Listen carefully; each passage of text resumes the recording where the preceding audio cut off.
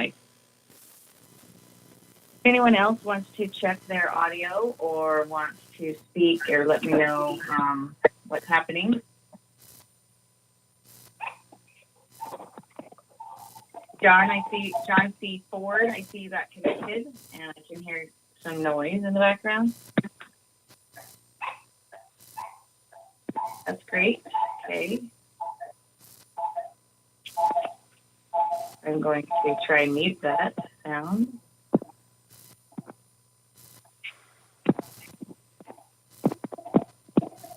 Anybody is online, I know we're going to have a couple people that are testifying that are brand new to this. So if you want to call in, and audio recording for this meeting has begun. We are recording this meeting.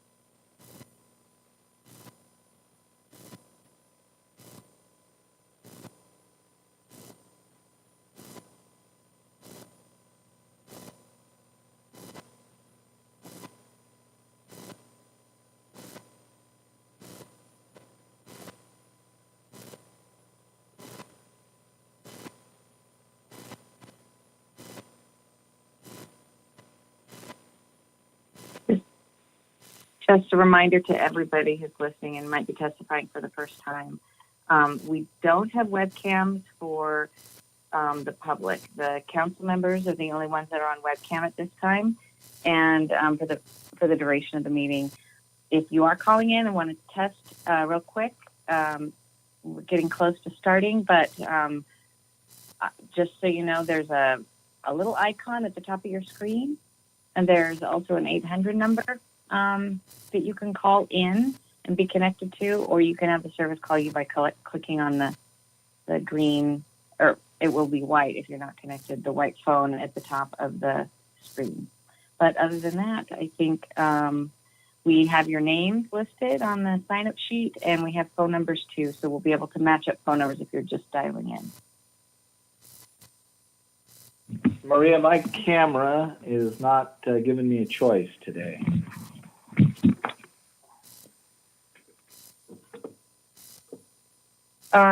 Craig, let's see. Are you? Did you start your computer with the cam on? Don't know. Cam I'll plugged try. in? Yeah, but I will try it again. I'll go out and come back in. Okay. Maria, this is Jim Balsiger. My camera's up and I can hear, but I don't see my name on the list over on the right. I don't know if that's an issue or not. We can fix it for you.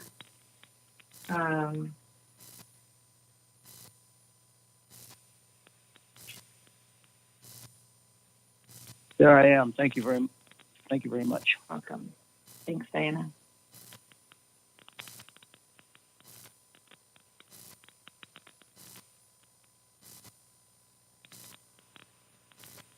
And just a reminder to those participating, if this is new, the best way to be connected is by phone, and you will only be able to testify if you're connected by phone. But please keep yourself muted on your phone, or else we can mute you on the back end.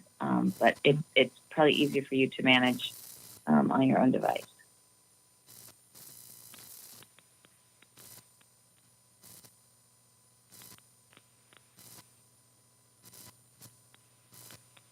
Yeah.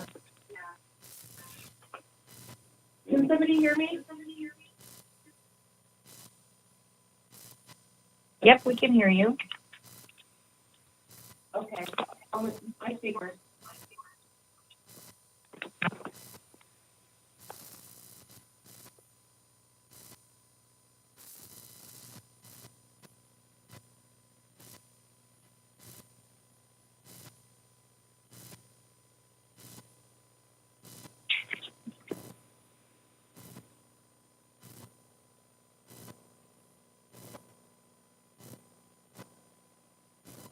Okay, good morning, everybody. It's 8 o'clock. I think we're about ready to get going. At this point, I would just remind members of the public to please mute your phones. The background noise does get pretty loud.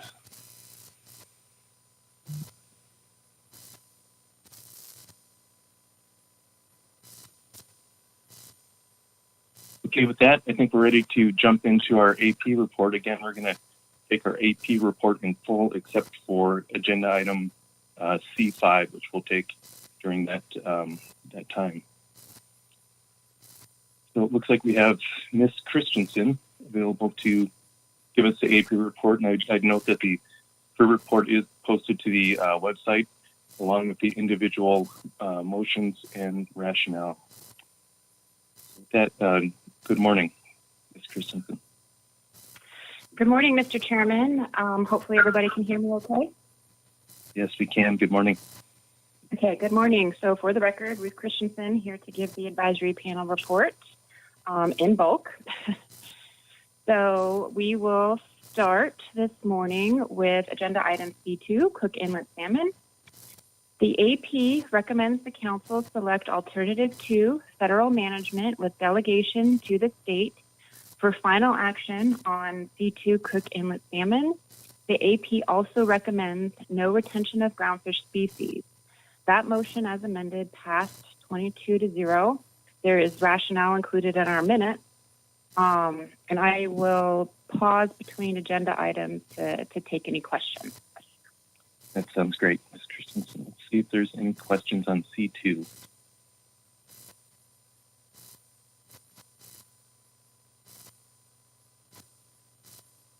Don't see any. Or Mr. Twite. Thank you, Mr. Chair. I apologize. I was sort of fumbling with trying to bring up the AP minutes, and now I seem to have lost it. But I had a question about in the talking point, and I'm trying to figure out where on all these screens, I just put my AP. Oh, there it is.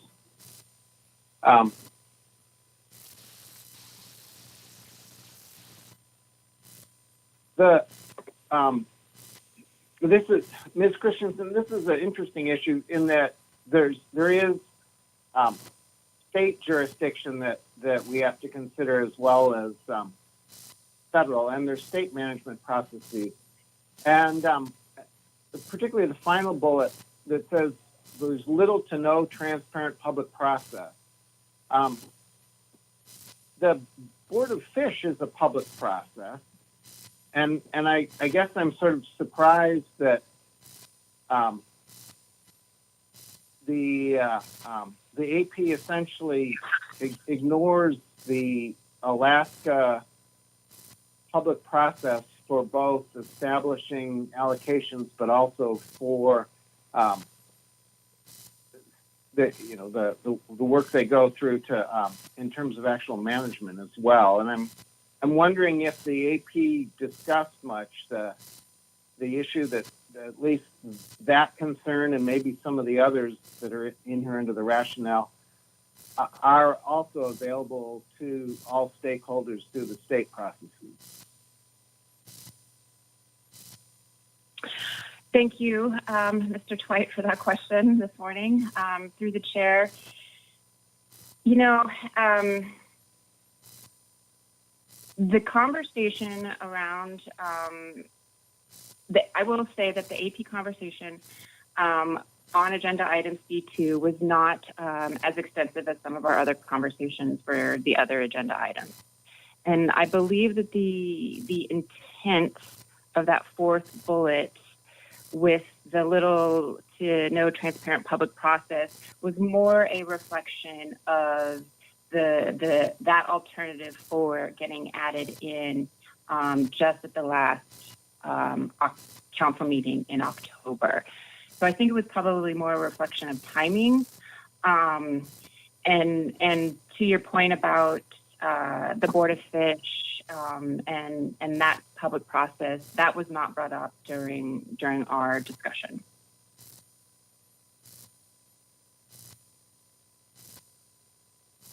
Thank you. Ms. Baker. Thank you, Mr. Chair, and thank you, Ms. Christensen, for your report.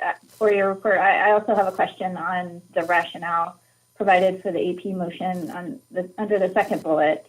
The AP noted that it believes alternative 2 will result in the least disruption. I assume that means for the Cook Inlet EEZ fishery. Did the AP discuss the impacts of alternative 2 on the council process or NIMPS or ADF&G in terms of the management entities that would be involved to establish the new process that would be required under alternative 2 for a plan team, annual status determination criteria, salmon safe, things like that? I'm just wondering if there was any discussion about the impacts of alternative 2 on the council process. Thank you, Ms. Baker. Through the chair, there was a recognition that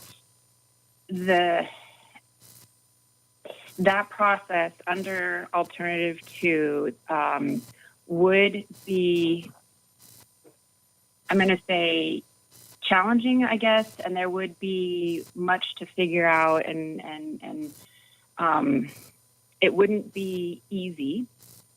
But out of the 4 action alternatives, that one was felt to be the most appropriate for the issue at hand.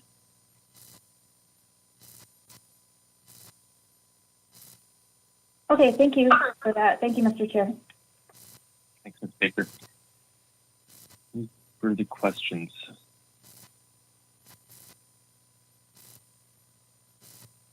All right, I think we're ready to move on to Bering Sea specs. Ms. Christensen. Okay.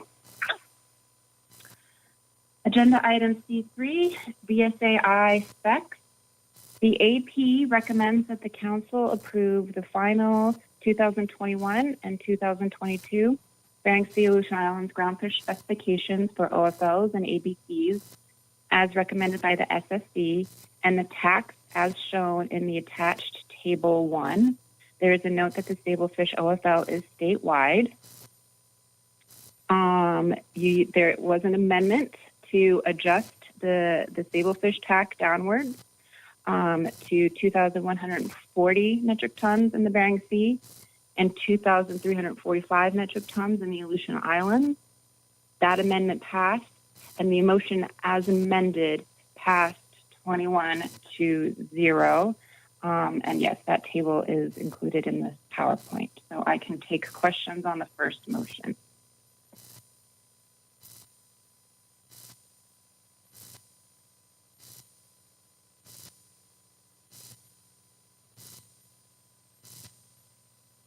Give me a second here for any lag in my computer system. I don't see any questions, so please continue. Okay. Let's see. The second motion. I'm sorry, Ms. Christensen. One did pop up. Mr. Twite. I'm sorry, Mr. Chair. I'm really slow this morning. I really apologize.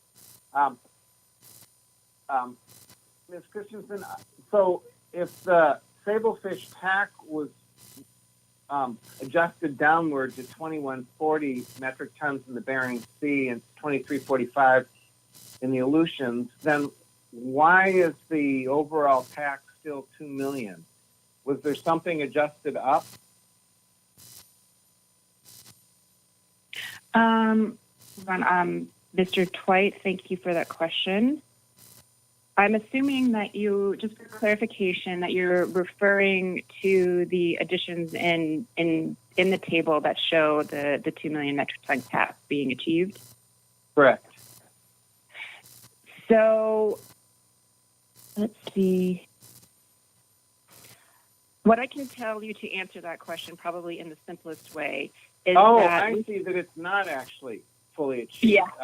Okay, I finally got to that. Okay. So well, that's why helpful. But I was also going to say that we did not have any discussion about adjusting any other TAC levels upward to compensate for that downward adjustment in sablefish. Why not?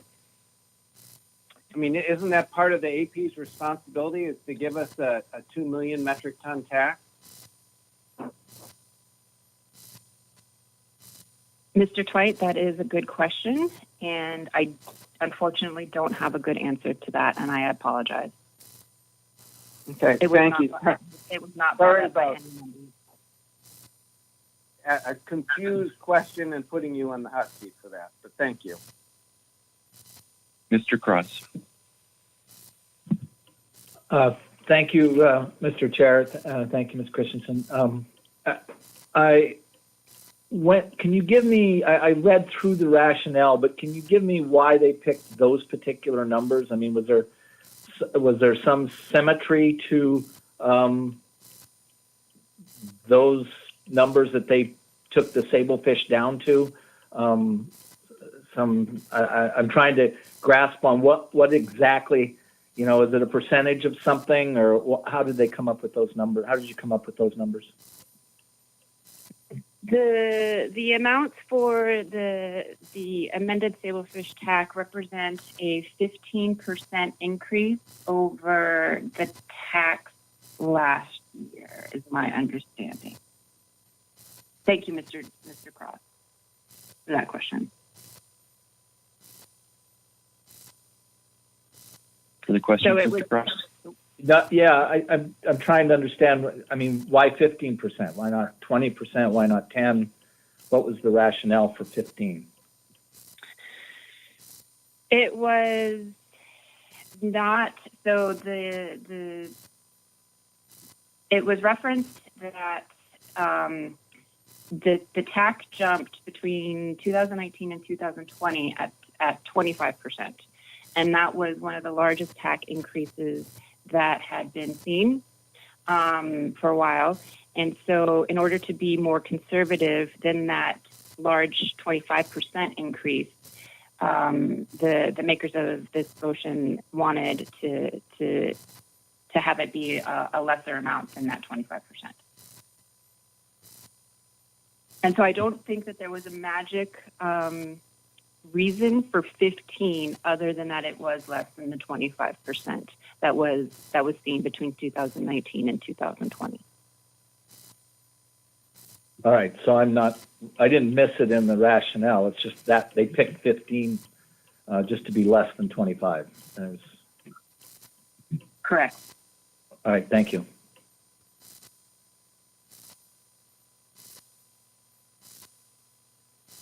Okay, I don't see any further questions on this motion. Ms. Christensen, please continue.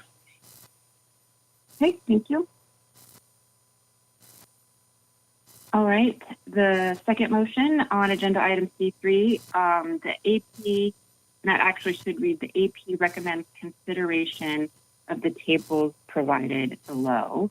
That motion passed 22-0, and that motion refers to tables 7 through 12, I believe. Just to make sure, and those are all, yes, attached in the, through 11, my apologies. Oh, no, 12, just kidding. I'm also having a slow morning. It's Monday. Okay, don't see any questions on this motion. Ms. Kimball. I apologize, Mr. Chair. I'm back on the tax sheet, and I'm going back and forth between the full report, Ruth. And so the majority of the rationale for making an amendment to the sablefish number were based on conservation reasons, if I'm reading the rationale correctly. And can you give me any better sense of the discussion on why those reasons weren't appropriately accommodated for in the SSC setting of ABC or in the model itself? Or if that discussion wasn't had, that's fine too. Thank you, Ms. Kimball. Through the chair, no, that was an extensive discussion at the AP. And I believe that in the rationale, the makers of the amendment for sablefish felt that more conservatism was needed beyond what was considered by the plan team and the SSC. And that's the simple answer. They felt that a more conservative number was needed beyond those factors that were considered by the authors, the plan team, and the SSC. Thank you.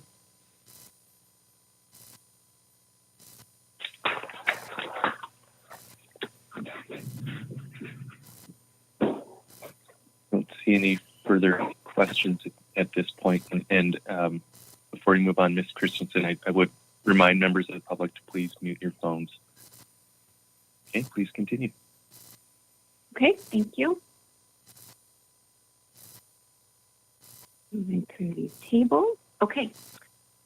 Continuing on with agenda item C3, motion 3 in the AP. The AP recommends, given concerns with stablefish spatial management, that the council initiate step 2 of its spatial management policy. That motion passed 16 to 6.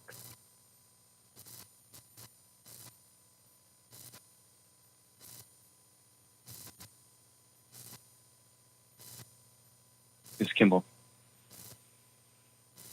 Thank you, Mr. Chair. What was the discussion around that, and can you remind me what step 2 is, Ruth? Thank you, Ms. Kimball. I am pulling up my notes really quick. I think I do not know, I'll be honest, I do not know step 2 of the spatial management policy off the top of my head. So I can't answer that question for you right off the bat. The makers of this motion were picking up on conversation that was had at both the plan team and the SSC as a way to address, the extensive discussion that's happening around sub-area ABCs and management of stablefish, of the Alaska-wide stablefish stock.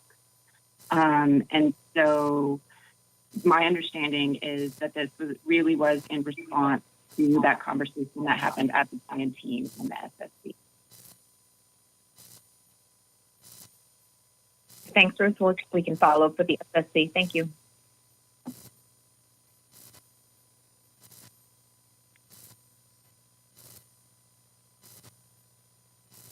Okay, Ms. Christensen, please continue. Okay, and just the fourth and final motion on agenda item C3 was that the AP recommends the council approve the 2020 BSAI SAFE report. That motion passed 22 to 0.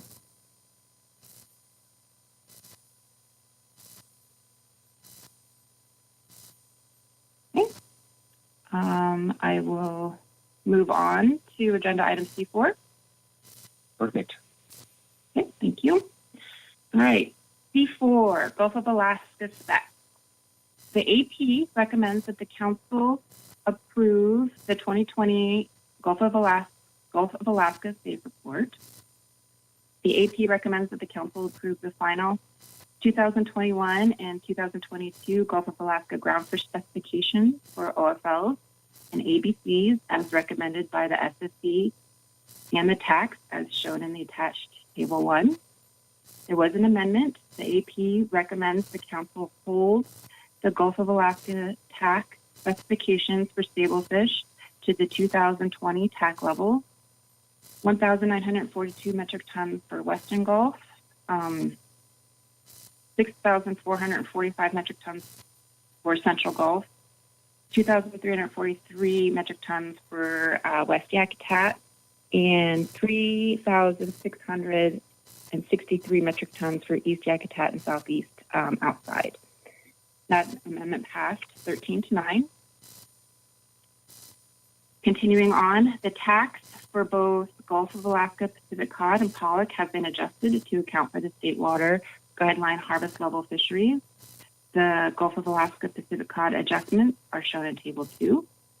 The AP recommends that the council set the final 2021 and 2022 Pacific halibut PSC limits, allowances, and apportionment in the Gulf of Alaska as shown in tables 14 to 16 below. The AP recommends the Council approve the updated halibut discard mortality rates for 2021 and 2022 as shown in table 17. And that motion as amended passed 18-4. And again, these tables are attached in both the minutes and in this PowerPoint presentation.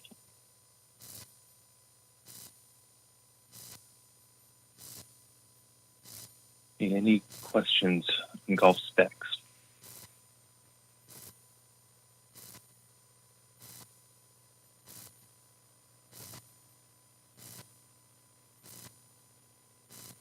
I don't see any. Okay. Ready to move on. Okay. Look through. Right. Agenda item C6, BSAI pot cod BP. The AP recommends the Council release the RIR for final review and requests further analysis of the following. Evaluate options available for LLP permits that may lose BP endorsements. Analyze mechanisms to compensate LLP holders that may lose CP endorsements. Further analyze potential impacts to fishery-dependent communities. That motion, as amended, passed 16-5.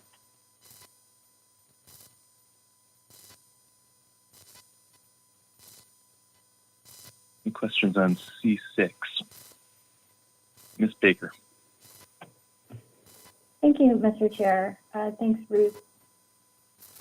I'm looking at the second bullet in terms of the AP's recommendation to analyze mechanisms to compensate LLP license holders.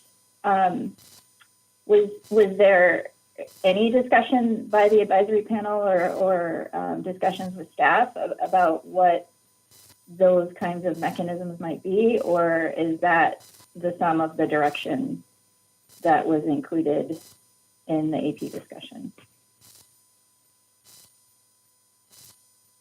Thank you, Ms. Baker. Through the chair, there was brief discussion on what that would potentially what those mechanisms would potentially look like. There are a couple examples cited in the AP minutes of a buyback program or direct buyout of endorsements by the remaining participants. We did get some input from staff on this bullet, suggesting potential concerns with the fact that we're looking at LLP endorsements and some challenges that would be faced there. And there was discussion about the appropriateness of making such a request as part of a council analytical package. So we did have those discussions at the AP, Ms. Baker. Thank you. And one follow-up, Mr. Chair. Ms. Baker. On the final bullet in the motion, I further analyzed potential impacts to fishery-dependent communities. Was there discussion in the advisory panel that the current analysis of the action impacts on fishery-dependent communities is not sufficient? Or again, were there specific recommendations for the analysis? Because I guess in my mind, that is something that we always do as part of any action. And so I'm wondering why the AP felt it necessary to put that in specific motion direction. Thank you, Ms. Baker. This bullet, I believe, is intended to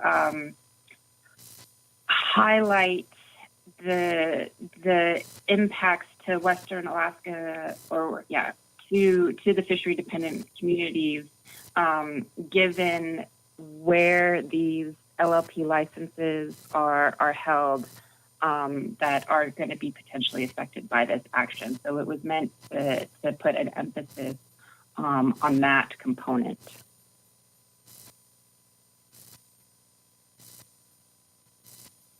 Thank you.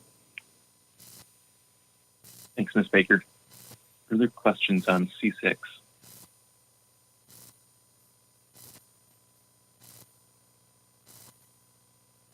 Okay. Staff tasking, Ms. Christensen. Okay. Staff tasking, motion 1. The AP recommends that the council initiate a discussion paper to examine options for minimizing harvests that go beyond 100% of a sector's allocated catch for fisheries that aren't already subject to a hard cap. This discussion paper should include time and area closures, debited overages from subsequent years, and triggers or graduated responses to increasing prohibited status harvests that reflects the lawful intent of the council to minimize allocation overages and maximize optimum yield in directed fisheries. That motion as amended passed 14-8.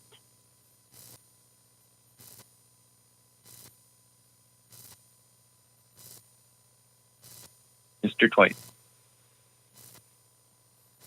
Thank you, Mr. Chair. Ms. Christensen, so it looks like there was a motion to include an option that would also have the discussion paper including establishing ICAs for each managed species, but that motion failed. So the AP is not recommending that a discussion paper would examine ICAs as a tool. Am I reading that correctly? And if I am, why did the AP decide that wasn't an appropriate tool for examination in this discussion paper? Thank you, Mr. Twite. Through the chair, you are correct in your interpretation of what that amendment and the amendment feeling means. This amendment was originally put forward to try to capture the extensive conversation that was happening around the AP table, and it was cited several times that ICAs are a potential, as a potential mechanism that should be included in this discussion paper. So it was brought up and cited on several occasions. So the maker of this motion was attempting to capture that flavor of the conversation. And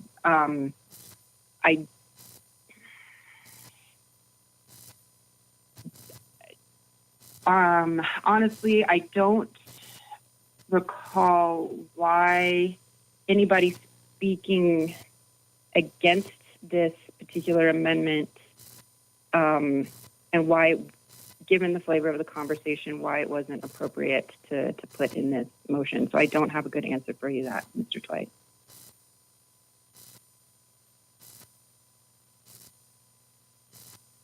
Anything further, Mr. Twite? No, thank you, Mr. Chair. Further questions on this motion? All right. Motion 2. Okay, thank you. Motion number 2, the AP recommends the council initiate a discussion paper to consider identifying jig gear as legal gear for ISQ stablefish. That motion passed 17-5.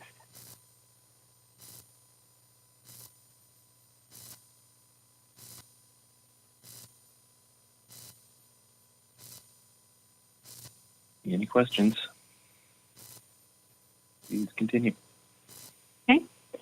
Motion number 3, the AP recommends the council initiate a discussion paper to explore and assess changes in Pacific cod fishing efforts in the Bering Sea and Aleutian Islands. The paper should include how cod apportionments between the Bering Sea and Aleutian Islands have led to potential barriers to full harvest, impacts of incidental Bering Sea cod harvest to directed cod fisheries, and how reductions of Aleutian Islands harvest could lead to a race for cod in the Bering Sea. That motion passed 12-10.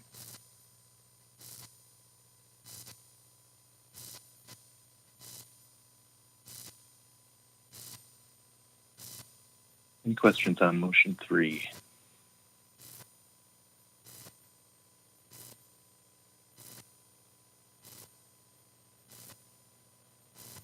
Please continue, Ms. Christensen.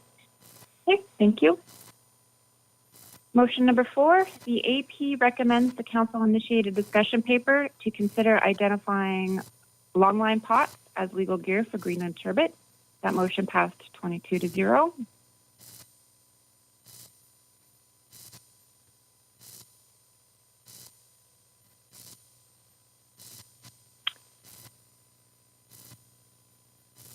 Not seeing any questions. Motion 5. Motion 5, the AP recommends that the council direct the Community Engagement Committee to discuss and provide recommendations on a staff position to act as a tribal liaison and a cultural, education, and outreach coordinator for the council, AP, SSC, and associated committees. That motion passed 21-1.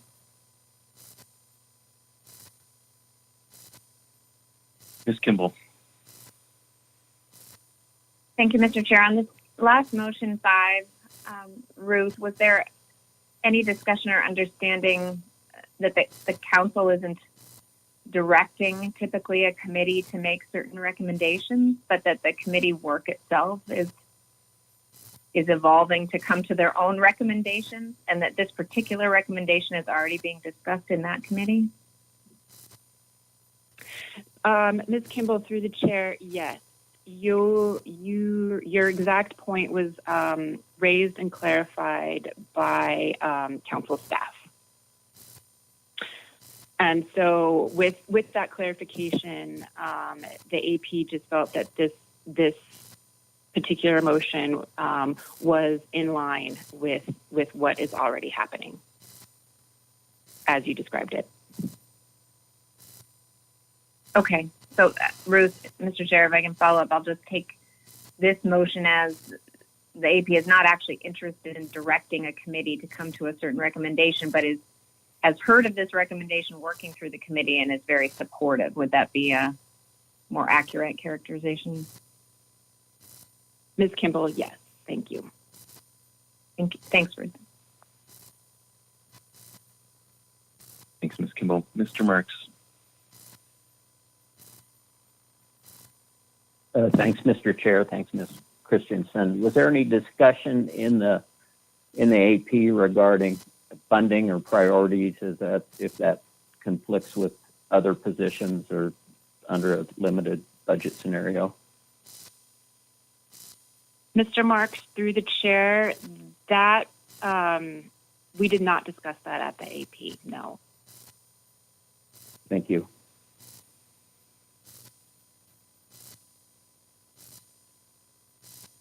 Any final questions on motion 5 or anything in the AP report? Mr. Mesereau.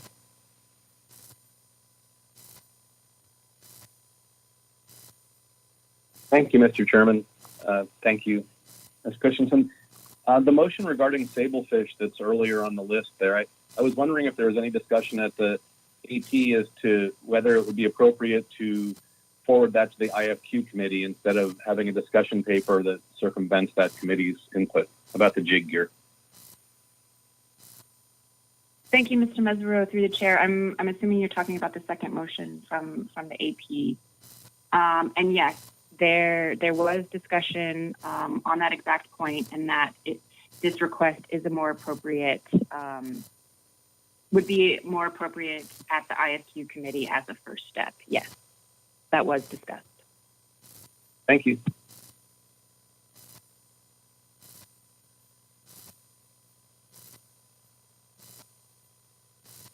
Okay, I don't see any further questions unless Ms. Kimball, you had another one. No, sorry. One. Okay, and so Ms. Christensen, I think that concludes your AP report for the morning. Thank you very much for taking the Monday morning slot here and jumping in the hot seat. So much appreciated. All right. Thank you, Mr. Chair. Thank you, Council. Okay, that will bring us to agenda item C2, Cook Inlet Salmon FMP Amendment Final Action, and we'll have Mr. Doug Duncan presenting on that for us. Just remind everybody that, again, this meeting is being recorded. When you're not speaking, please mute your phone. If you do have any trouble with the meeting or platform audio, please contact npfmc.admin@noaa.gov. That's posted on the council website, and check in with staff or in the technical box. And just a reminder to the public, if you're not familiar with our system, that if you want to provide public testimony, please sign up on the e-agenda on the website before the end of the staff reports. And then that's the cutoff time for us to sign up to testify. So with that, I'll turn it over to Mr. Doug Duncan. Good morning. Good morning, Chairman, members of the Council. For the record, my name is Doug Duncan, staff with National Marine Fisheries Service, Alaska Region. Before I begin, get a quick check that everybody can hear me. Yes, we can. Sounds good. So today I will be giving a staff presentation on the C2 agenda item. That is the Cook Inlet Salmon FMP amendment up for final action at this meeting. To get into the procedural side of things and kick this presentation off, begin with a reminder of what this action is. It is amending the Salmon FMP and federal regulations to include the Upper Cook Inlet EEZ commercial drift gillnet salmon fishery. That is the commercial fishery that occurs in the, you see it in the figure there, the red highlighted portion, the federal waters of Cook Inlet. Like I mentioned, this is council final action today. And as a reminder, this is also the December meeting is the deadline that was set by the court for the council to take final action on this agenda item. Other materials, we've got the action memo, which provides a description of some of the procedural elements as well as some additional background on the agenda item. The public review drafted the analysis, of course. That's what this presentation will be largely covering. And then finally, I'd like to take a moment to note the extremely high degree of public interest and engagement on this agenda items. I believe there were, last that I checked, 225 written public comments that had been submitted. And as of right now, 31 people currently signed up to provide testimony. So, a significant number of people interested in this action. Talk a little bit about what I'll be covering in this presentation. The council has considered this Cook Inlet salmon at the last couple of its meetings. So this presentation will be focusing largely on additions to the document. The most major elements that we'll be talking about are the description and analysis of Alternative 4, which was added by the council at the October meeting. Another major change to the document associated with was the information and analysis that was provided from the Alaska Department of Fish and Game, analyzing some of what the very expected effects of Alternative 4. And this is included as an appendix in the document. Also, there was further clarification requested on the criteria for annual closure of the EEZ under Alternative 3. I'll discuss this a little bit more in a subsequent slide when we're giving the in-depth description of Alternative 3.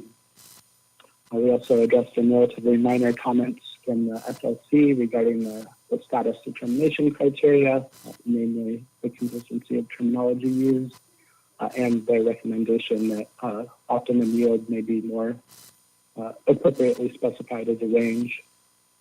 And then throughout the document, there's just been some minor clarifications and technical corrections that have been made.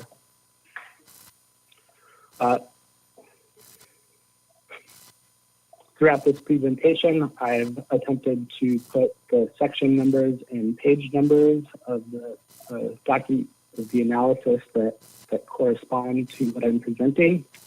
This presentation is more of an overview than an extremely deep dive into each section.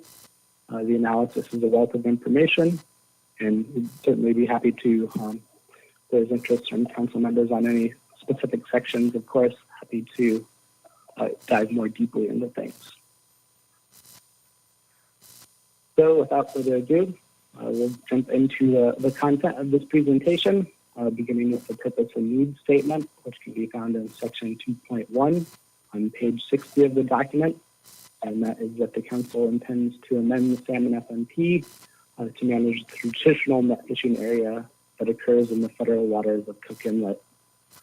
And this action is necessary to bring the salmon FMP into compliance with the Magnuson-Stevens Act, consistent with the Ninth Circuit ruling and judgment of the District Court in Mintz et al. EC et al. Versus Mintz that held that an FMP amendment applicable to the Cook Inlet EEZ must be prepared.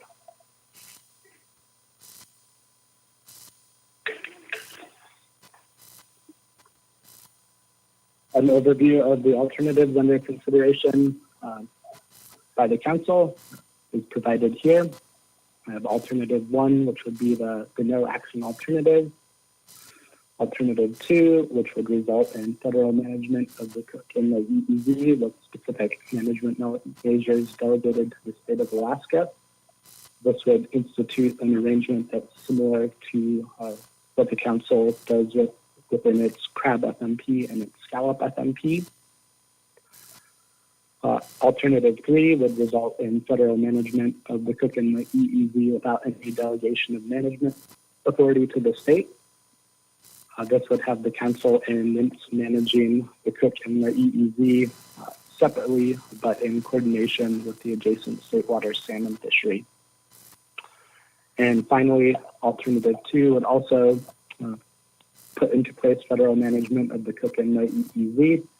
However, include the management action would be to close the area to commercial salmon fishing. Now we'll go into a more detailed description and walkthrough of the alternatives under consideration, as well as an overview of the decision points related to each alternative that are in front of the council today. The council will need to weigh in on. Beginning with alternative 1, that's the no action alternative in status quo. This alternative would make no changes to management of the fishery, which would mean that the Cook Inlet EEZ would continue to be excluded from the FMP with management deferred to the state of Alaska. It's important to note that this alternative is not legal given the Ninth Circuit decision. However, it's required under the National Environmental Policy Act that we analyze a no action alternative. So it's there largely for analytical purposes.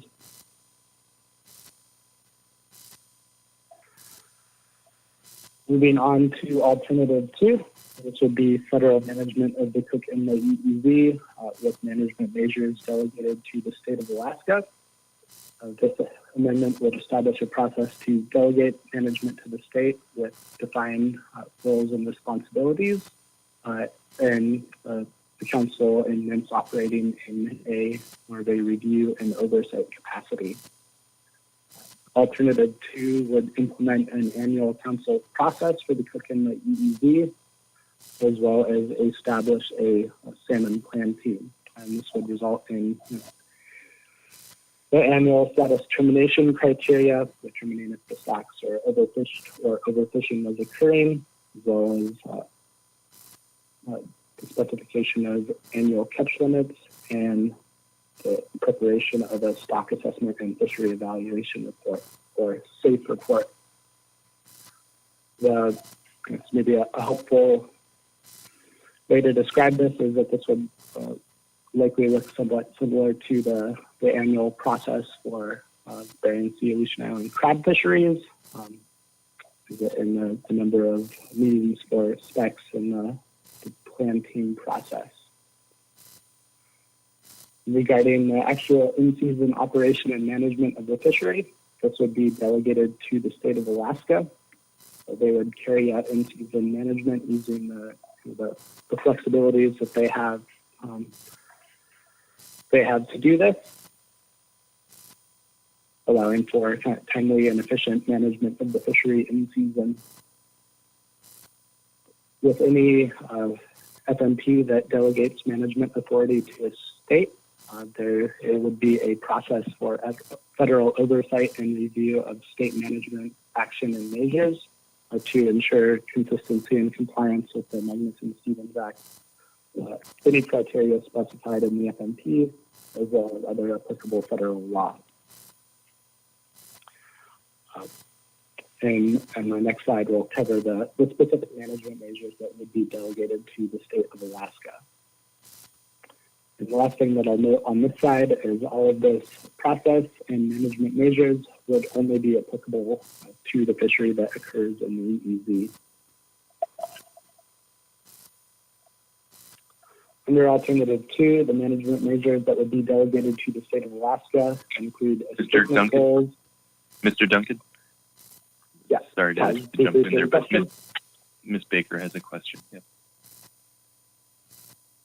Thank you, Mr. Chair. Thank you, Mr. Duncan. I was waiting till the end of the previous slide, and maybe I'm a little premature, but I was just wondering the second bullet in terms of the annual council process for a salmon plan team, safe report, et cetera, under Alternative 2.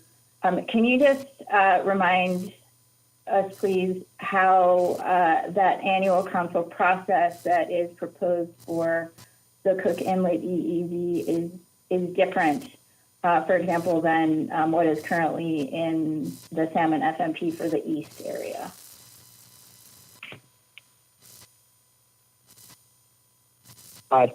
Through the chair, Ms. Baker, yes, briefly their management of the commercial troll fishery in the EEZ in the East area is also delegated to the state of Alaska. However, there's a different annual process in place for that does not include a salmon plan team or a specific consideration as a regular part of the annual council process.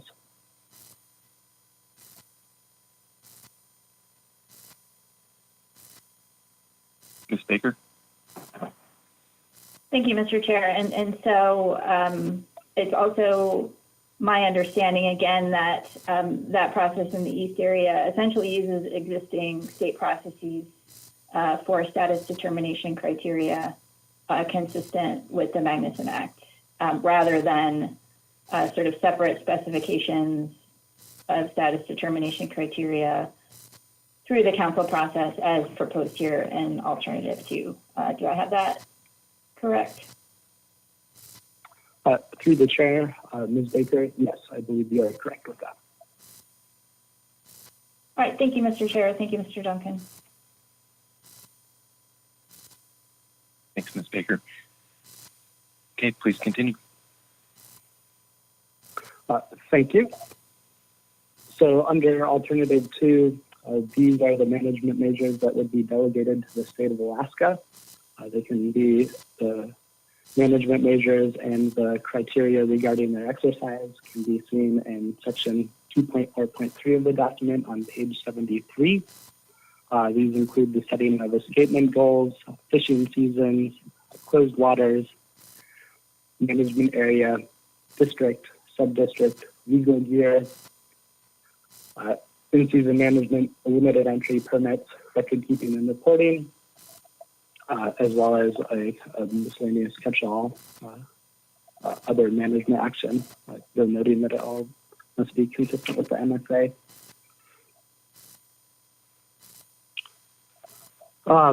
Moving on to some of the decision points and elements for option 2, if the council selects Alternative 2, it would need to specify monitoring, record keeping, and reporting. This is described in section 2.4.8 of the analysis, and the major decision point is the National Marine Fisheries Service has identified the need for a federal fisheries permit, a federal logbook, and fish tickets or e-landings reporting in order to satisfy our catch accounting and bycatch accounting requirements under the MSA, as well as a standardized bycatch reporting methodology. However, the council can choose to specify different or additional monitoring, record keeping, and reporting measures as applicable to the fishery. Closely related to this, where the council also needs to weigh in on retention of groundfish in the fishery. Two approaches are identified in the analysis, with one being full retention of groundfish. This would allow all bycatch accounting to occur at delivery. However, it may have some interaction with the EEZ groundfish harvest specifications. Alternatively, the council could choose to select no retention of groundfish, where all bycatch in the fishery would be recorded in the logbook, and it would be accounted for that way. So those are the decision points in front of the council for alternative 2. One other thing that I will note that the council needs to consider if it chooses to select alternative 2 is that under the Magnuson-Stevens Act, a 3/4 majority vote of the council is required to delegate management to the state of Alaska. And that kind of wraps up my description of alternative 2. So I will pause for questions. However, I will just as a clarification, will mention in response to the previous council members' questions that just clarifying that there are status determination criteria for the East area, just the difference is process. So those requirements are still fulfilled by the council.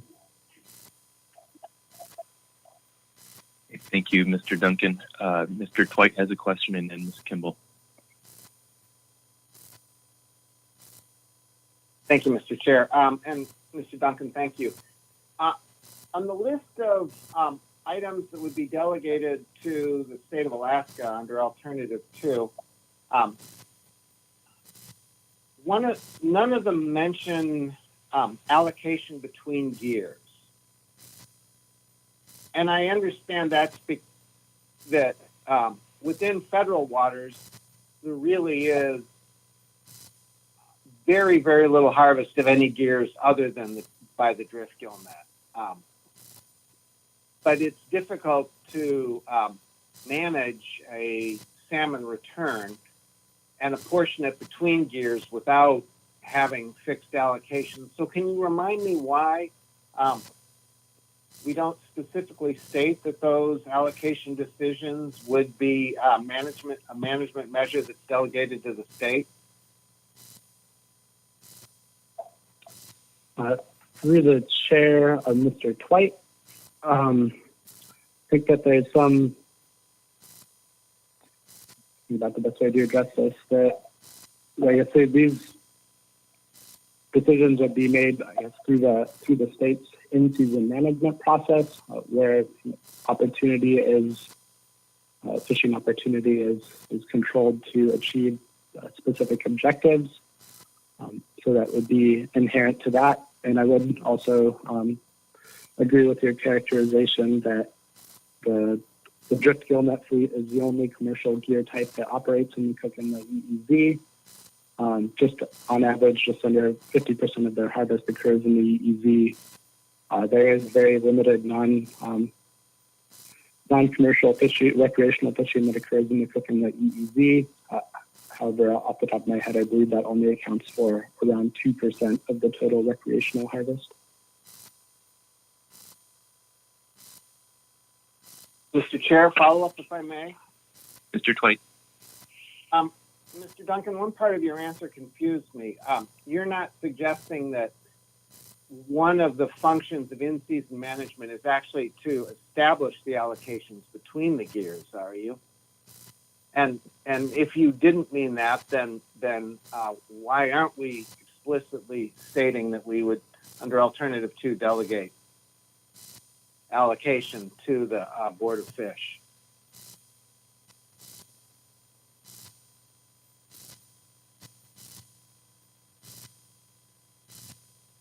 Through the chair, Mr. Twite. If maybe I'll see if one of the other staff members who maybe has a comment on the development of this might be able to speak to why that decision was made. Gretchen Harrington, are available to comment on this?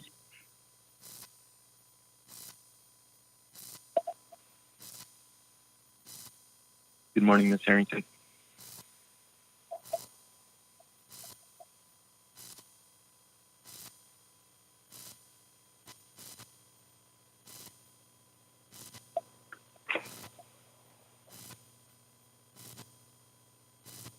See that she's on as a presenter. I'm not getting any audio though. Hello?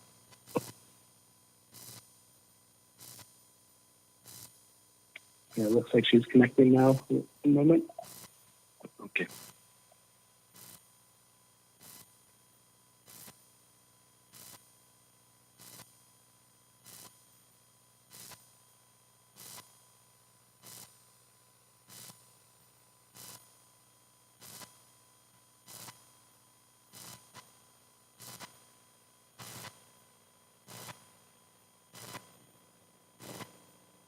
Perhaps while Ms. Harrington is connecting, we can go on to Ms. Kimball for a question and then circle back to that.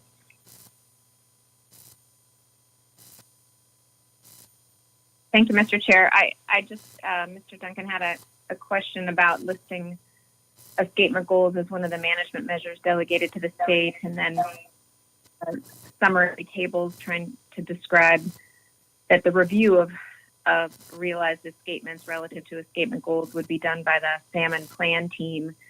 So I just don't want to misunderstand what those two roles are. What exactly lines up under the authority of the salmon plan team relative to escapement goals, status determination criteria, and determining whether the stock or the portion of the stock in the EEZ is overfished? Thanks. Through the chair, Ms. Kimball, I think the best way to describe it is that the state uses escapement goals as a tool to appropriately manage their harvest in season. One thing I'll note is that the ultimate status of the stock is done through status determination criteria.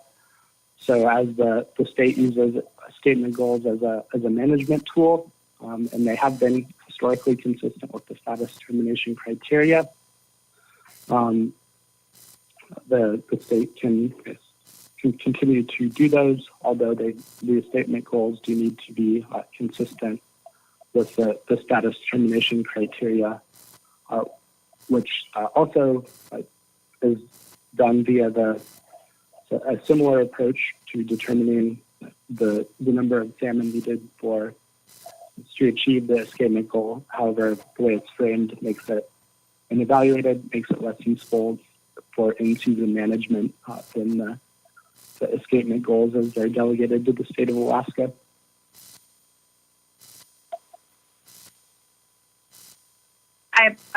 Thank you. I might have misunderstood or maybe not absorbed that whole response. Is the ultimate, yes, no on the status determination criteria and the escapement goals in this portion of the fishery? Does that decision lie with the salmon plan team?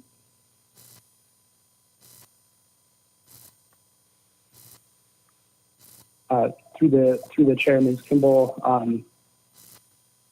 I believe that the decision on escapement goals would be delegated to the state, so that would stay with the state of Alaska. The status determination criteria, I believe those recommendations would be made by the salmon plan team, was subject to review by the SSC and the council, of course.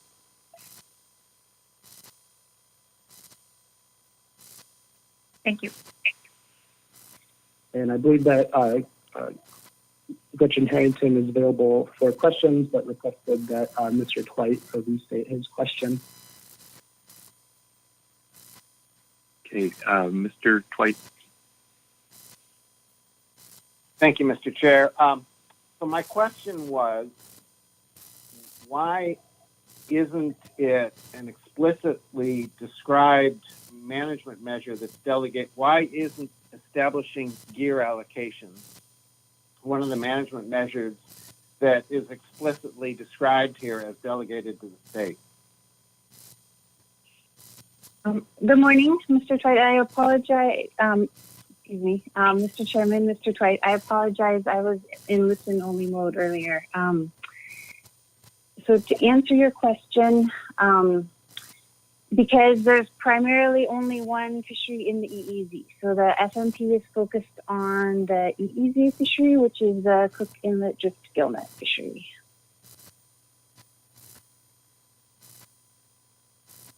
Thank you.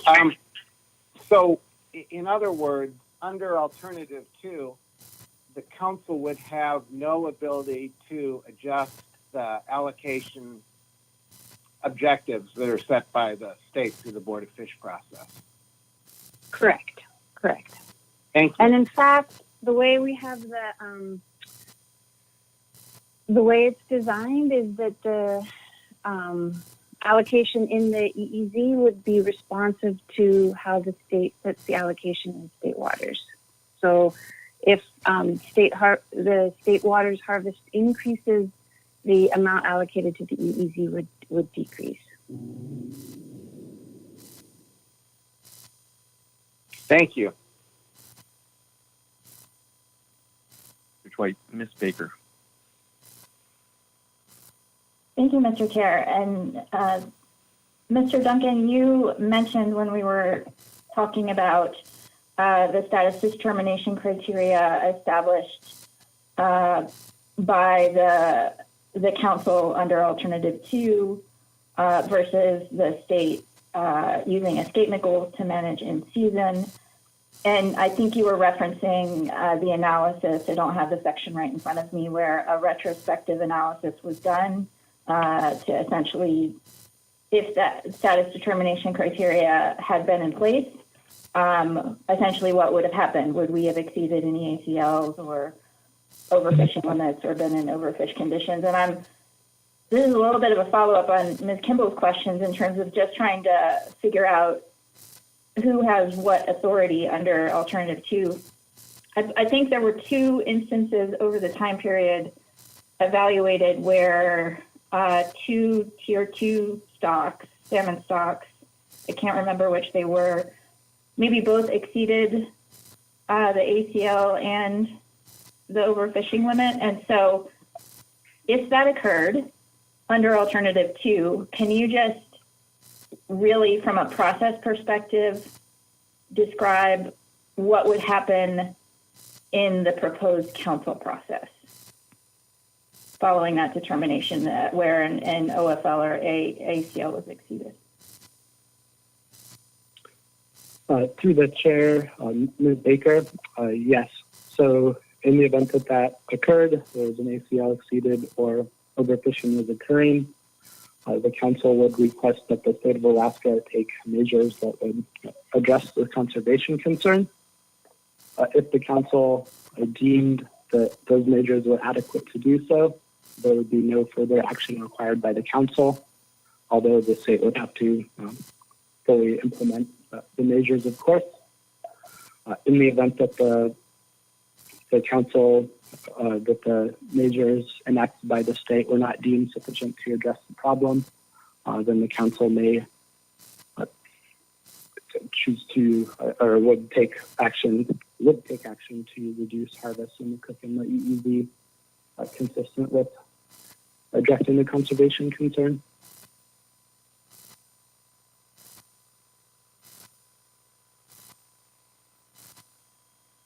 Baker. Follow up, Mr. Chair. Go ahead, Ms. Baker.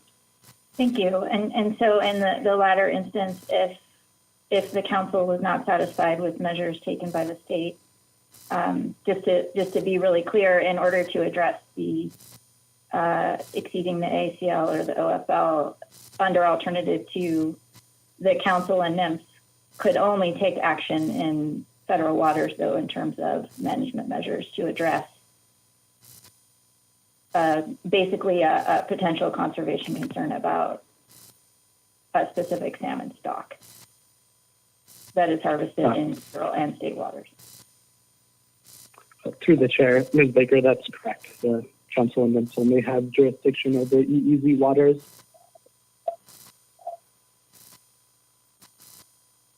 Thank you, Mr. Chair. Thank you, Mr. Duncan. Thanks, Ms. Baker. Ms. Campbell. Thank you, Mr. Chair. My question is just following this train a little bit further. So I want to be really clear that it would be the council that would make the determination of whether or not the state's measures were sufficient to address the conservation concern, or not the agency, the council itself. This would come back before this body to make that determination and to take potentially take actions in the EEZ in this scenario.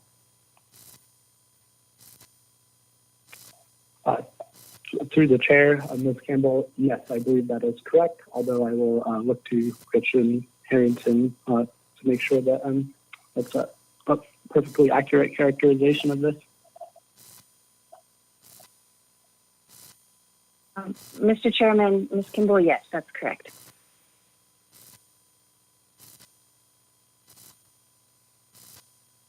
I'm sorry.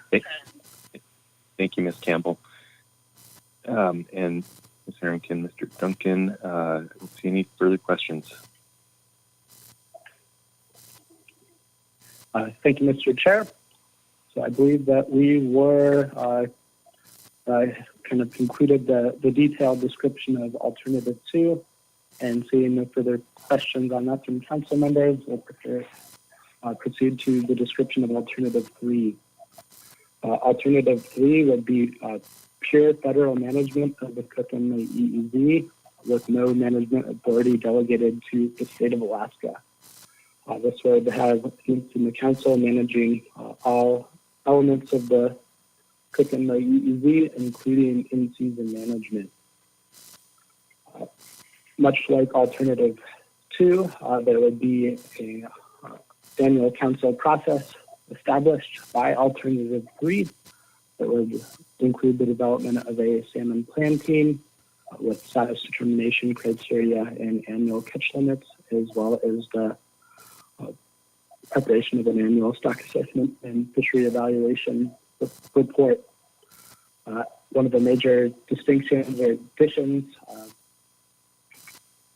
under alternative 3 relative to alternative 2 is that with the National Marine Fisheries Service conducting in-season management, one of the requirements is that there would be need to be a total allowable catch set by the council through a harvest specification process, much like for the groundfish fisheries. This would be based on the salmon forecast for the preseason salmon forecast. So would likely be more conservative to account for that additional uncertainty compared to managing based on unrealized run size and escapement goals as with under alternative 2. I think that this next point is what we talked about a lot in the questions regarding alternative 2.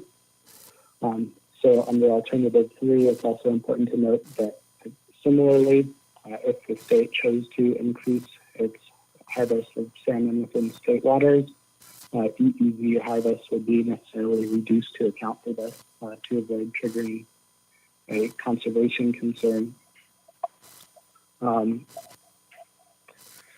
Also note that one of the management flexibilities that would need to be required by NIMS is the ability to certainly close the fishery when a total allowable catch was set.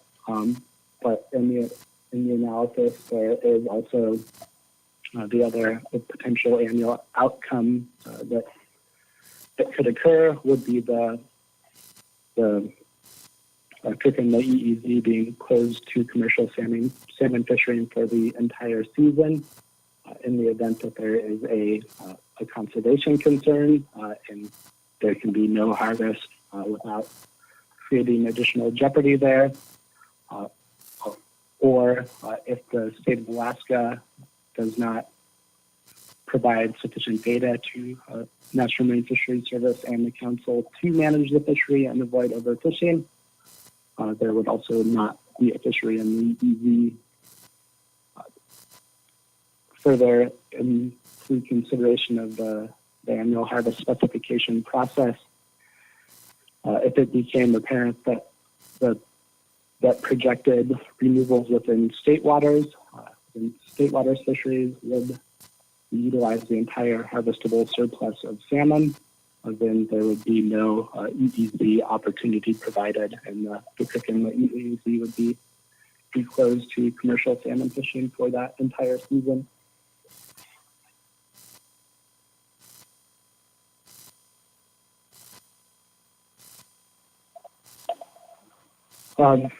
Moving on to the options and elements that the council needs to consider if they choose to select alternative 3.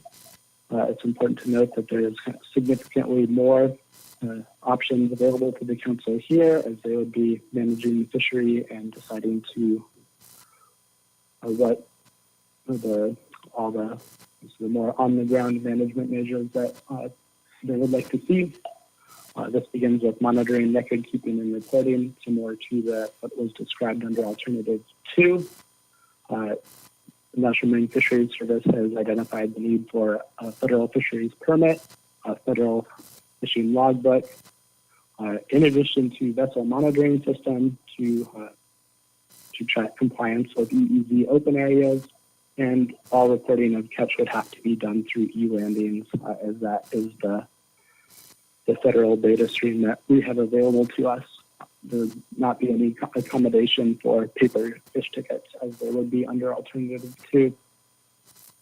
So while we've specified these measures, the council could choose to add additional measures as described in the analysis in section 2.5.7. There's also the decision point relating to retention of groundfish, whether the council would prefer a full retention of groundfish with all accounting occurring shoreside, or no retention of groundfish with all accounting being done by the logbook. It's important to note that under either retention scheme, a logbook is still required as a verification point check for the VMS requirement, as well as effort and catch by area. The council would also have to choose to identify a fishing season in which the scheduled openings of the fishery would occur. This could be consistent with the existing stake fishing season in the Cook Inlet EEZ, or an independent federal salmon season for the Cook Inlet EEZ could be specified. One of the particularly important decision points is the fishing period. So when the fishery would be scheduled to be open. At the last meeting, I think the analysts, we had talked about some of the significant challenges associated with having adjacent with a fishery occurring in the EEZ and a separate fishery occurring in state waters happening at the same time. So one of the ways put forward to address this was that openings of the commercial fishery in the EEZ would not occur at the same time as adjacent state water salmon fisheries. For example, they would occur on different days of the week. However, the council could also choose to identify another fishing period scheme, although it's noted that they would need to require additional monitoring and reporting measures to address the management concerns that have been identified with keeping track of both EEZ and state participants, and ensuring that the catch can be adequately deducted from the EEZ total allowable catch with the required accuracy. I believe I see a hand. Okay, so I'll stop. Yes, Mr. Duncan, thank you. Ms. Baker. Thank you, Mr. Chair. And Mr. Duncan, on that point, relative to your previous slide with the monitoring requirements that would include BMS under Alternative 3, that the BMS requirement would be in place whether the fishing periods were concurrent with state fisheries or not. So basically, that requirement is just standard with Alternative 3 for vessel monitoring systems. Is that correct? Through the chair, Ms. Baker, yes, that's correct. And that's to ensure that vessels operating in the federal fishery are not harvesting fish within state waters.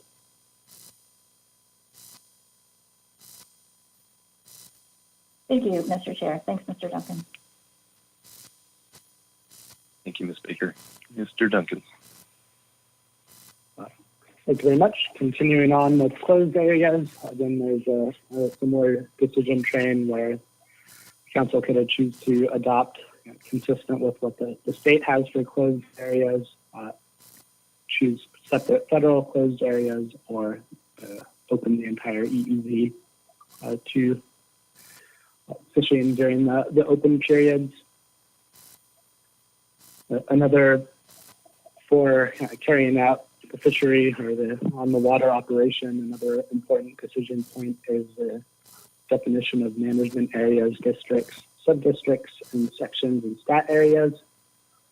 One of the things that's kind of important to note, both from an analytical and a management perspective, is that under the previous or current management in the fishery, the EEZ and state waters boundary is not important for management of the fishery. So therefore, the existing management areas include waters that have both state waters and federal waters in the same area. So at a minimum, there needs to be clearly defined catch reporting areas that only include EEZ waters. So the simplest way to do this would be the existing areas can be maintained. However, specific EEZ references could be used to accurately report harvest. This would maintain consistency with historical data sets and management in the fishery. However, the council could also choose to adopt a new federal catch reporting and management areas within the Cook Inlet EEZ.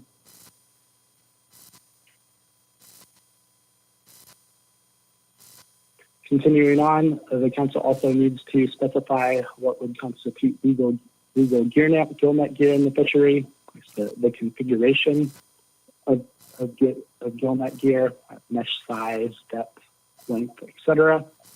The council could choose to do this consistent with adjacent fisheries, state waters fishery, or again, define independent configuration.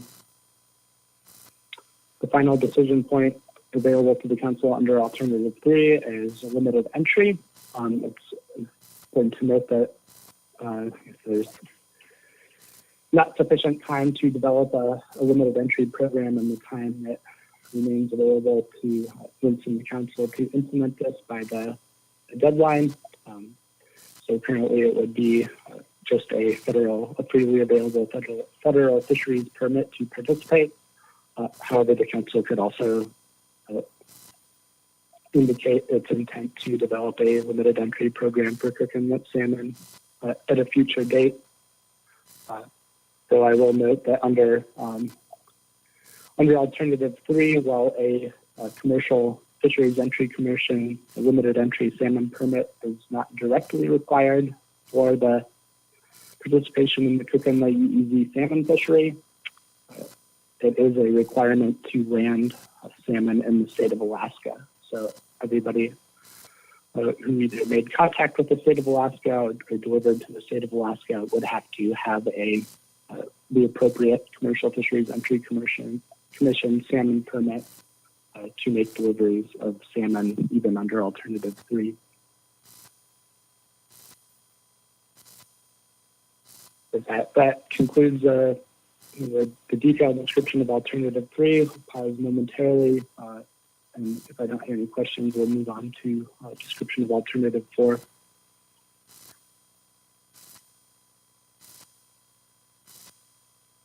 Okay, we're ready for that. So no questions. Continuing on to alternative 4, which would again be federal management of the Cook Inlet EEZ. Where rather than management measures to have a commercial salmon fishery in the EEZ, this would close the Cook Inlet EEZ to commercial salmon fishing indefinitely. The council's management of salmon and the overwhelming majority of the FMP's west area is a prohibition on commercial salmon fishing. This alternative 4 would extend that prohibition on commercial salmon fishing in the EEZ to the Cook Inlet EEZ. And of course, with the Cook Inlet EEZ closed commercial salmon fishing, in the previous conversations highlighting that the council and NIMS don't have any jurisdiction on salmon fishing within state waters. Under alternative 4, commercial salmon fishing would continue in state waters, where existing state management processes would continue without federal involvement as they currently do.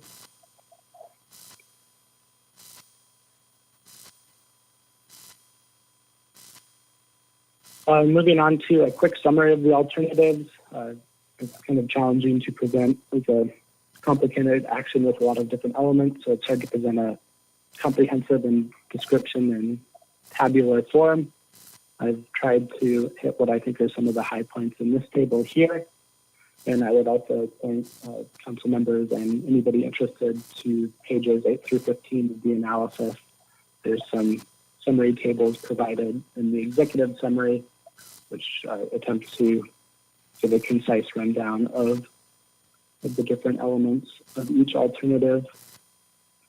Noting here that under alternatives 2 and 3, there would be an annual council process to manage the commercial fishery in the EEZ, where under alternative 4, with the blanket closure, there would be no annual council process, the indefinite closure.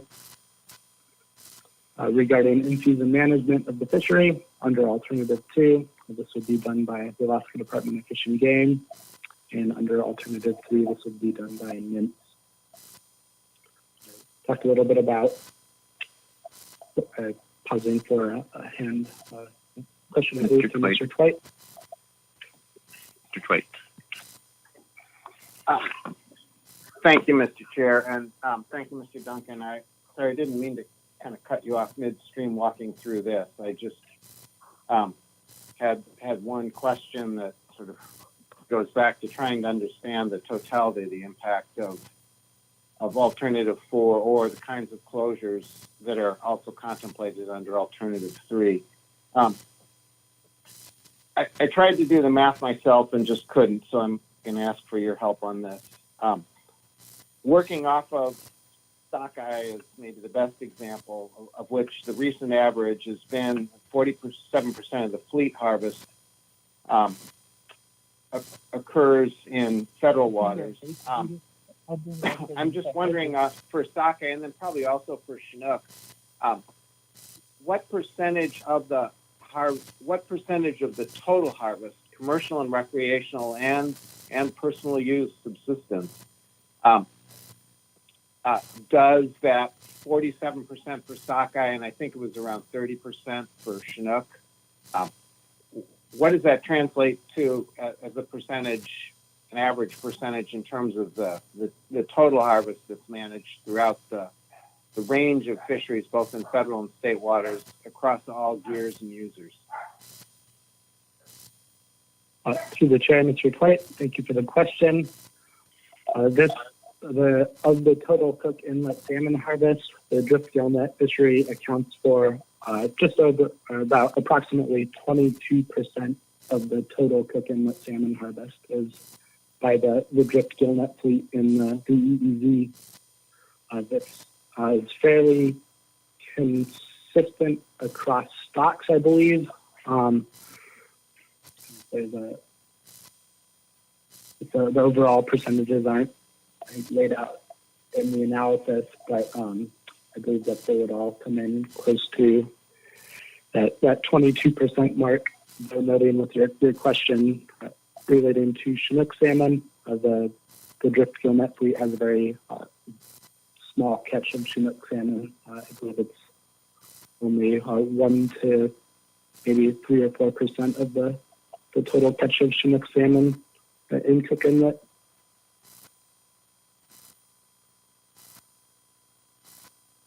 Thank you. So the 22% is applicable to the the species that are harvested much more using commercial gears.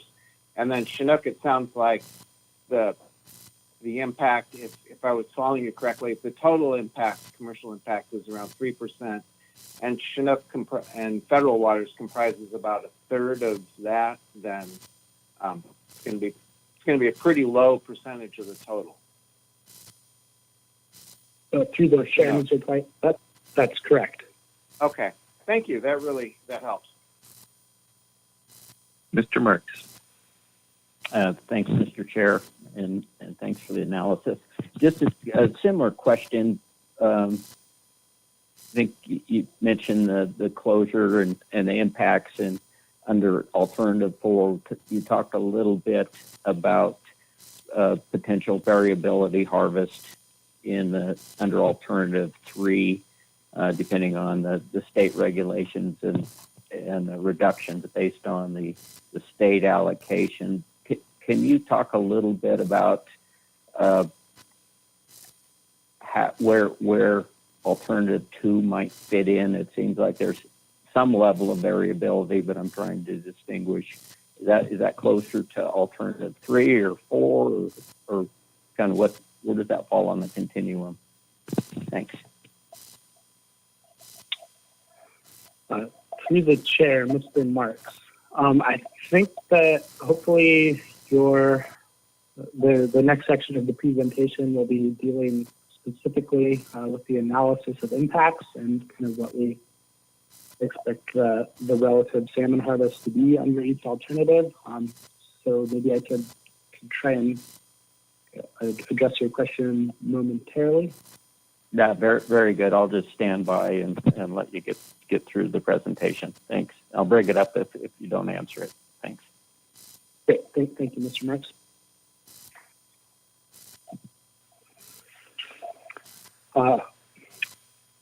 Okay, so here I can just wrap this slide up briefly.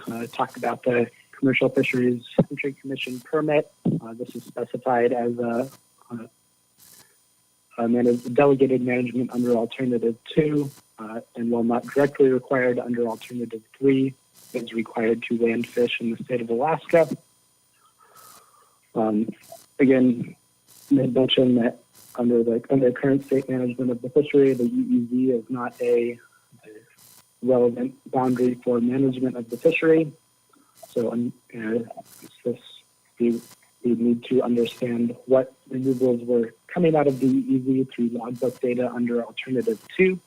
However, fishing within a single trip could continue to occur back and forth across that line.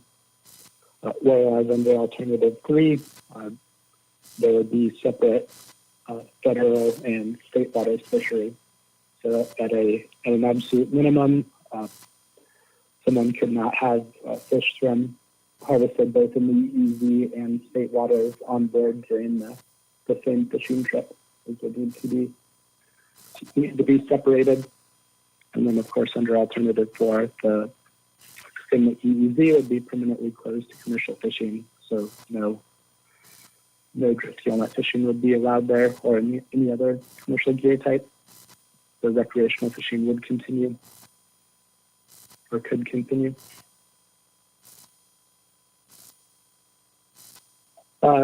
Moving on to thinking about the environmental assessment as well as the analysis of impacts, beginning with Section 3 of the environmental assessment.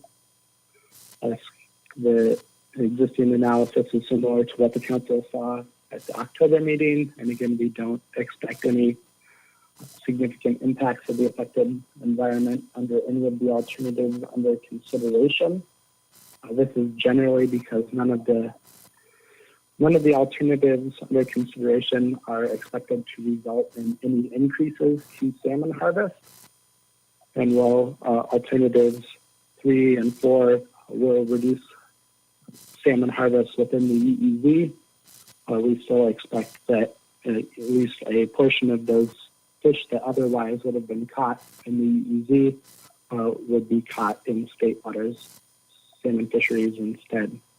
And that ultimately any changes to escapement would not be large enough to have a significant impact on Cook Inlet salmon stocks. The drift gill net fishery really does not interact with ESA listed salmon stocks, so no impact to begin with. This wouldn't change that. Regarding marine mammals, one of the primary concerns is endangered Cook Inlet belugas. The Cook Inlet, there's no data available that indicates there's any entanglement of Cook Inlet belugas in the drift gill net fishery in either state or federal waters. And then the other dimension is prey availability, as belugas rely on salmon as a prey source. The availability of salmon to belugas would not decrease under any of the alternatives, and existing levels are adequate for Cook Inlet belugas. This would not be expected to have a significant impact.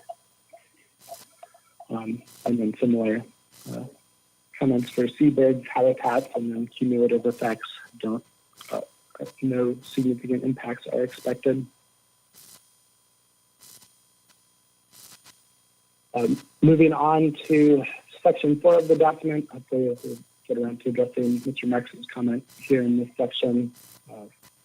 Generally, for the description of fishing communities and historical conditions, information available in the analysis, no changes have been made, as well as the community engagement indices are consistent with what was presented before. Regarding the analysis of impacts, alternatives 1, 2, and 3 are largely unchanged. However, we have all the new additions to alternative 4. So we'll be walking through the impacts of every alternative, but much of it will focus on alternative 4. Beginning with the impacts of alternative 1, this is the no action status quo alternative. No changes will be made to the state management of the Cook Inlet salmon drift gill fishery in either state or federal waters. So there would be the sources of natural variability, bin sizes from year to year that would change. However, management of the fishery would not. No change is expected to result in those. No impacts. Moving on to the impacts of alternative 2.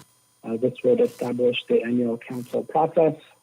The status determination criteria and the setting of annual catch limits. So there would be that, as well as the salmon plan team that would occur for management agencies including the state of Alaska, that would populate this work. And then this would give also fishery stakeholders another management process to follow and provide comments for. Regarding the impact of removals on salmon removals of alternative 2, the most direct, potentially the most direct impact this would have would be through the setting of annual catch limits. And as we talked about during our description of alternative 2, if no postseason annual catch limits are exceeded and there's no stock that's overfished or where overfishing is occurring, then harvests are not expected to change from existing conditions. And there's a comparison between the proposed status determination criteria and existing state management of the fishery presented in section 3.1.2 of the document on page 123. And this showed that there were only, I think, 4 instances where an annual catch limit or an overfishing limit would have been exceeded in the 20 years that were analyzed, I believe, and which demonstrates that the state management of the salmon fishery are overwhelmingly consistent with the proposed federal established determination criteria and annual catch limits. So we would expect them to constrain or otherwise modify the state's current management practice. If there was a situation where catch limit was exceeded, or there's a overfishing or overfish determination, the council would request that the state take remedial measures to address that. One of the advantages under Alternative 2 is that the state can make these actions more quickly than the council might otherwise be able to. If these measures were deemed adequate to address the conservation concern, then no further measures, no further action would be required. If they weren't, like we talked about earlier, then it would come back to the council to take action in the Cook Inlet EEZ to reduce salmon harvest consistent with the needs required in order to address the conservation concern. There would also be the request for federal review and oversight of the state's exercise of its delegated management authority. And maybe some people are more familiar with this as an appeals process.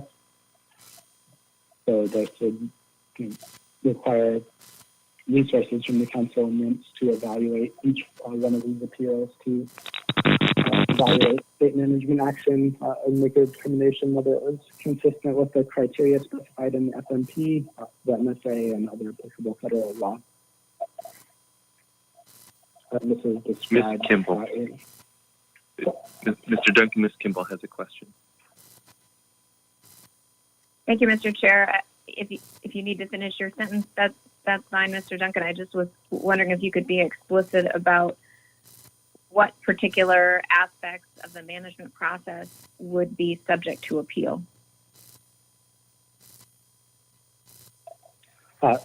Through the chair, Ms. Kimball, those would be the list of management measures delegated to the state would be appealable through this process. And the process is described in section 2.4.11 of the document on page 85. Thank you. I'll find that, Mr. Chair, but my audio isn't coming in great for Mr. Duncan. Did you say it's the list of management measures that are delegated to the state that would be subject to appeal by stakeholders, and that would come back to the federal body, meaning the council, for review of those actions and potential changes to the state decisions? Through the chair, Ms. Kimball, yes, that's correct. I think I believe that maybe a NIMS that would make the ultimate determination on consistency, though. Okay, maybe we'll look for clarification on whether it's the agency or the council. Thank you. Thanks, Ms. Kimball. Ms. Baker. Thank you, Mr. Chair. And following up from that question, and so the list of management measures delegated to the state under Alternative 2 includes in-season management. And so just to be really clear, in-season management by the state would be subject to requests for review and appeal through this process. Is that correct? Through the chair, Ms. Baker, yes, that's correct. Though I believe that the review and oversight process requires that anybody requesting appeal exhaust their avenues within the existing state management process before coming to NIMS. And to clarify, the process goes through NIMS for the consistency determination, if not addressed by the state.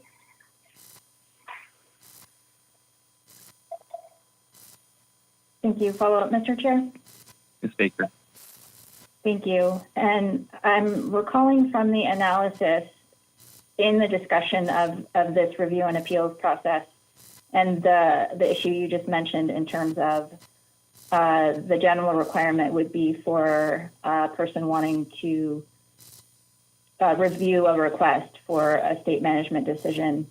Generally, yes, the requirement would be for that person to exhaust the state process. But can you remind me, there was some sort of different description of what could potentially happen for the EOs that the state issues, given the timely nature of those, potentially recurring nature of those. And so it seemed to me there was a little bit different standard for those that was called out in the analysis. So can you help me understand that a little bit better?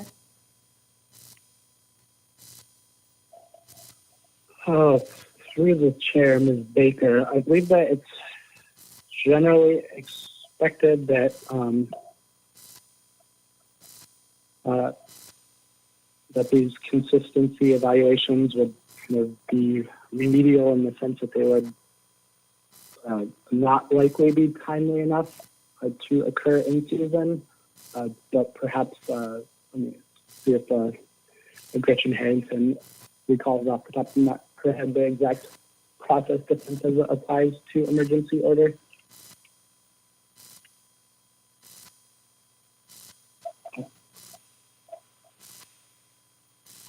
Yes, hello, Mr. Chairman, Ms. Baker. So this was formally called the appeals process, and so it is appeals by,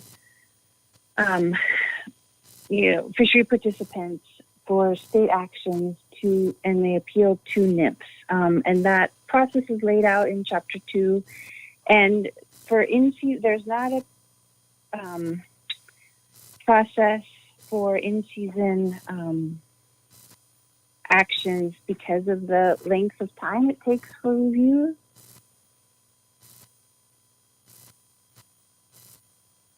So there's not a process for immediate action that would occur in season.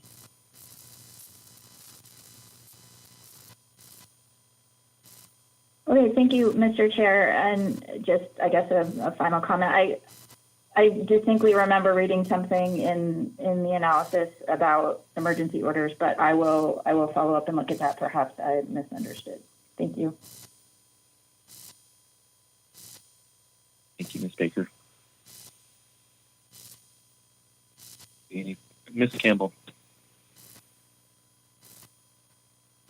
Thank you, Mr. Chair. I just want to make sure that I'm understanding that in this case, it would be the agency and not the council that's making the determination of whether the state's actions are consistent with the FMP, et cetera. Is that what I'm taking away from this? So in this case, it is an agency review and an agency decision, and it's actually a secretarial decision, and then they are going to notify the council. But it's not a council decision in that case under the consistency review.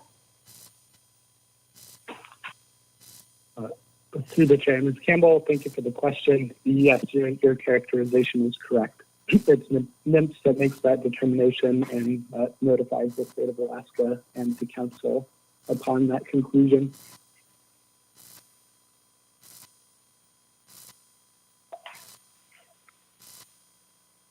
Anything further, Ms. Campbell? This is also note that this is consistent with the process laid out for appeals or federal review in both the crab and the scallop FMP where management is delegated as well. And so I guess I'm trying to, if I may, Mr. Chair, I'm trying to understand here. So if NIMS were to make a decision, and again, the council is not involved in this process, so NIMS or the secretary would make a decision and they would provide the state the opportunity to take corrective action. And if the state, in the secretary's opinion, doesn't take enough corrective action or the right corrective action to correct the inconsistency, the answer here that I'm seeing in the analysis is the authority granted to the state shall not apply. And so I guess I want to understand what would happen if we were to delegate certain management measures to the state of Alaska. As a council, we make that decision. The secretary decides after review that something has happened that is inconsistent, and then that delegation is revoked. Who would be managing the fishery in the EEZ at that point, and under what set of rules would those people proceed?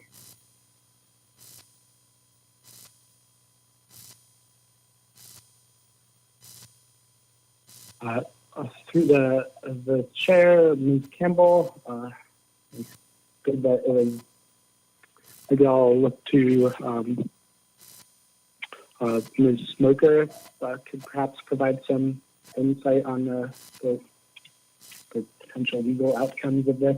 But I think that NIMS would address the problem through rulemaking.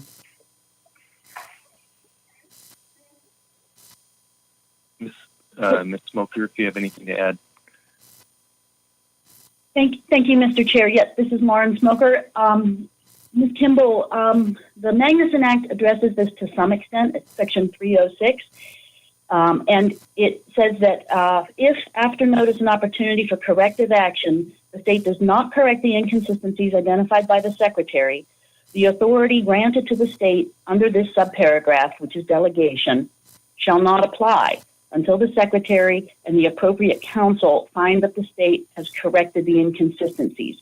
You're right. What happens is we take back authority for managing inside the EEZ. And when this has happened under other FMPs, NIMS has received a petition for review, a request for review and appeal, and NIMS has decided that the state management measure in question is problematic, is not consistent with some aspect of the FMP or the MSA, then and the state hasn't taken corrective action to fix the issue, then NIMS has published rulemaking. I think that, sorry, I don't have it in front of me, but I can't grab it real fast. But I think that the analysis and the Chapter 9 for the FMP, the salmon FMP, tends to describe this a bit.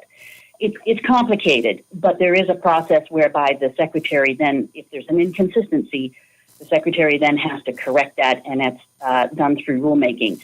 At times, the Secretary has initiated rulemaking, and then the correction from the state comes, and we no longer have to do that rulemaking. Thank you, Ms. Smoker. And just for clarity, and my apologies if it's my pronunciation, but the exchange has been with Councilmember Cora Campbell. Ms. Campbell, did that answer your question? Mr. Chair, yes, I don't want to belabor this, but I just want to be really clear that what I took away from what Ms. Smoker said is that the council could delegate authority to the state, but NIMS would be the agency that would determine whether to take that back, to revoke that delegation, and then it would be in NIMS's hands to publish rulemaking to correct whatever inconsistency they found in the state's management plan. So I think I hope that that's correct, and I think clarity around who would eventually, have the ultimate rulemaking authority is an important point. So thank you for your indulgence, Mr. Chair. Thank you, Ms. Campbell. And Ms. Smoker, I just wanted to give you an opportunity to clarify anything that you wanted to after Mrs. Campbell's statement, or if that sounded correct. Thank you, Mr. Chairman. Thank you, Ms. Campbell. Sorry for the mix-up. I would just say that when this has happened in the past, I believe that there has been some need to correct the inconsistency quickly. So the Secretary has initiated rulemaking to do that. But I'll note that the Magnuson Act does say, and that I do think that if the state does not want to adopt or go with the measure that the agency does, or that the council and agency think is consistent with the FMP and the MSA, then the council and NMFS would likely undertake some effort to adjust, potentially amend the FMP with regard to that delegated measure or that delegation of authority. We're somewhat in uncharted waters talking about this because we've never quite gotten to that point. But the Magnuson Act does say that the authority granted to the state shall not apply until the secretary and the appropriate council find that the state has corrected the inconsistencies.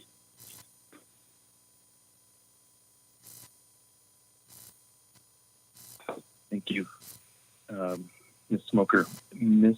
Kimball. Thank you, Mr. Chair. This is Ms.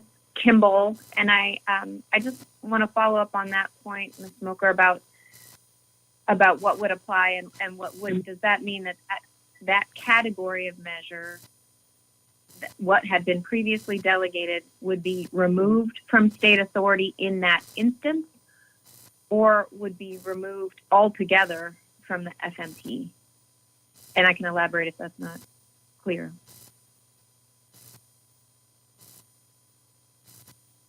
Thank you, Mr. Chairman. Ms. Kimball, I guess it depends on what action the state took and what its scope is relative to the category of management measures delegated, as to whether that measure encompasses the whole of the delegation, or whether there are aspects of the delegation that still stand, but it's the particular measure that's problematic. Thank you.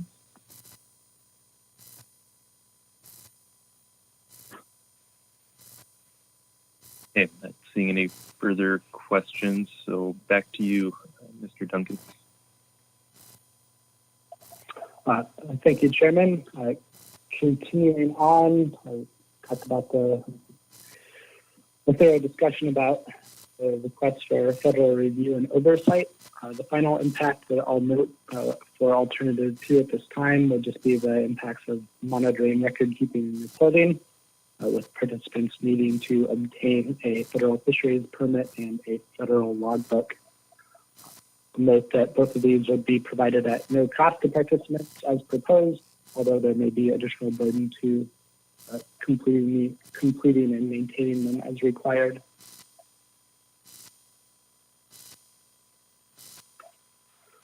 Moving on to a discussion of the impacts of Alternative 3, will also result in an annual council process and salmon plan team, about the additional agency and council resources required to meet those obligations. And then regarding the impacts on salmon removals, the main point here is under the federal process and constraints of federal rulemaking, the total allowable catch would need to be set on the forecast rather than realized run strength and as monitored in season. This total allowable catch would be set conservatively to account for this increased uncertainty. And once the total allowable catch for a salmon stock was reached, it is likely that the EEZ will be closed to further commercial salmon fishing. I definitely note that the salmon fishery in the Cook Inlet EEZ is a mixed stock fishery, and therefore sometimes it is necessary to reduce effort even when there may be harvestable surplus available on some stocks in order to protect the weak stocks. In addition to this closure, once the EEZ total allowable catch is reached, discussed in the description of the alternative, but there's also the possibility that in any given year, the Cook Inlet EEZ may be closed to commercial fishing in response to conservation concerns, or management action by the state, or data availability to the council and NIMS to ensure that overfishing is avoided in the fishery. This translates to overall likely lower harvest levels for the EEZ and likely for the Cook Inlet drift gillnet fishery as well, dependent somewhat on how management in state waters responds to the application of federal management in the EEZ. In the event that harvests are reduced to the drift gillnet fleet or in EEZ waters, it's expected that there would be a corresponding increase in the harvest of salmon in state waters by potentially all user groups, both commercial and non-commercial. Finally, noting acknowledging the impacts of the monitoring, record keeping, and reporting measures. Again, the federal fisheries permit and logbook are freely available. However, VMS is likely to add additional expense for the purchase and operation of the vessel monitoring system to participants. There is a one-time subsidy, but this would not cover the operation fees and additional upgrades or purchases down the line.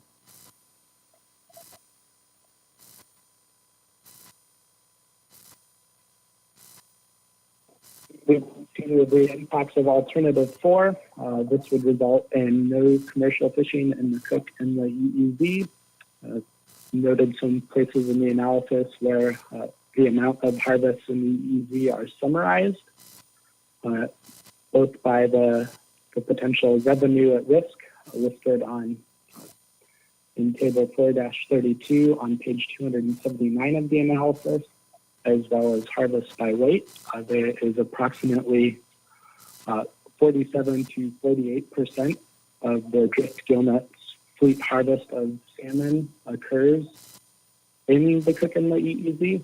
So this is both in weight and that revenue. As Mr. Twite asked about, in terms of overall Cook Inlet salmon harvest, this is about 20% of or a little over 20% on average of the total Cook Inlet salmon harvest that should no longer occur in the Cook Inlet EEZ, but without the harvest of these fish in the EEZ, these would be available to all state water salmon fisheries, both commercial and non-commercial. With the closure of the EEZ, as this is under the current management scheme, a place where significant effort occurs by the drift gillnet fleet with the area closed, it's expected that this would reduce harvest by the drift gillnet fleet to some degree overall, with likely those fish ended up being used by other user groups, including the set net fishery, recreational fishery, and personal use fisheries, depending on the exact stocks. Noting that in some years, particularly when there may be extremely large run sizes, this could translate, if these other fisheries do not have the harvest potential to harvest what the drift gillnet fishery would have otherwise harvested in the EEZ, there could be some degree of increases in escapement. The analysis, I think, was particularly challenging just because of the large number of factors that may influence this compensatory effort to harvest fish that were historically harvested in the EEZ within state waters. This is obviously, all these numbers are predicated on current state management of Cook Inlet, EEZ, which is based on the expectation that the EEZ is open to commercial salmon fishing. So with that, the opportunity is no longer available. It may be reasonable to assume that the state will modify their management to account for the available area to work with now. Another thing that will impact removals of salmon will be the the catch per unit effort that occurs in state waters versus federal waters. It's highlighted that there are some desirable fishing areas with high catch per unit effort that are part of federal waters. The middle rip, in particular, I think was noted as being important to the drift gillnet fleet. However, without any harvest in the EEZ, it's possible that without this minus this interception, catch rates in state waters may increase some. And then the response of individual vessels and participants is also will also have an impact on this, whether people choose to increase their fishing effort to offset lost opportunity in the EEZ, or whether it causes some participants without the opportunity afforded by the Cook Inlet EEZ to discontinue fishing altogether or not choose to increase their effort in state waters above what they would in a normal year, even with the EEZ closed. So I think as a result, we expect that just over the proportion of fish harvested within state waters by the drift gillnet fleet would likely remain the same under this alternative. We do expect some of the fish that would be otherwise harvested in the EEZ to be caught in state waters as those fish become available to other fisheries, but the exact amount is unknown. And just again highlighting that revenue at risk table, the table 4-32 and page 279, which should be interpreted as maybe the absolute maximum potential impact of this action.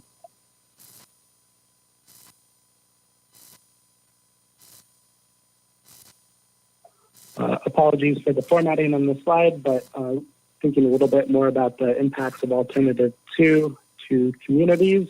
The impacts are going to be differential across communities in Cook Inlet. This will be dependent on a number of factors, including their location relative to the EEZ and how this may impact vessel run time and where effort and marriage in the fishery may concentrate. And then how dependent a given community, engaged and dependent a given community is on the drift gillnet fishery through local ownership, operation of vessels, permits, processors, and support service businesses. I guess I'm receiving some feedback that maybe some audio issues.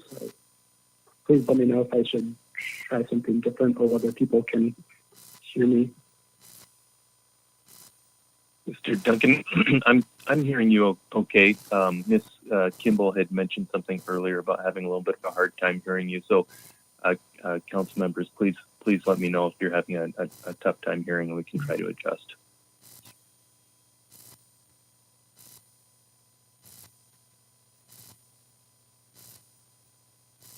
Okay. I guess just try to keep that in mind, Mr. Duncan. Maybe speaking up a little bit if able, and I think we can hear you okay. Apologies, Chairman. I will do my best to hold the mic consistently, and please let me know if folks are having problems and we try and adjust.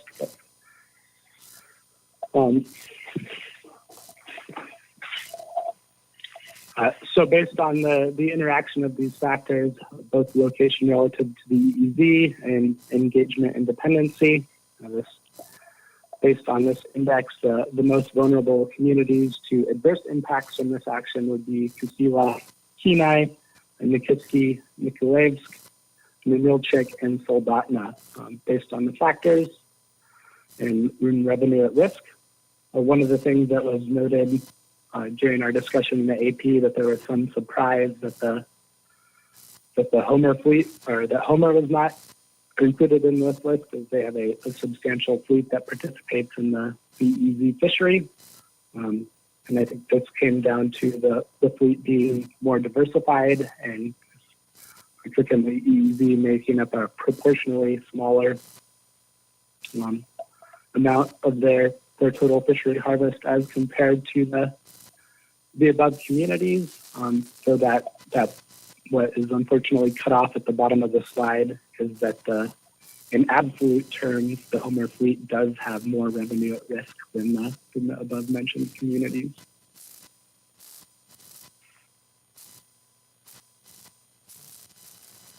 Regarding the impacts of Alternative 4 further, we talked about the factors that the exact realized impacts will depend on, as well as how people respond, and what the state does to change their management, and therefore they're not exactly quantifiable, and will be variable based on the resiliency and the precipitation of communities, which came out in that Homer comparison versus the Kenai and the other communities that were mentioned.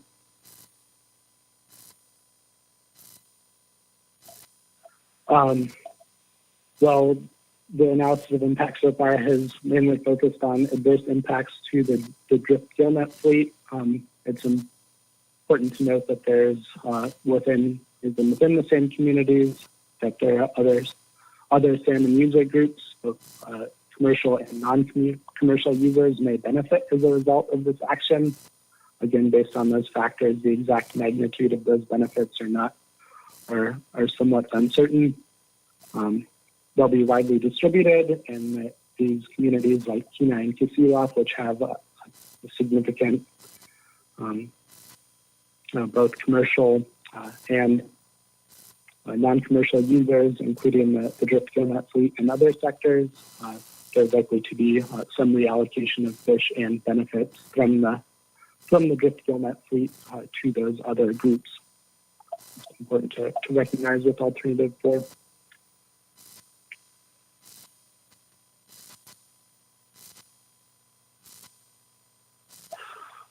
Finally, begin to wrap up the presentation. I highlighted one other section that was added to the analysis regarding national standard considerations and net benefit to the nation. The council at its October meeting for initial review did not select a preliminary preferred alternative, and therefore staff analysts have worked to provide a discussion of the factors that may weigh into a net benefit to the nation. That's in section 4.10. And then how each alternative may relate to national standard considerations, a preliminary discussion in section 5.1 of the document.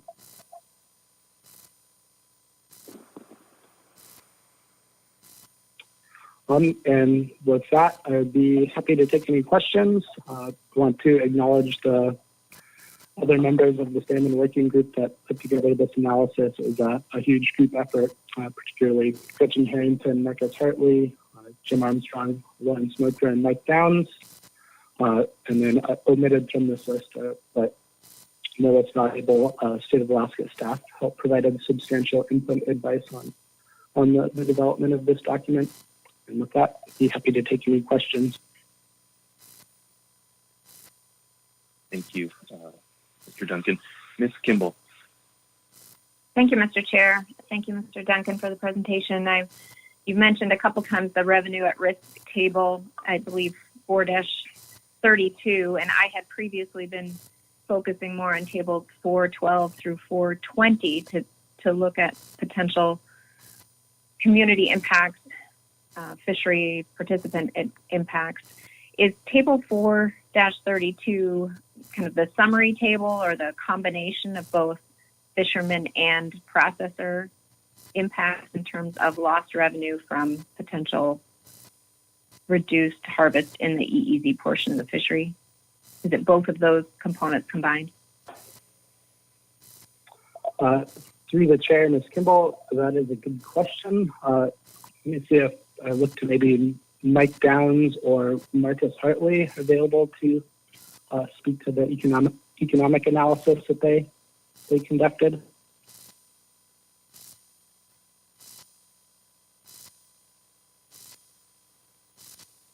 Morning, Mr. Madam Chairman, this is Mike. Are you there? Yes. sorry, Marcus, this is your table, not mine. So I think Yeah, better yeah. that question. Mr. Yeah, this table is table 432 is a table of just estimates of revenues in the EEZ, in state waters, and in all waters in the drift salmon fishery. It is an ex-vessel revenue estimate. It doesn't include processed products. Thank you, Mr. Chair, and maybe Mr. Hartley, while you're on the phone. Is there I did see a table for shoreside processors throughout the region in terms of ex-vessel payments related to this fishery or this portion of the fishery.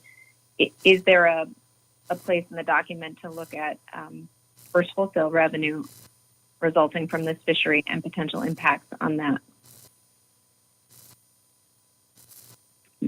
Madam Chair, through the chair, boy, I'd have to go back and look. We struggled with that. One of the reasons that it's a very difficult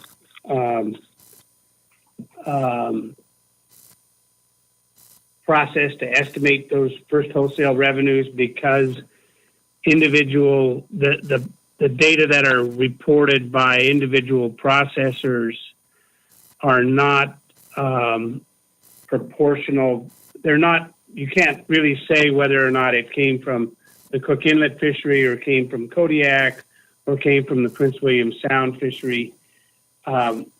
I would have to dig around and find that. I don't think it was one of our highlighted action or figures or tables because of the difficulty of really specifying. It isn't the way that the commercial operator annual reports data are reported. We can't get that information by specific harvest areas, with the exception of getting it in terms of how much was purchased versus, we could find out the percentage that was purchased, but we can't make an absolute estimate of the processed product value by area. We may have done something in here, and I'd have to go dig through and find it. Thank you, Mr. Chair. I wonder if I might ask one more question. Yep, Ms. Kimball. Is for Mr. Hartley or Mr. Downs, is it the same kind of level of limitation in terms of community impacts when you look at the portion that this fishery contributes to different communities' operating revenue, for instance, that we're not able to pull out what portion is attributed to the EEZ portion of this fishery?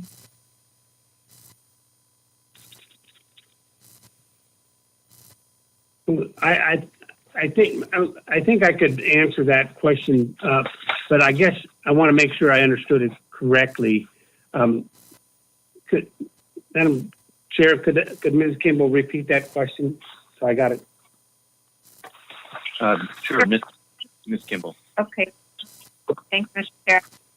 Rolling through the document, but there are several tables that show by community what level of their budget, essentially, what level of revenue they receive from this fish.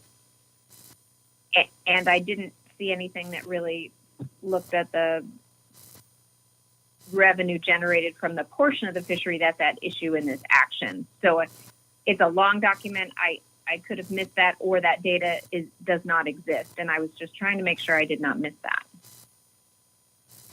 Mr. Chairman, this is Mike Downs. I can take a shot at that. Good morning. Good morning. Through the chair, Ms. Kimball, the community revenue information is not fishery specific, nor is it federal versus state waters specific. It is it's shown in terms of the proportion of the shared fisheries business tax and fishery resource landing tax relative to total general fund revenues for those communities. It's not available on a fishery by fishery basis. To answer your earlier question about the communities, the first wholesale revenue information from processing was not available for the community analysis. As you mentioned, that is in terms of revenue values paid for landings, and that is then estimated by community based on an averaged split between federal and state waters. We didn't have information that if that varied between communities, so it was a single estimate applied to all communities. The revenue information we had for those communities multiplied by the estimated split between federal and state waters. I hope that answers your questions. It does. Thank you. Thank you, Ms. Kimball. So we've gone a little long here. I think we should take a break, come back at 10:25 or so, and we'll resume with questions and then get into public testimony. So, back shortly.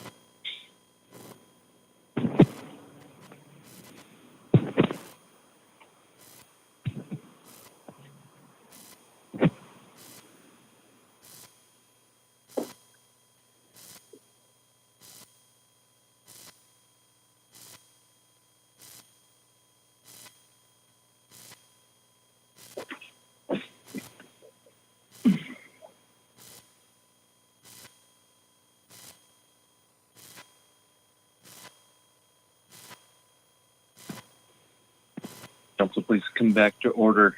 Okay, I'd like to continue with any final questions on the staff presentation.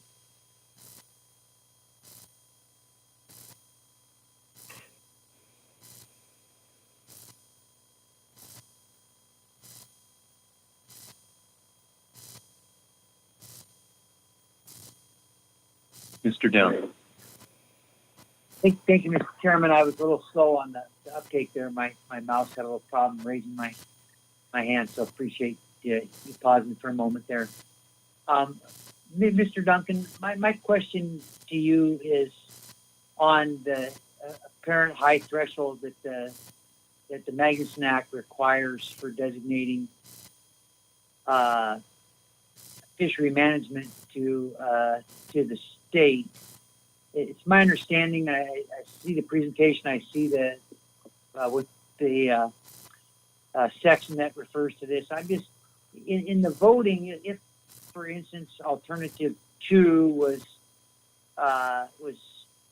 considered by the council in a motion, would that motion require a 75% approval by the council to approve that, or do I have that wrong? Is that something that comes back to the council after an FMP amendment is completed, or and we see the regulations that are the natural outflow of that, or some other option? That's my question is on the 75%, the 3/4 threshold, which by my math 8 would not be enough, but 9 would. So I just give you a comment on that, Mr. Duncan, or maybe somebody else could clarify that. Through the chair, perhaps I will look to Ms. Smoker for that. I believe that it would be to approve the motion, or to pass a motion regarding delegated authority would require the 3/4 threshold, though. Ms. Smoker? Thank you, Mr. Chairman. Mr. Down, it's 3/4 majority vote out of 11 voting members appears to be 9 would be required.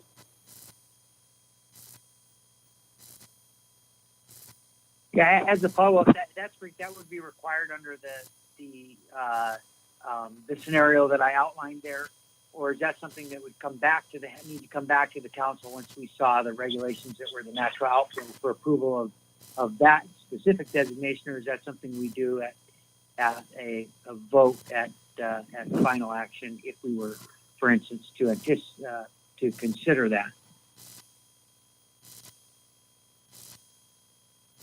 Thank you, Mr. Chairman. Mr. Down, yes, the council would need that at this time. The council, when it took action on Amendment 12 back in 2012, this provision of the Magnuson Act was in place. And at that time, the council reaffirmed its interest in delegating management of the east area to the state. And that vote ended up, I think, being a unanimous vote, but that certainly met the 3/4 majority vote standard for delegating.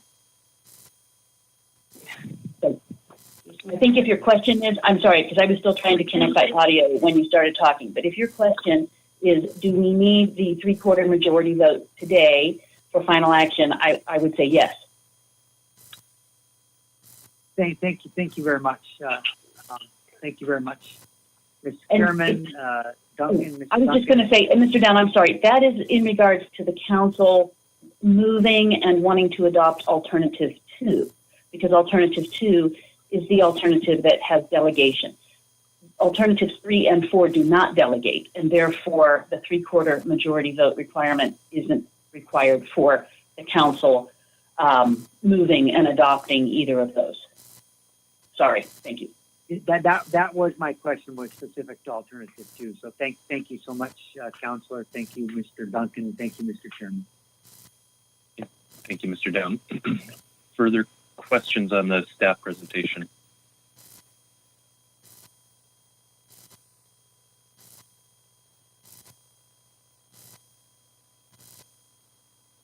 Okay. If there are none, that will move us into public testimony.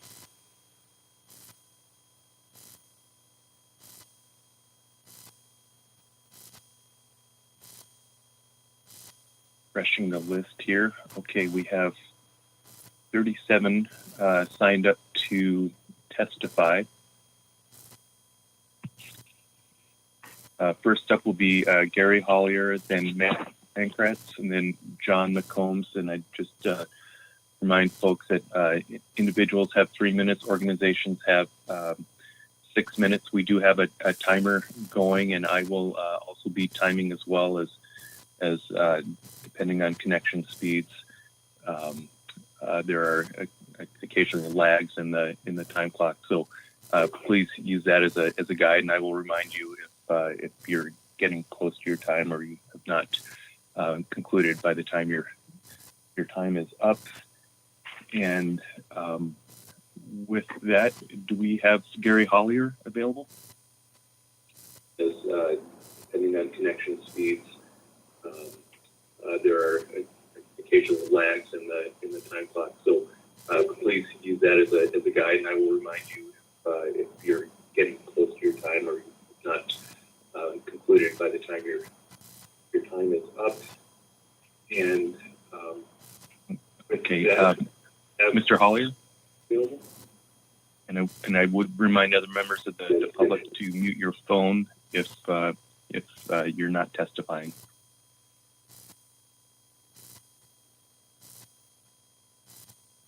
Okay, if we don't have Mr. Hollier, let's go on to Matt Pankratz. And again, if we miss you on the first round, we will circle back through the list to try to make sure everybody has a chance to testify.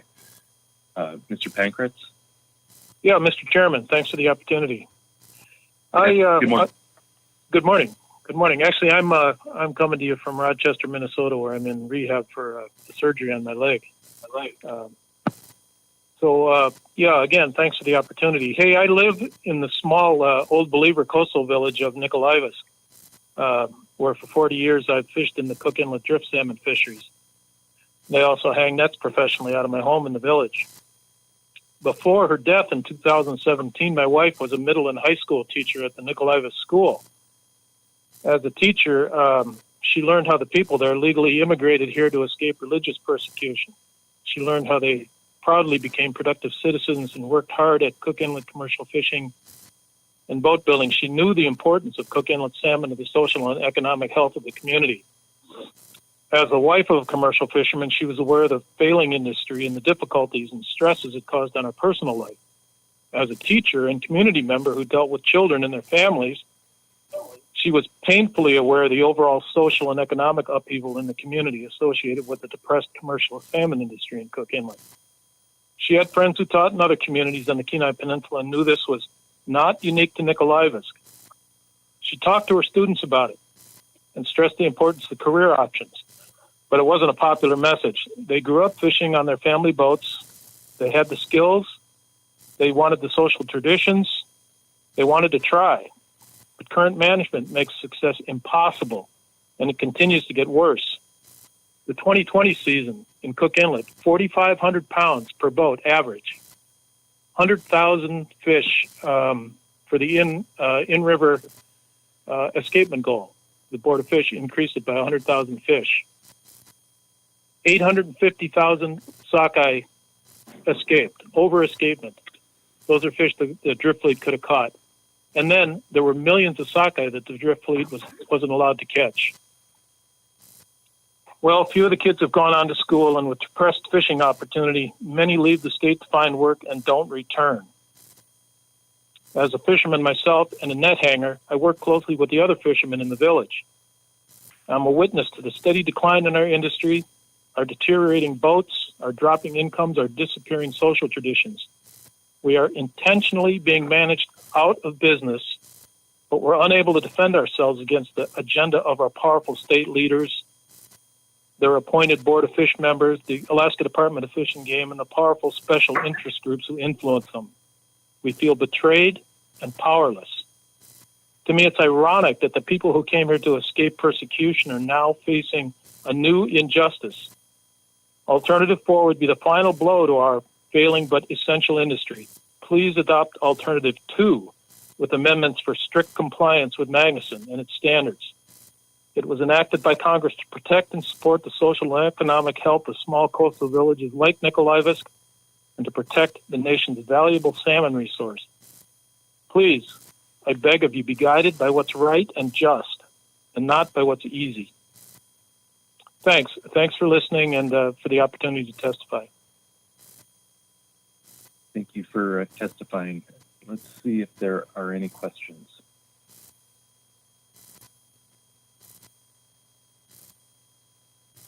I don't see any. So thanks again for your testimony, Mr. Pank. Yeah, and thank you. Thank you. Yeah, Mr. Chairman, this is Gary Hollier. Yeah, Mr. Hollier, yes, I understand that we had you on mute and you are available to testify, so I can hear you. Gary Hollier. Yeah, thank you, Mr. Chairman. My name is Gary Hollier. I'm a lifelong resident of Kenai, Alaska. I've sat netted on North Cay Beach for 50 plus years. I've testified at every Upper Cook Inlet Board of Fish meeting since 1986. I've never addressed a council, so thank you, Mr. Chairman and council members, for listening to me for a few minutes. I got a call from a member of the Kenai River Sportsmen Association the other day wondering why we set netters didn't support Alternative 4. Well, the simple answer is we don't sell out our neighbors and friends.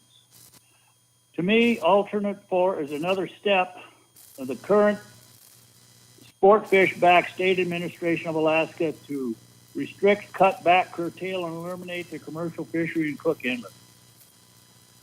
I put in comments to the council here a couple weeks ago talking about escapement goals, which certainly don't adhere to the National Standard 1 in the Kenai River or the Kasilof River for Magnuson-Stevens. With the set net fishery currently being restricted due to low king salmon runs, we need this drift fishery to actively participate in the EEZ zone. One, not to grossly exceed escapements into the Kenai Kasilof, and also to keep the processors going. Because without a processor, Gary Hollier can independently process 50 or 100 fish, but I can't process 5,000 fish. So I think I am in complete oppose Alternate 4, sir, and support Amendment 2 or Alternative 2 with the provision that the state mandate that the council mandate to the state of Alaska that they adhere to the 10 national standards of Magnuson-Stevens. And thank you for your time. Thank you for joining us and your testimony, Mr. Hollier. Let's see if there's any questions.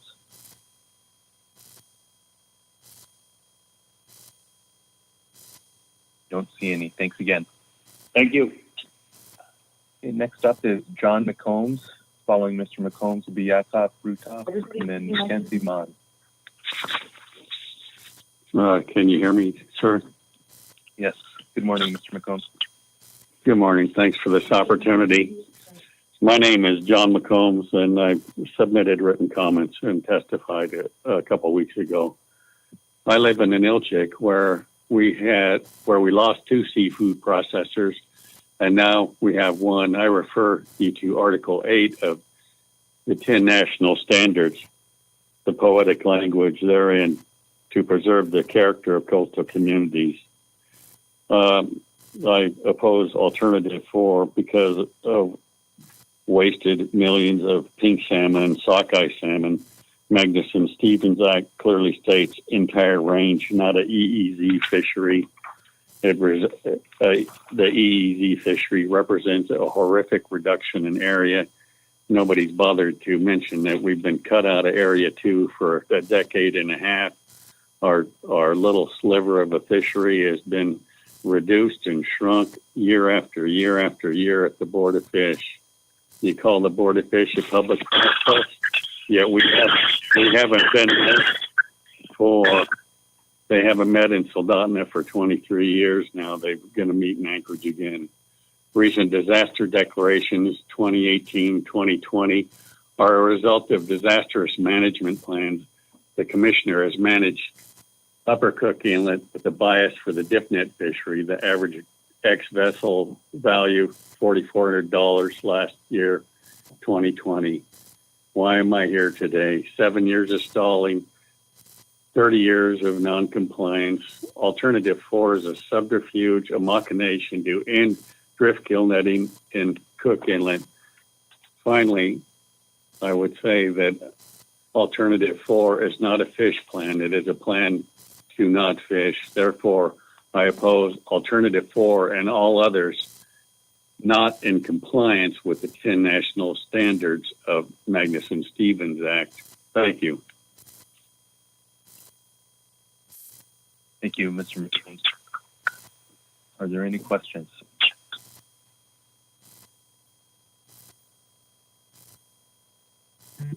Don't see any. Thank you for your testimony. Yep. Okay, next up is Yakov Rutov.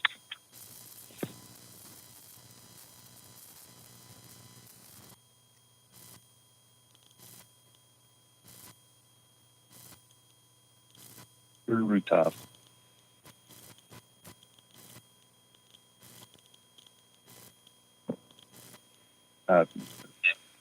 Go to Mackenzie Mon.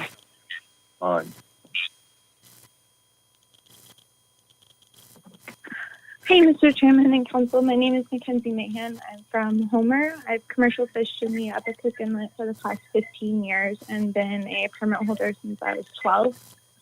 I just wanted to say I feel that the shutdown of the federal waters would be detrimental to the Cook Inlet fishery and the salmon returns in the area. I wanted to let you know that I think that these reckless propositions will lead to a crash in the commercial fishing industry of the Upper Cook Inlet that has supplied generations of families with sustainability and livelihood. I ask that the council please reject Alternative 4 of this action and adopt Alternative 2. Thank you. Thank you, Ms. Mahan. Any questions?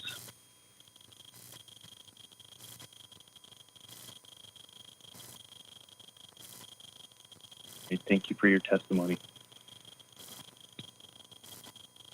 Next up is Terrence Hannafy. Following Mr. Hannafy will be Dan Anderson and then Ted Crookston.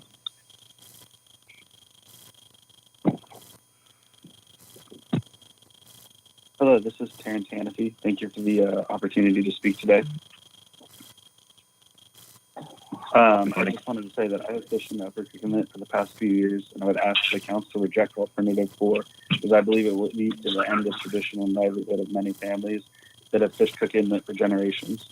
Please consider support for Alternative 2 if it is amended to comply with the MSA and 10 national standards. Thank you. Thank you for your testimony, Mr. Hannafy. Are there any questions? Ms. Baker has a question. Thank you, Mr. Chair, and thank you, Mr. Hannafy, for your testimony. I have a question about your request to adopt Alternative 2 as amended to incorporate the 10 national standards. And so I guess I have is that the extent of your recommendation to revise Alternative 2? Or are there other specific things that you would want to include in Alternative 2? And then you could support it.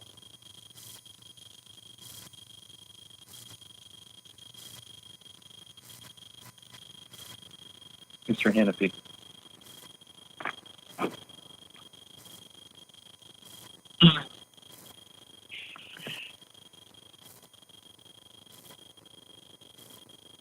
Mr. Hannafy, do we still have you?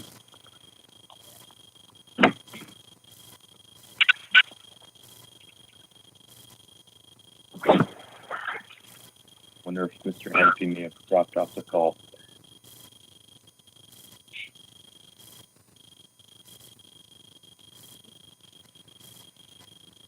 Let's go ahead and move on to Dan Anderson.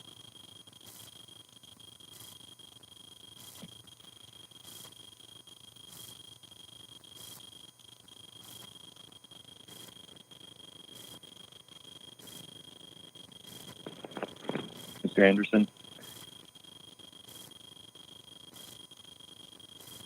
Okay, Ted Crookston, followed by Molly and Justin Brown. Yes, hello. My name is Ted Crookston.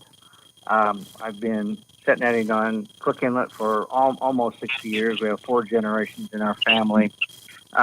One of the things that I want to just highlight is the extensive insight, knowledge, and experience that is being brought forward before the council by virtue of these 223 responses. And I just admonish the council to take good awareness of this information. Am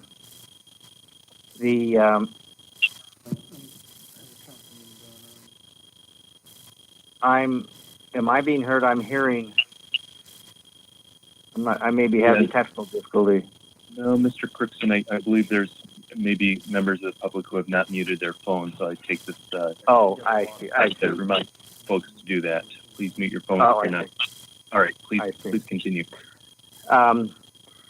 This is just not an emotional response that doesn't bear attention. As I listened to this meeting here this morning, I can just hardly imagine the difficulty that the council member has of trying to get their head around what is actually happening in the water in this fishery as a salmon fishery gets prosecuted. And I know that none of you have the experience of either fishing in it or from a management standpoint, like some of the fish and game biologists have in the past, and to trying to get your head around it by viewing graphs and charts and estimations from people scattered all over is really difficult. So there's a tremendous amount of direct and spot-on accurate input being put forward by letters from the organizations and municipalities and political entities and government officials. And I just urge the council to completely reject this idea of closing the fishery as per alternative 4 and to adopt alternative 2 with amendments to embrace and accomplish the 10 national standards of the Magnuson-Stevens Act. Thank you. Thank you for your testimony, Mr. Crookston. Ms. Baker has a question. Thank you, Mr. Chair. Thank you, Mr. Crookston, for your testimony. And I'm wondering about the amendment to Alternative 2 that you referred to in your testimony. Do you have specific recommendations for how Alternative 2 would be amended as you're requesting?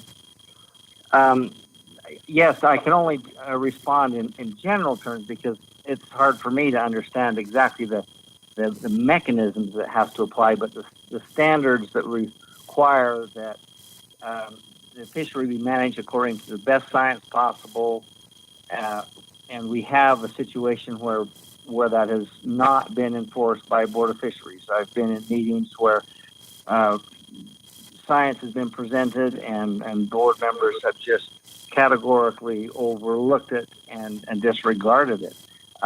In particular is the requirement to manage to maximum sustained yields to where escapement goals are managed for and met. And we have situations where the last 2 seasons have been just completely out in left field there. So there's not been any type of standard whereby the board is being held to meet this requirement that's in Magnuson-Stevens Act. So it just needs the amendment such that the activities by the Board of Fish in the state of Alaska implementing it are held to meet these standards. Exactly how that happens, I don't have enough experience to specifically state.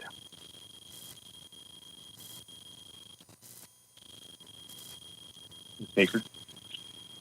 Thank you, Mr. Crookston. I appreciate that. No more questions, Mr. Chair. Thank you. Mr. Chair, Dan Anderson's on the phone now. Thank you. Ms. Kimball, question for Mr. Crookston. Yes, just a quick one, Mr. Chair, and I appreciate having us remember that we have a document in front of us trying to assess the impacts of this action, but we have a lot of public comment that gives every individual testimony and situation. I would like to just understand better. I think you said you're a fourth generation, and how dependent you are on the EEZ portion of this particular fishery. Yes, in this case, we have the same issue that Gary Hollier, the first, was referring to, in that I am not in the EEZ. So one rationale would be that I would be benefited by it, and perhaps it's true, but the overall arching management approach is really problematical. We need to have assurance that the processors are able to stay in business. Otherwise, we have no way to handle our fish. The efforts to restrict such a dramatic portion of it, where if the EEZ comes out and it disrupts the functionality of the whole inlet area, then that's how that affects us. If we were to lose our processors, that would be devastating. But personally, I am in state water. I'm right on the coastline, so it's an interesting dialogue for us. Thank you for that testimony. Mr. Twite. Thank you, Mr. Chair. Mr. Crookston, thank you for your testimony. The analysis that we have in front of us indicates that some unquantifiable amount of the harvest that's currently taken in the EEZ by the drift gillnet could still be taken, and points out that in different years, different run sizes and different abundances will affect how much of it could still be taken, and essentially implies that the amount of variability between years in run size and which stocks need more conservation measures will probably or could well overwhelm the impacts of moving the entire drift gillnet fishery into state waters. Do you disagree with that? And then I have a second question, and that is, do you foresee impacts, just gear congestion impacts that would affect you as a set netter? And that's directed to me, Ted Crookston, is that correct? It is, yes. Thank you. Okay. Wow. I do. There's another layer that's added onto the complications here, and that is the way that the king salmon management plan is interacting with this process, in that has been artificially manipulated. Now, those are strong words, but I've been around this for a long time, and it's absolutely true, with the artificial increase of those king salmon management goals, with the direct implication of making it so that we are curtailed as set netters from harvesting fish.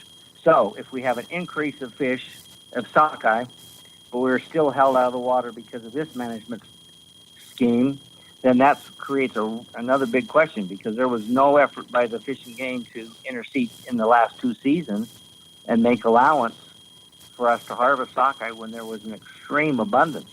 So we don't know who we're dealing with, who's being honest with us here. The other part of your question, would there be a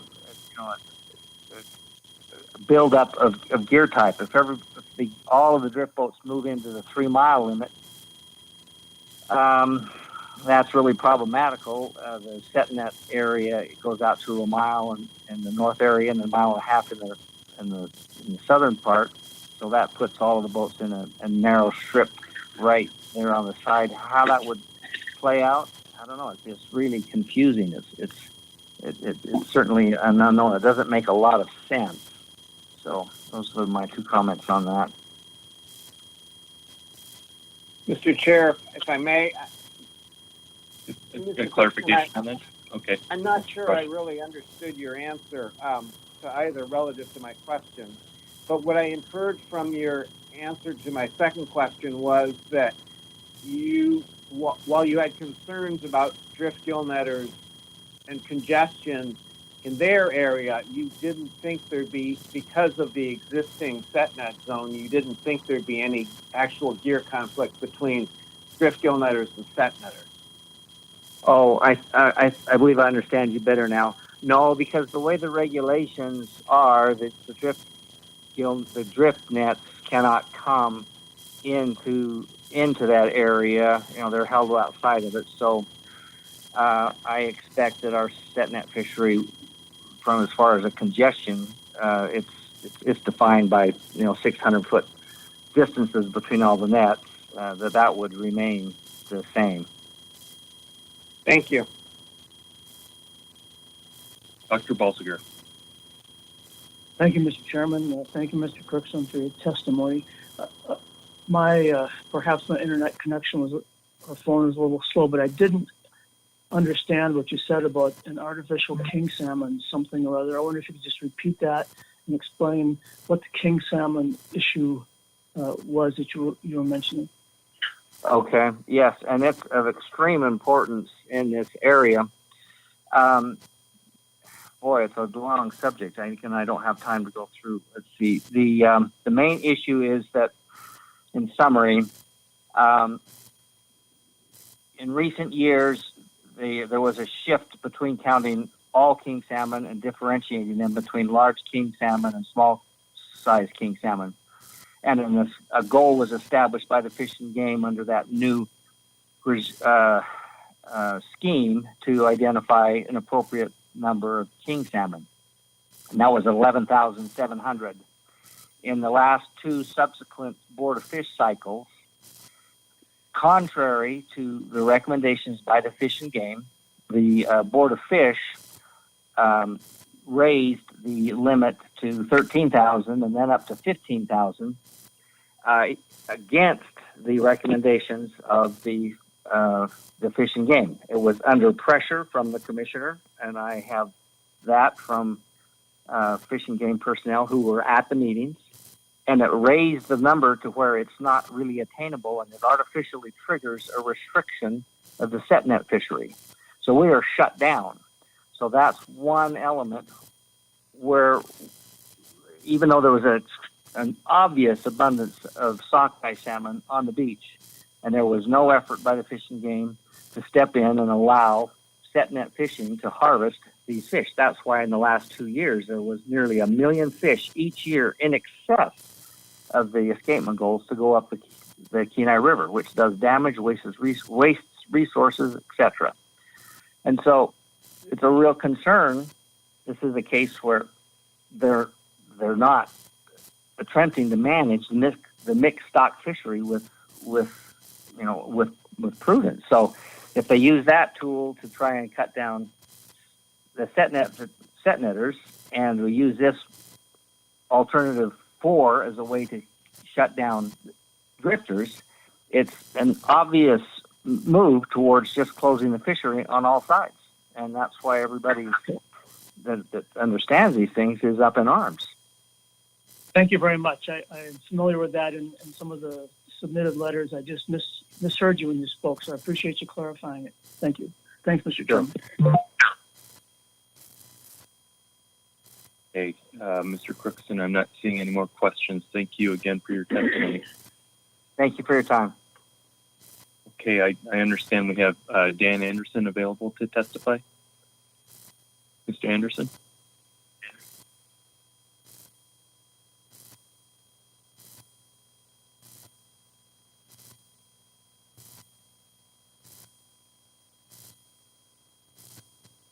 Okay, let's move on to Molly and Justin Brown.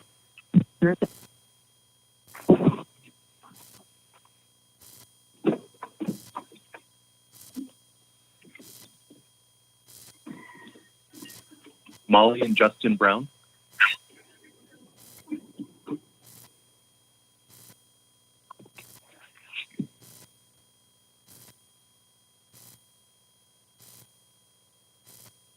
Okay, next up then would be Norman Regis, then Annette Bellamy, and then Paul Ostrander.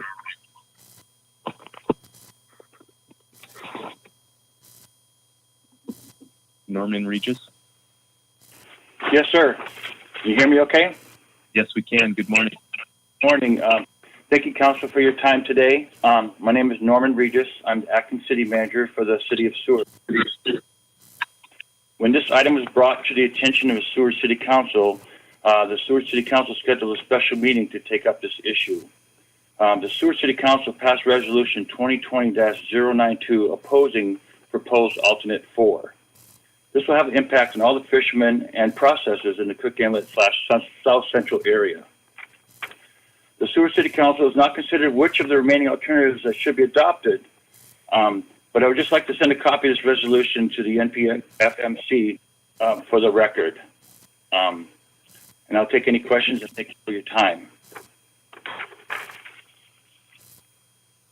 Okay. Thank you for your testimony. Are there any questions for Mr. Regis? Okay.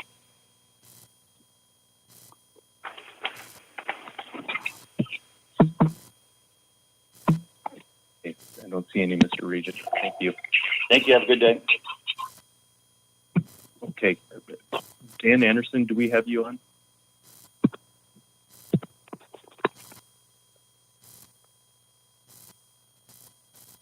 Okay. Molly and Justin Brown.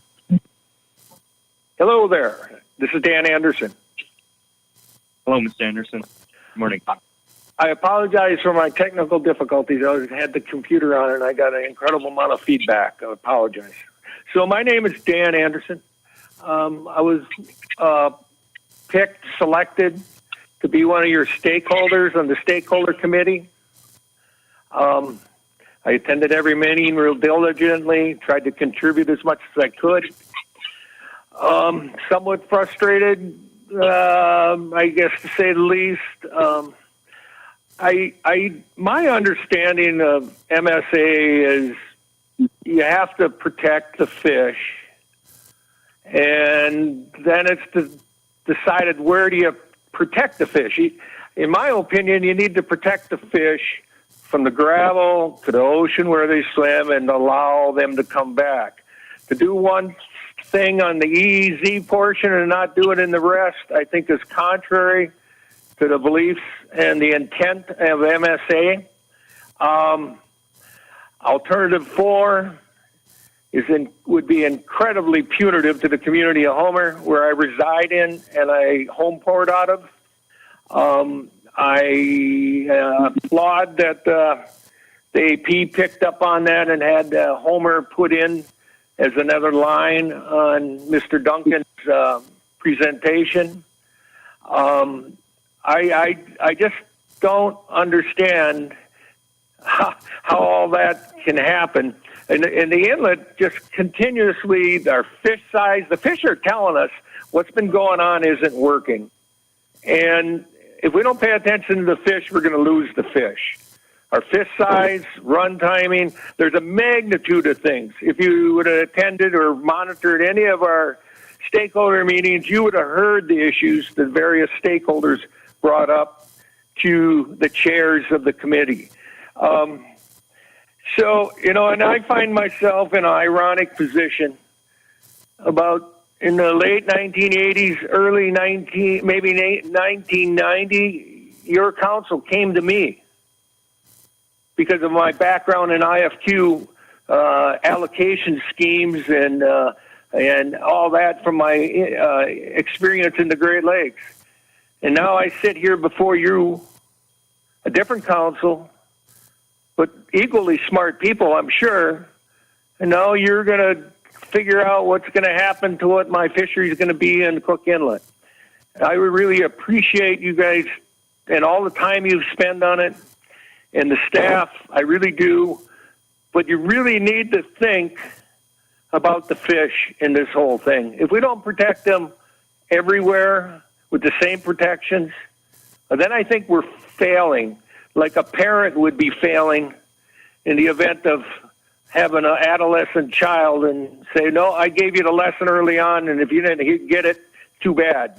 No. Once you start parenting, you're a parent for the rest of your life. And I'm a parent to the salmon. Thank you. Thank you for your testimony, Mr. Anderson. Are there? Hi, this is Molly Brown here. Are there any questions for Mr. Anderson? Ms. Baker. Thank you, Mr. Chair, and thank you very much for your testimony, Mr. Anderson. I appreciate it. I have a question about the council's action here today. As you probably know, the council is required under the conditions of a court order to take final action at this meeting on this issue. And so do you have a specific recommendation of the alternatives in front of the council? Which one you recommend we select? I would prefer alternative 2 with the consideration that the 10 national standards be incorporated with alternative 2 so that them fish get the same protections, same rules to play under in federal and state waters. Otherwise, I don't think we're doing what I think we're supposed to be doing for the fish. I mean, so it's alternative 2 and definitely not alternative 4. Especially, I mean, it never even was vetted at our stakeholder committee once. And I sat right next to the state's representative on the Canadian at every single meeting. So I guess that's, in short, as far as specific stuff, I mean, if you would cut and paste the 10 national standards and then put it on alternative 2, alternative 2 must comply to all this, then I think you got it. Then you're right there. You're right where we need to be to protect our fish. That's my suggestion. Ms. Baker? Thank you, Mr. Chair. Thank you, Mr. Anderson. I don't have any further questions. All right. Thank you, Ms. Baker. Any further questions? Okay. Thank you for your testimony, Mr. Anderson. All right. Let's go to Molly and Justin Brown. Hi, my name is Molly. I grew up in a commercial fishing family of Cook Inlet, and I've been a permit holder for 5 years now. I feel if you shut down federal waters, there'll be an overescapement of fish, creating less returns to the area, and I don't think any of us want that. Not to mention the repercussions it will have on the families whom this has supplied their livelihood for generations. I have a 3-year-old and a 1-year-old, so I'm hoping to share that with them what it's like to fish in Alaska. And it breaks my heart to know that they only exist in stories if this goes through. This is why I oppose alternative 4 completely and support alternative 2 if it is amended to comply with the MSA and the 10 national standards.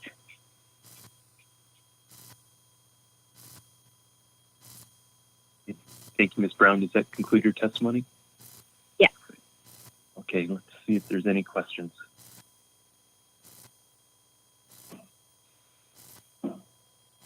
Don't see any. Thank you for testifying with us today. Thank you. Okay, next up is going to be Annette Bellamy, then Paul Ostrander, and then Brent Johnson. Yeah, hello. This is Annette Bellamy, and I appreciate the opportunity to talk today. My husband Marvin and I live in Halibut Cove, and we home port, we deliver in Homer, have a stall rented in the Homer Harbor year-round. And I have gill netted with Marvin for 4 years now. And we're getting towards the end of our commercial fishing career, but I want to see this continue because I've always believed in the importance of coastal fishing communities in Alaska. And over the years, it's been more difficult for small boat fleets to survive. And Cook Inlet is a perfect example because of the politics that's been governing the fisheries and the diminished runs. And in our fishing group that we have a radio group that we fish with, Dan Anderson, the previous caller before last, was actually in our radio group, and I had a lot of have a lot of respect for Dan because he's put a lot of hours, volunteer hours, into working on Cook Inlet fisheries concerns. And out of our group, it used to be we split up and had 12 boats in each radio group. This summer, Marvin and I several times were the only boat on the ground because it was so dismal. And we're down to, I think, 4 boats that we're fishing not every opening. And a lot of the boats we fished with have gone on to Bristol Bay. So the management's been pushing out younger fishermen that can't make a living because of the way it's been managed with such severe limitations. And yeah, I think that the commercial drift gillnet fleet, I think when salmon fishing starts in Alaska, it's really a drama of Alaska and our lifestyle here. And I think the commercial fisheries really paint a picture of how the salmon runs are going. And there's a commercial drift catch boat that does a test boat that goes out starting July 1st because of the commercial gillnet fishery. And so and then the fishery, the openings, when we go out early and have that lower inlet opening in EEZ zone, it's telling a story of how the run's going. So we're working with management, and we're part of the information that's been coming in over the years. When we fish, we often can have a catcher-seller permit, and we sell to locals that are too old, or this year with COVID didn't want to go dip netting or whatever. But there's a real connection, I think, with the direct community and the food source. And I totally agree with Dan. We should be managing it for the fish. We're not in a good situation right now. And I think the Magnuson-Stevens Act and the 10 national standards have been held as a model internationally. And I think I'm for the Amendment 2 that writes in and acknowledges following the 10 national standards. And I think that Amendment 4 is very, it's a sad move to try and close a commercial fishery. And I think that there's been a long... Ms. Bellamy, your time is up. Can you provide a concluding comment? Well, I support Amendment 2 with, that acknowledges the 10 national standards. Thank you for your time. Thank you for your testimony. Are there any questions for Ms. Bellamy?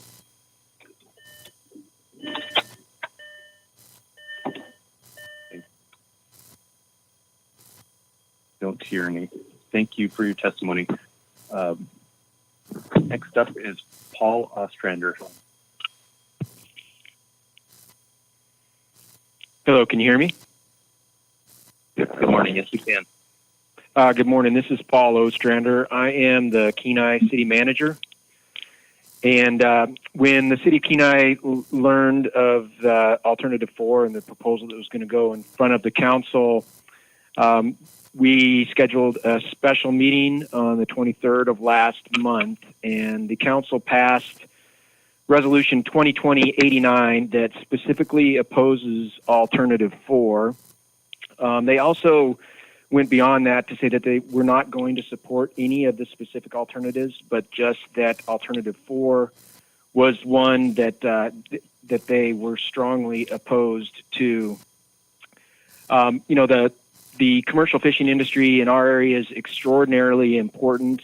As recent as 2015, the seafood industry in South Central Alaska employed over 10,000 people and brought in $1.2 billion in economic output.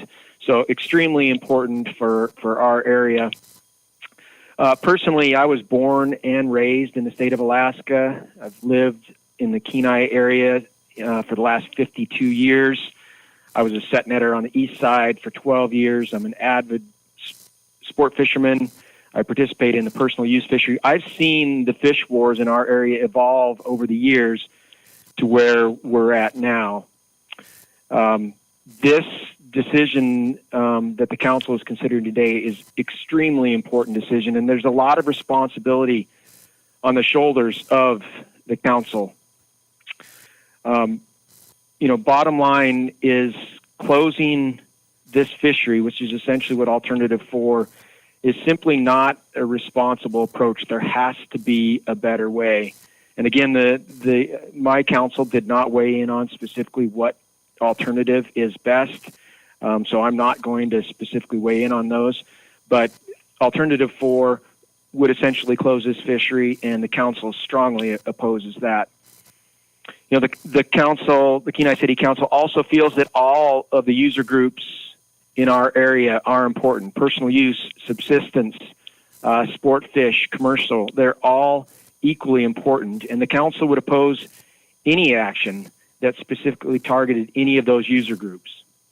So with that, that ends my testimony, but I'm happy to answer any questions. Mr. Ostrander, are there any questions? Mr. Twite.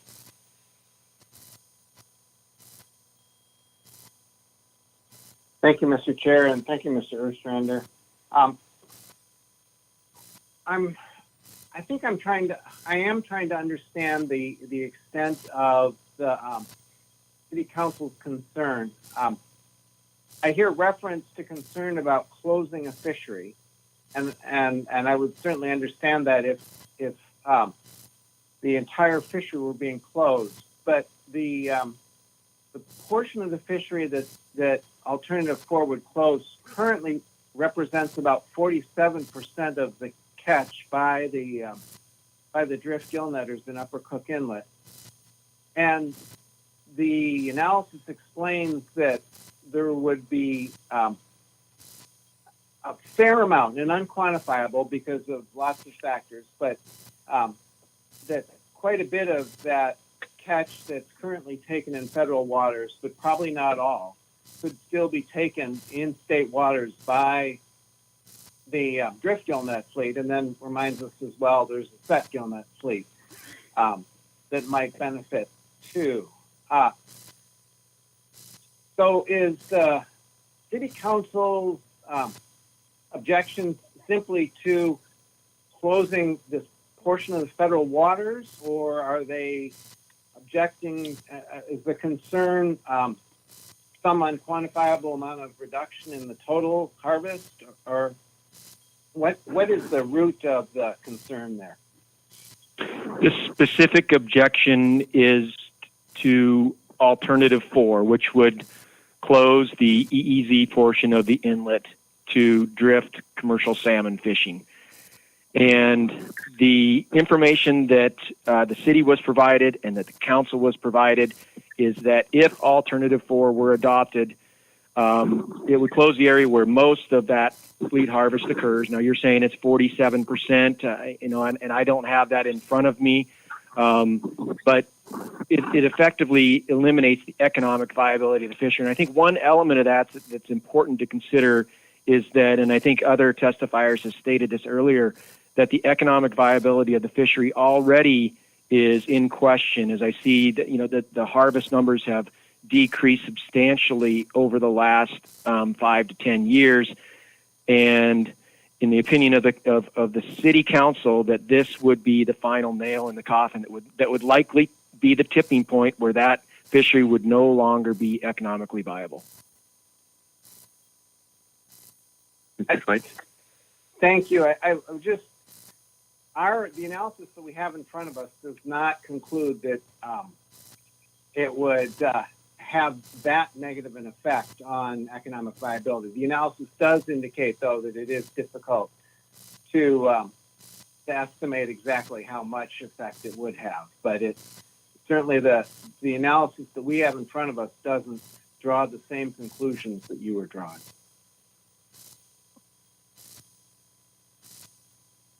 Ms. Kimball. I'm sorry, Mr. Chair. Mr. Ostrander actually responded to my question in response to Mr. Twite, so I've gotten that. Thank you. Okay, great.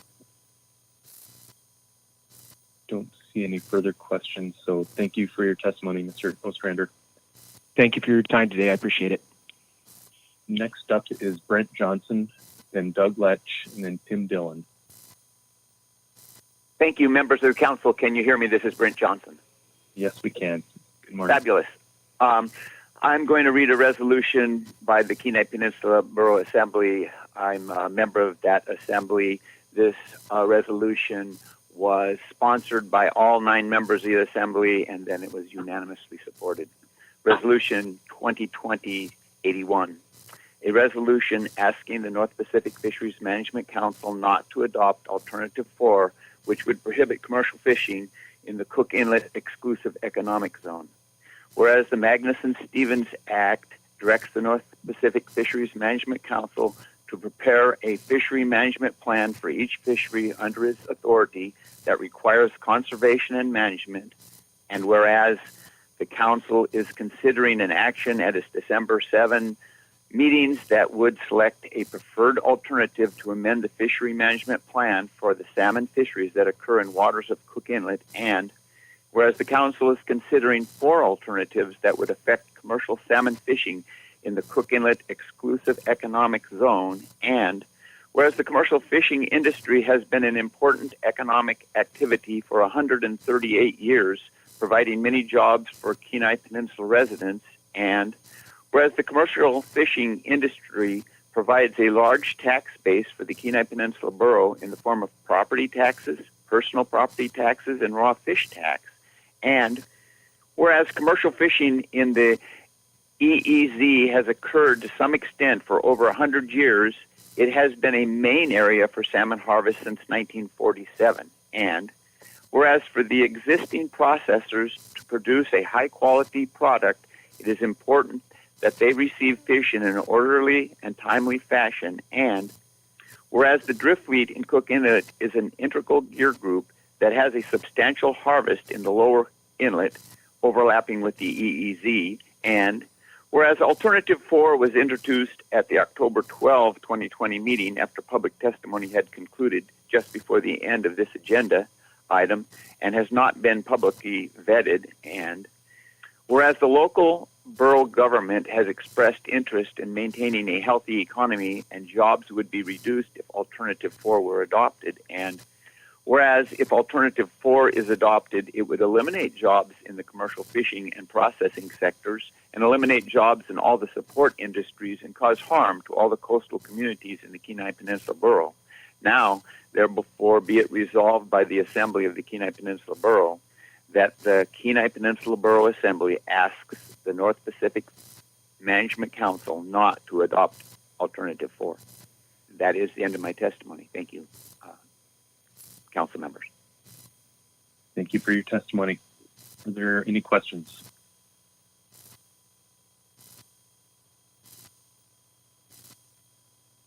Thank you, Mr. Johnson. And thank you. All right. Next up is Doug Lech. Well, thank you very much. My name is Doug Lech, aide to Senator Gary Stevens, who's unavailable at this moment. I'd like to read a letter that has been posted, I believe, on the public comments area there. Dear members of the North Pacific Fishery Management Council, I am contacting you on behalf of my constituents involved in the Upper Cook Inlet commercial salmon fisheries regarding the proposal to close the exclusive economic zone as part of the fishery management plan for the area. It is my understanding that you are considering this alternative at this week's meeting. As you may know, this proposal is the cause of much consternation among Cook Inlet fishermen who understandably believe its adoption would aid other user groups and curtail commercial fishing, salmon fishing in Cook Inlet in the process. I share these concerns and also question the lack of analysis and vetting process traditionally employed by the Council. Respectfully, I request you do not adopt Alternative 4 in the FMP and consider an approach such as Alternative 2 that balances the species survival with the various user groups. I thank you for this opportunity to add these comments into the record and for your consideration of this letter and my constituents. Sincerely, Senator Gary Stevens. Thank you. Thank you, Mr. Lech. Let's see if there's any questions.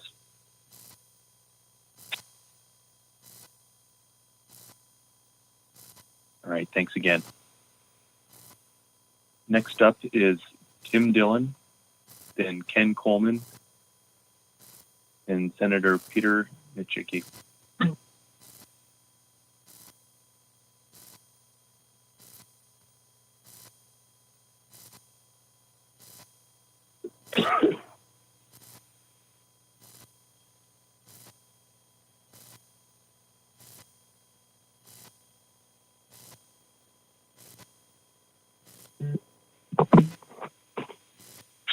Tim Dillon.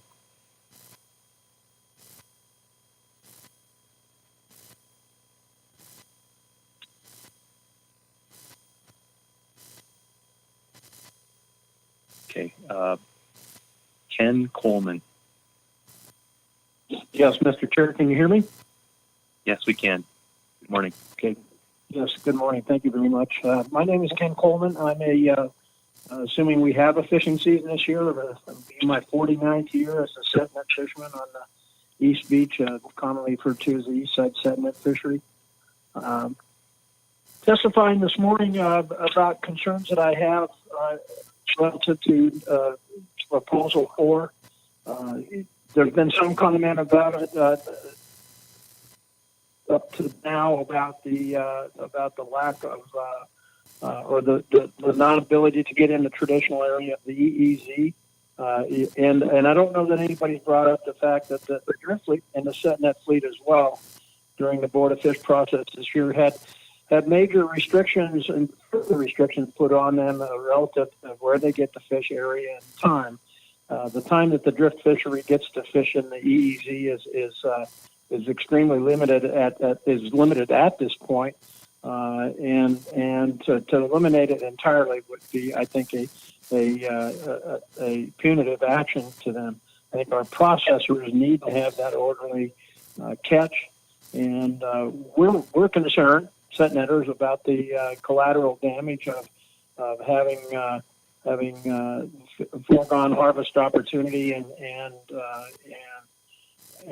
thus sanctions, in essence, put on our processing capability and their viability, their economic viability. We are very concerned about that. If we lost our major processors, it wouldn't matter what was closed or opened, our fishery would simply fail as a result of not being able to process and get fish to market.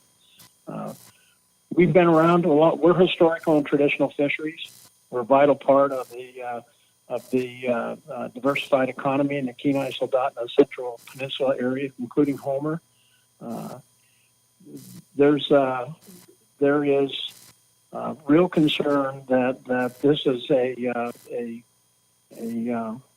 let me put it this way: we're concerned and confused about what is occurring. Why, if we're losing Area 4, and we're going to be pushed into fisheries going to be pushed into a narrow band along the east side, and we're going to lose then percentages of catches. What's the point? Is it because we don't want to be in Area 4 because of the complexity of having a management plan that's somewhat co-managed with the state, and we just don't want to do that?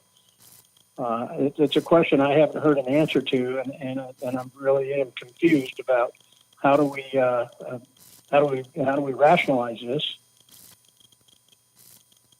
Putting the folks into the corridor because we can't seem to come to a conclusion or reach middle ground on fisheries or co-management or singular management by either the state or the federal entities in area or indicated in Proposal 4. So we're opposed to Proposal 4 and hope you would adopt a Proposal 2. And that concludes my testimony. Thank you, Mr. Coleman. Thank you. See if there's any questions from council members. Okay, thanks again. Thank you. Okay, next up is Senator Peter Michicki.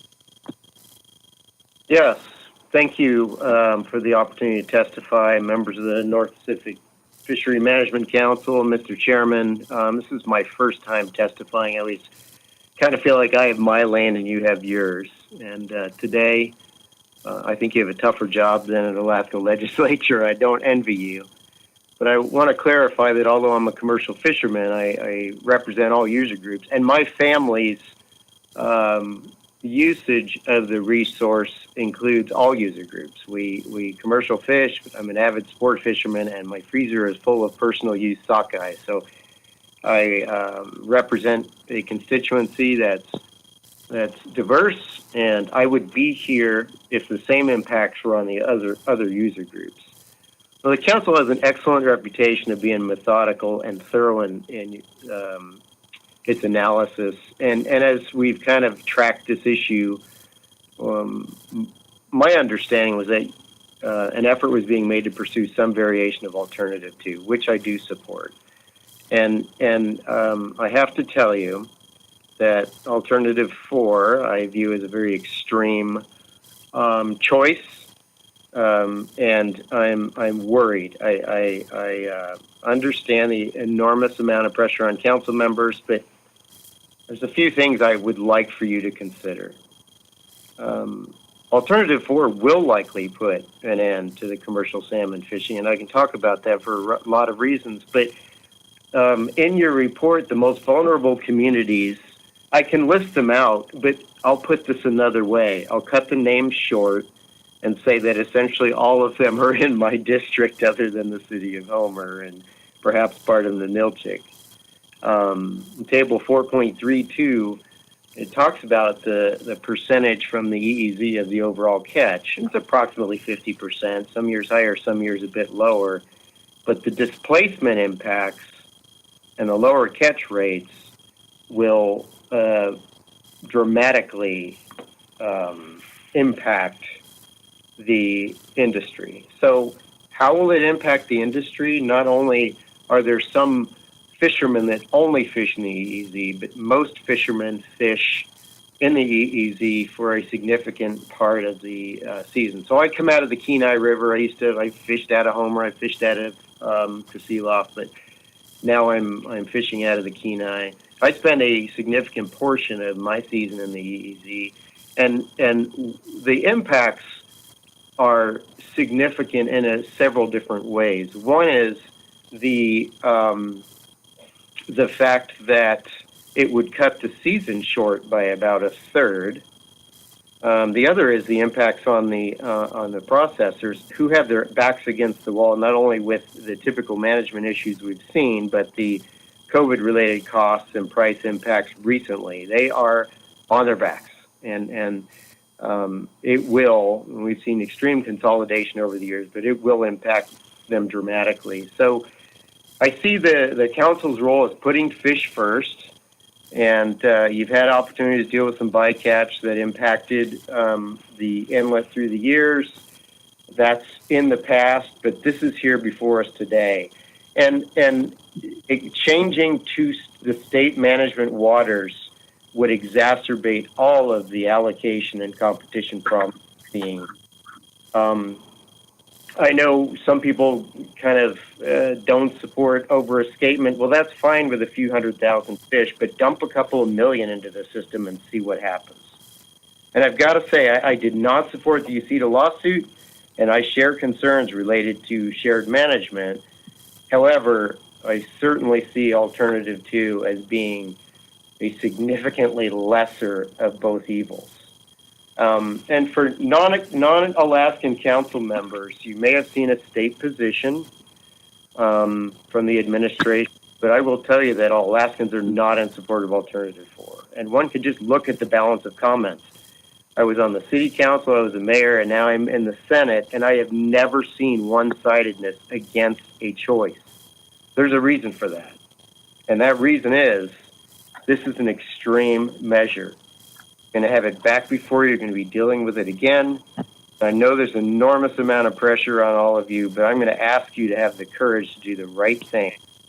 Alternative 2 with a 3/4 threshold vote to delegate management to the state is a better let's see if we can work, if this is a workable solution choice than the extreme measures in Alternative 4.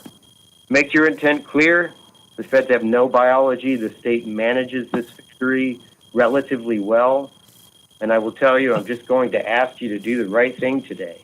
It is challenging. It's difficult. If there are adjustments that need to be made later, fine, I will support you, but I'm going to ask you not to go to that point. The Magnuson-Stevens Act was set to protect fish and fisheries, and I have panicking constituents right now that are really counting on you today to make the right choice and push the limit on Alternative 2 so that it can work. and can be adjusted if we run into difficulties later. So I'm coming close to my 6 minutes. I'm going to cut off there and stand by for questions, and I appreciate the opportunity to testify today.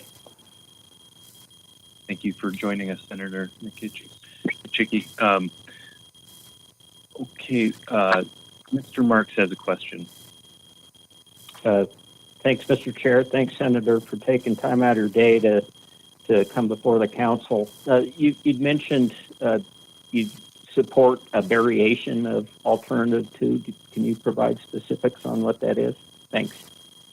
Well, certainly. Like I was saying, I share concerns about shared management. I know it works with certain fisheries. I think of tanner crab and other fisheries, but the state again has the biology. We have a management plan that's relatively functional, and folks may struggle one way or another on the individual segments of that management plan. But I would make it clear. I would. If I were a member of the council, I would make the motions necessary to say that our expectation is that we delegate management to the state in the EEZ with essentially approval of the state plan, and other details. I'm not prepared to answer that question, but I think making the intent quite clear that state manages this salmon fishery in Cook Inlet with expertise and responsible biology. Whether or not you support every individual piece of the management plan, I believe that state management is the right answer, and then see what difficulties come forward from that action coming forward in the future. I don't know that there's a better option, and I don't love any of the options. Since alternative 1 seems to be off the table unless we decide to negate the results of the lawsuit. But frankly, I think alternative 2 is the only viable option that does not decimate a fishery and pour large quantities of fish into a river that is not prepared for escapement levels of that magnitude.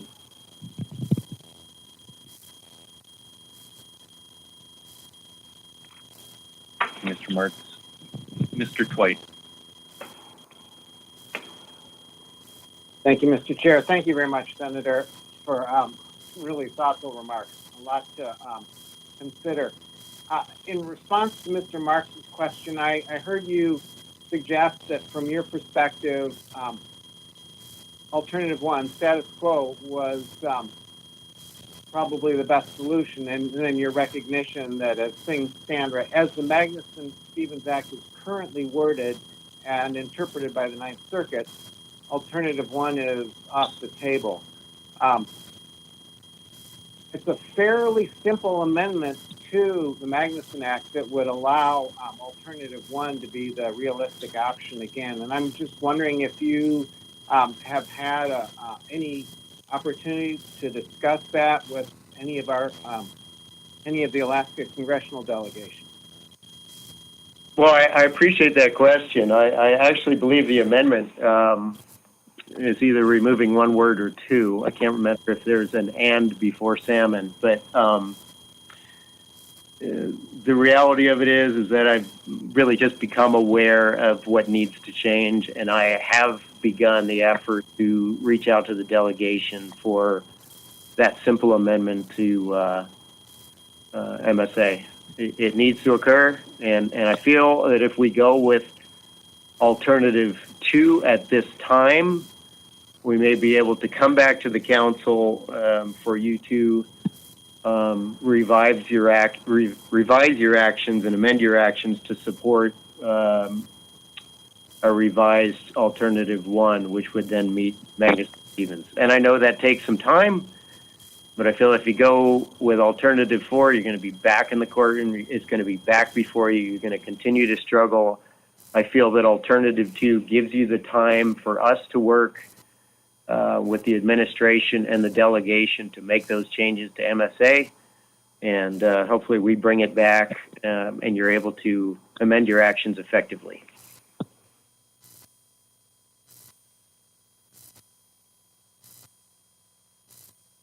you, Mr. Twite. Dr. Balsiger.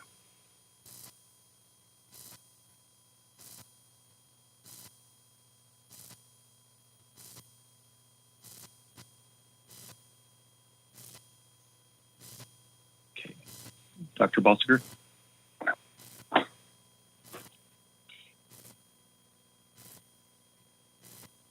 All right. Looks like he does not have a question. And so, okay. Thanks again for your testimony, Senator Chickie. All right. Thank you all very much for your hard work. I know this is a tough day for all of you, so thank you. All right, thank you. Okay, it's 11:45 Alaska time, 12:45 Washington time. Let's go ahead and break for lunch now, and we'll come back at 12:45 Alaska time.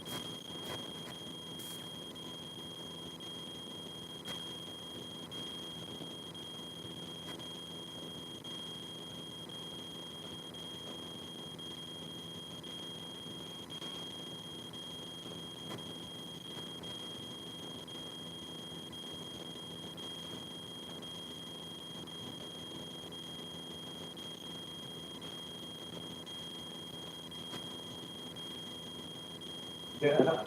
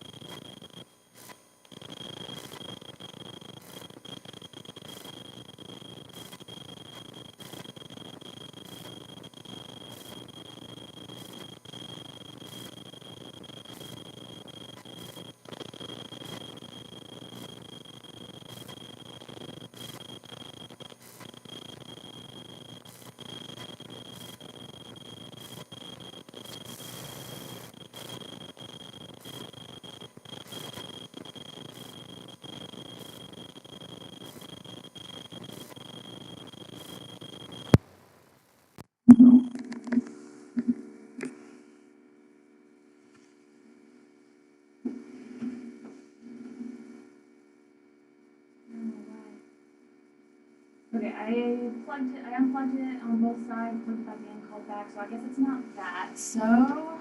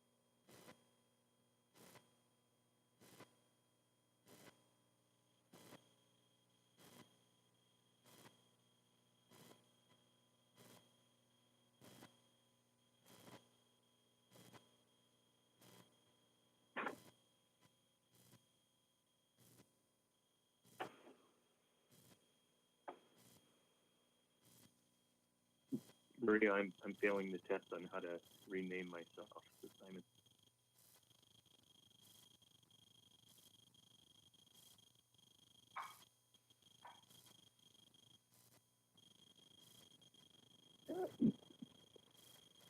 Are you going for Sir Simon Kineen? 00 Simon Kineen.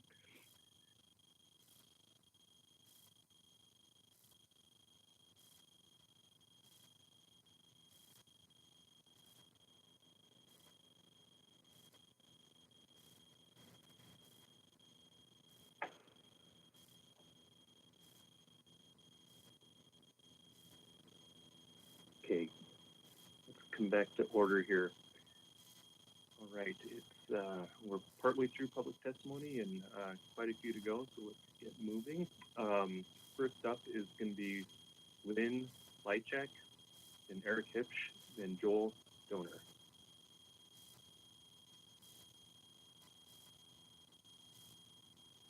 We have Lynn Lychak available.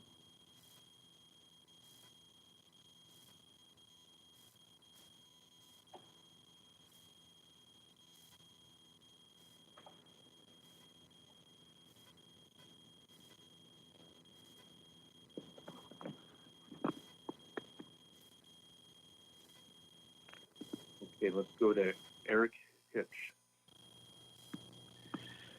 Yes, Mr. Chairman and council members. My name is Eric Hipsch. I am the Vice President of UCEDA, and I served on your Salmon Committee. The message is loud and clear in the comments from the public posted on the council's website and in the letters from the different organizations, from our legislators, and in the resolutions from Homer, Kenai, Seward, and the Kenai Peninsula Borough. The only rational choice in front of you is to amend Alternative 2 and require that all Cook Inlet salmon escapement goals, management plans, allocations, and in-season management practices meet the requirements of the Magnuson-Stevens Act and the 10 national standards, and make it apply to the entire fishery. What you all need to realize is that the state of Alaska's system for management of these Cook Inlet salmon is totally corrupted, and that it has been for quite some time. There is no other way to describe it. Some of you on the council have witnessed that firsthand. The late introduction of Alternative 4 is a punitive action by the state because their corrupt behavior is being exposed, and they want to continue their malpractice with impunity. The corruption in the Dunleavy administration is well known and widespread. The payback for hundreds of thousands of dollars in campaign funding has been the subject of numerous articles in multiple media outlets. Now the Dunleavy administration, through the commissioner of ADF&G, is trying to force the council to join with them in their political payback scheme. In addition to that, for the last decade, clear back to 2010 and before, when we first started working on Amendment 12, the state of Alaska has been misleading this council regarding how they manage salmon. We have documented their dishonest statements multiple times, and we have provided great detail about their duplicity in the UCEDA letter to this council last spring, dated May 18. This letter is also referenced and included in UCEDA's on-time public comment. I have been actively involved in this issue at the council level for more than a decade. We have consistently said that we want the state to be involved in the day-to-day management of this fishery. But the state has gone entirely off the tracks in Cook Inlet, and we have to put a stop to this train wreck. We aren't asking for special treatment. We're only asking for what the Magnuson-Stevens Act and the 10 national standards already require. We're only asking that we are managed by the same rules that many other fisheries across Alaska and the nation must follow. Thank you. Thank you for your testimony, Mr. Hipsch. Mr. Hampton, did you have a question?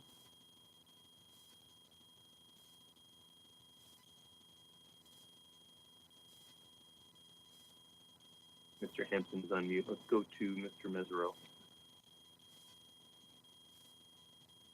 Thank you, Mr. Chairman, and thank you, Mr. Hitch. I've been kind of waiting to ask this question because I wanted to wait till someone from your organization came up to speak. Now, I've seen on a number of comment letters that members from your organization support Alternative 2, but then it says amended to include the national standards or Magnuson-Stevens in the letters. And I guess my question for you, Mr. Hitch, is we don't ever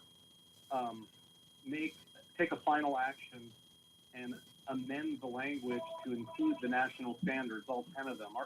Our charter here is to balance the national standards to have the best outcome for the resource and for fishermen. And so I was just hoping you could explain what what is meant by amending Alternative 2 to the national standards? It's just a confusing term that we don't normally hear here, and I think the council in general would benefit from your explanation of what that language means that's in numerous comment letters. Through the chair, Mr. Mesereau, thanks for the question. And I understand that you're in a difficult situation and having to take final action on this at this last meeting of this year. And it's unfortunate that you've been sort of put into this time frame, but that was the time frame that we're forced to work with, and it wasn't anything we did to make that this time frame what it is. So, but I think what you're seeing here is that there's a realization that the Alternative 2, as it's written, doesn't actually comply with what the Magnuson Act requires for the 10 national standards. It doesn't meet the 10 national standards, and it doesn't comply with what the Ninth Circuit order was. So I think what you're seeing in these comments is everyone else that has studied this thing realizes that Alternative 2, as it's written, is deficient. However, I understand it's the only option you have to move forward. So I guess I don't really have a good answer for you as to what you could do now, other than pass Alternative 2, and we'll try to work out the details later. I don't know if I know that once you pass this, then NIMS has a year to work with it, and maybe they can make some necessary changes in order to get compliance. But right now, as it stands, Alternative 2, we don't feel meets the requirements of the federal law, and that we know state management, as it currently exists, doesn't meet the requirements of the Magnuson Act or the 10 national standards either. So, hope that helps. Mr. Chairman, could I have a brief follow-up question just to Mr. Mesereau? Thank you. So is the amendment that you're talking about, or the issue that the underlying issue of this, managing from the EEZ to the river, or is that your group has consistently sort of stated that was your goal, is to have it be from in-river all the way out to the full range of the fishery? Is that what the amendment that you're referring to is, or is it more holding the state to follow the national standards in some fashion? It's more about holding the state to the requirements of federal law and the national standards. We've never wanted, we've never tried to get federal management of any part of this fishery. We always thought the state should be the in-season manager, but right now the state has, as I said earlier, is totally off the tracks here in Cook Inlet. Nothing they're doing meets the requirements of any part of federal law. So that's what we're looking for, is that in order to delegate this authority to the state to manage, you have to ensure that the state management measures and practices comply and meet the requirements of federal law. That was very helpful. Thank you. Dr. Balsiger. Yeah, thank you, Mr. Chairman. Mr. Mesereau got mostly to my question as well, but I was wondering if Mr. Hubush could say, do you believe that all 10 national standards are being abused? Do you think it's just number 1? Do you think it's number 8? Can you be more specific about which national standards you think are not being met, that you've referred to several times? Through the chair, Mr. Balsinger, thank you for the question. Off the top of my head, I would say National Standard 1, National Standard 2, National Standard 4, and National Standard 8 are the ones that really jump out at me right now. We can probably fine tune that a little bit further, but as I heard earlier on today, I heard Mr. Twite bring up the question of allocation, and I know that's an area that the council shudders at getting into, but you need to realize that if you don't allocate, do some basic sector allocations here, you can't meet the requirements of National Standard 1, and you can't meet the requirements of National Standard 8. How are you going to protect these coastal communities and the economies there if you don't allocate? Same, and back to National Standard 1. If you don't allocate, you can't manage the fishery on a continuing basis for OY and manage, which requires managing the stocks, to MSY.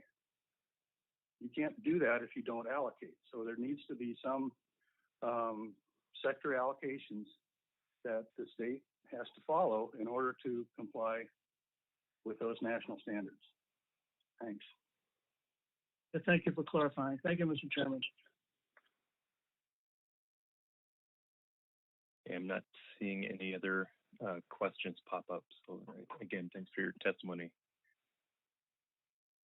Next up is Joel Donor, then Judy Nugent, then David Martin.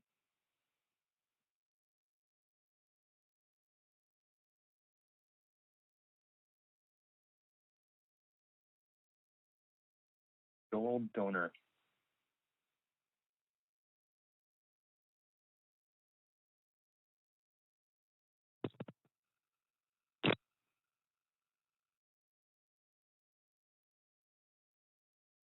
Okay, Judy Nugent.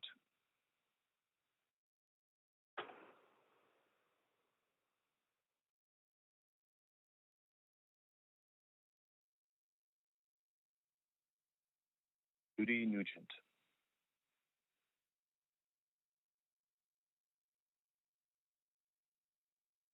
And then we'll go to, all right, members of the public, please mute your phones. Now let's go to David Martin, then following Mr. Martin will be Jeff Berger, and then Ravel Russell. Mr. Martin? Yeah, thank you, Mr. Chairman. Can you hear me? Yes, we can. Good afternoon. Yeah, good afternoon. Mr. Chairman, council members, my name is David Martin. I'm president of the United Cook Inlet Drift Association. I will be giving testimony on UCITA's behalf. I will reference the joint letter submitted from UCITA and Cook Inlet Fishermen's Fund. It has been 10 years since we notified the council that the Cook Inlet salmon fishery was being harmed because it was being managed by the state using political and allocated management plans and escapement goals. It is still not being managed for maximum sustained yield. Annually, millions of surplus salmon are going unharvested, grossly overescaping the systems. None of the state's management plans and escapement goals comply with Magnuson. Unfortunately, the fishery and the resource is in more of a dire condition today than it was 10 years ago. In this 10-year time frame, there have been 3 fisheries economic disasters. These economic disasters were not from a lack of fish, but were from the state's management plans for mandatory time and area closures and inflated escapement goals above MSY escapement goals. The major processors in Cook Inlet have declined from 8 to 3. The small processors are almost all gone. Fishermen participation has dropped by 1/3. The value of salmon permits, fishing sites, and vessels have declined dramatically. Young persons cannot afford to fish Cook Inlet. The Cook Inlet salmon fishery was managed for MSY. When managed for MSY, it had harvest of 3 to 6 million salmon and a value of $50 to $100 million first wholesale value, second only to Bristol Bay. For the last 10 years, the harvest has been below 2 million salmon, accompanied by gross overescapements. Decades ago, Alaska used to practice in-season abundance-based management that allowed the local managers to open and close fisheries on a daily basis to ensure that spawning escapements for long-term sustainable yield and to harvest the surplus. Those days are long gone. Today, the state doesn't practice abundance-based management in Cook Inlet, nor do they try to harvest the salmon surpluses. They have adopted a management plan with mandatory time and area closures, no matter how big or late the salmon runs are. They have implemented a new policy that puts as many fish into the river as possible so as to unfoundedly make sports fishing better and say that over-escapement will not jeopardize the sustainability of salmon stocks. This is opposite of what the Magnuson-Stevens Act dictates and is not in the national or even the state's best interest. When you see this if and the commercial fishermen came before this council 10 years ago, this council told us to go and submit proposals to the Board of Fish, which we've been doing for decades, to have them resolve the problem. We did, and the Board of Fish just added more restrictions and more escapements. As required, we returned to this council to seek relief and justice. Unfortunately, the council proceeded to draft and passed Amendment 12, which kicked the Cook Inlet fishery out of the FMP and turned sole management over to the state. With our fishery being regulated away from us by state's management, we had no choice but to go to court. The Ninth Circuit Court ruled in our favor that the Cook Inlet salmon fishery required conservation and management throughout its range, and that a legal FMP be developed that complied with Magnuson-Stevens Act, the 10 national standards and other applicable laws, and that Cook Inlet salmon were of national economic and food importance.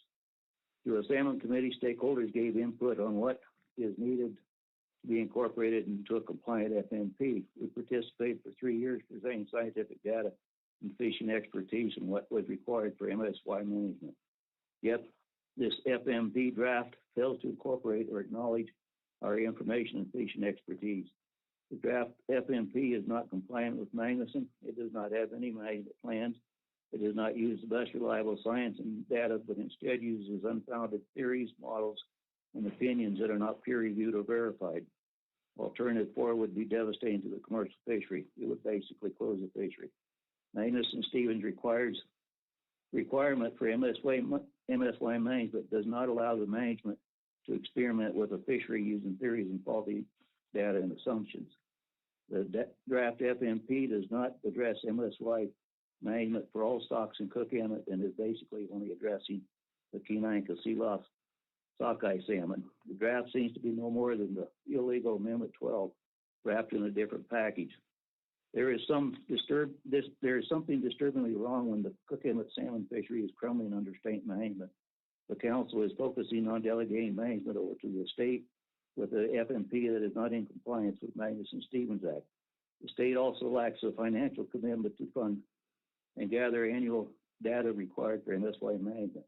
They're down to only 2 sonars and a couple of adult weeders. All the alternatives, 1 through 4 of the draft plan, will not develop an FMP that is compliant with the Magnuson-Stevens Act. It is impossible to manage for MSY for all stocks in Cook Inlet if the FMP does not apply to all waters in the fishery and the state is not compliant to manage with the legal FMP.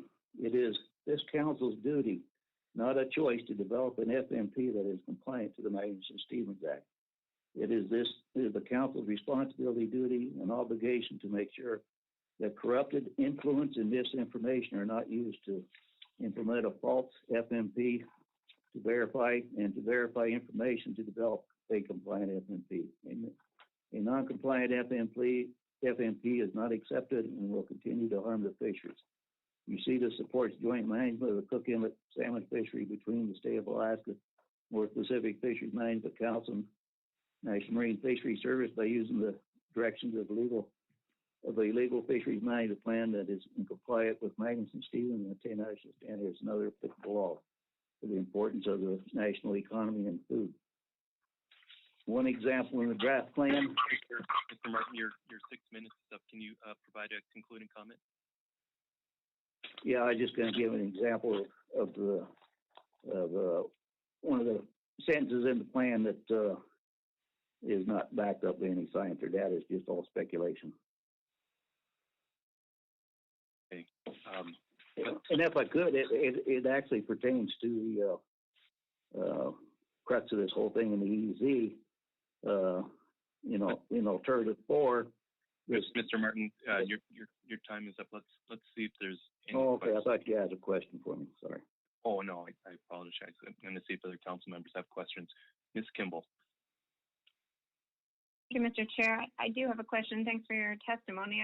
I heard toward the end you say that you support joint management by the state of Alaska, National Marine Fisheries Service, and this council, but your previous testimony was such that you didn't support any of the alternatives in the analysis because it wasn't full federal management throughout the range of the salmon stock. So if you could try to be more explicit in which of those statements I should take as your final word on your testimony.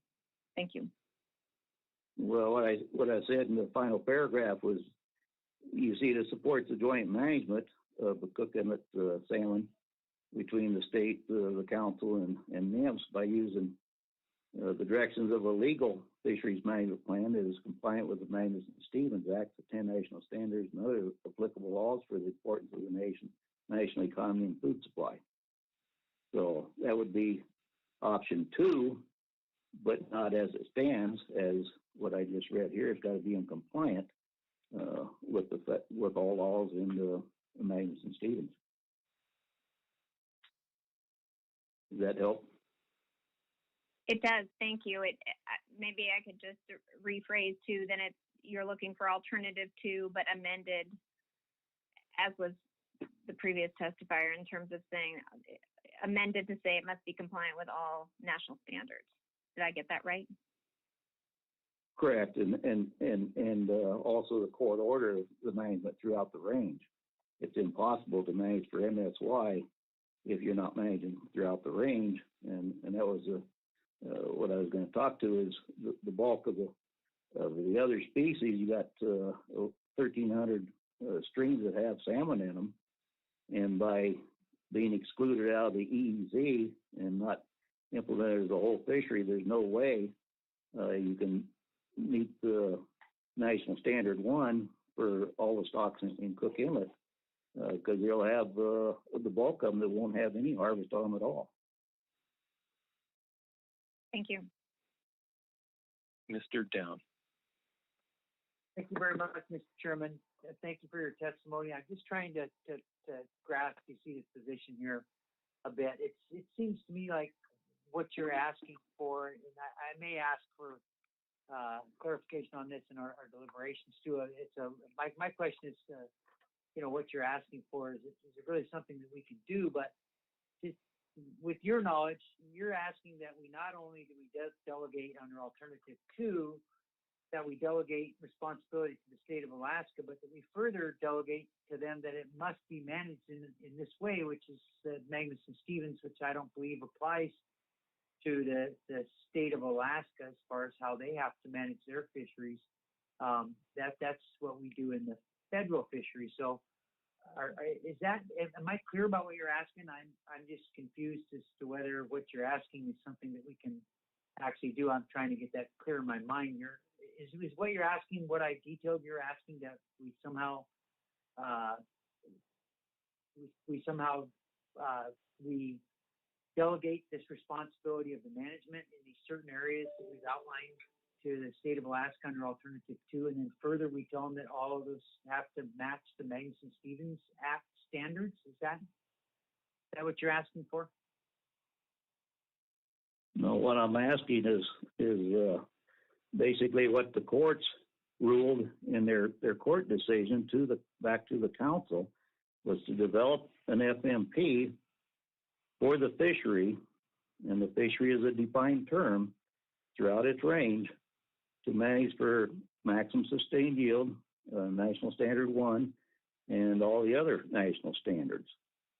And MSY does apply to those waters as the court ordered. And that is your obligation. What I said, the council's obligation, is not a choice you have. It's the duty that was given to you and confirmed by the courts to develop an FMP that is in compliance with federal law. So Magnuson-Stevens Act does apply. I'm sorry if you don't think it does, but the courts have already ruled on that and went clear to the Supreme Court, and they withheld that decision. Yeah, thank you, Mr. Chairman. Just for clarification, I was not posing my belief on where I think the Magnuson-Stevens Act applies and where it doesn't. I was simply trying to clarify the position of EC on this. So thank you so much for your comments, and thank you, Mr. Chairman, for allowing me to ask the question. Okay, I apologize if I thought you said that you said Magnuson-Stevens didn't apply to this case. Mr. Mesereau has a question. Pardon? Thank you, Mr. Chairman. Mr. Martin, I have a question. This is Andy Mesereau, and it's regarding the same issue. So what's in front of us today, what our responsibility is as council members, is to choose one of the alternatives as they're written, as the analysis portrayed them. That's what we can do. We can't change the analysis now or amend things that aren't included in the analysis. So are you suggesting that you would prefer the council to approve alternative 2 and then somehow work out some of these other details that may or may not be responsibility of the agency in court later? Because right now we're talking about the EEZ, the little box in the chart. That's what our decision is today. It has nothing to do with going outside of that. And so we have to feel confident that we're making a decision that stakeholders support. If you don't support the management in the EEZ and you feel like it needs to go outside that, that's outside of our information and our analysis and what we've been presented over the several years we've been working on this. So I guess I'm asking you, with that in mind, where do you stand on this issue? Well, this has been before the council for, 3 years now, 4 years? And you see it has been consistent that the track the council was going down to develop an FMP was not going to be in compliance with Magnuson in the court ruling. And the Salmon Committee that was developed for the stakeholders was very consistent in relaying that message that with what the council was presenting in the alternatives, none of them was going to comply with Magnuson-Stevens or the Ninth Circuit ruling. So you kind of got yourself in the box, kind of been self-inflicted. We even offered 3 years ago that we could write an FMP and probably have it done within a month that would be in compliance with Magnuson. And we gave all kinds of data, graphs, expertise from the fishermen themselves. A lot of these fishermen have been fishing out here for 30, 40, 50 years. We know what it takes to manage for MSY and to harvest all the stocks. So you've kind of got yourselves into a corner with this deadline at the end of this year. But we have consistently maintained that all the options put forward, how you amend it, it still won't meet a legal FMP. So I guess it'll be up to the NIFS to decide what a legal FMP will be and whether that's going to be compliant with the court or not. So again, it's not a difficult situation. We could develop an FMP that deals with the management part of it, that would manage the inlet for MSY for all species. Thank you. Hey, Mr. Martin, I'm not seeing any more questions come up, so thank you for your testimony. Okay, thank you. Good luck. Okay, next up is Jeff Berger and then Ravel Russell. Hello, can you hear me? Yes, we can. Good afternoon. Good afternoon. Yeah, I'm Jeff Berger. Thank you for the opportunity to speak today, Council and Mr. Chair. I'm a lifelong processing sector professional, currently regional manager of Pacific Star Seafoods, mostly for the fleet. I don't know, the whole issue's been going on for 40 years. Commercial fishing's always been sustained in our area, since before statehood, and certainly my livelihood for the last 40 years. We need not look any farther than Bristol Bay to see that our management has, been pretty poorly done. So we've always asked for maximum sustained yield management for the benefit of everybody in all the years that I've been in this, and we need to continue to do that. It should be all about the fish. Anyway, certainly not in support of the number 4 alternative, and it's after hearing everybody's testimony, I just kind of Mr. Martin and Mr. Anderson's statements really hit close home, and I appreciate the opportunity to testify here today. That's all I have. Okay. Thank you for your testimony. Are there any questions from council members? Mr. Chair, this is Nicole Kimball. My deck stopped working, but I do have a question. I just can't raise my hand. All right, Ms. Kimball. Thank you. Thank you for your testimony. I just wanted to provide an opportunity for you to convey how dependent your business is on this particular fishery in the EEZ.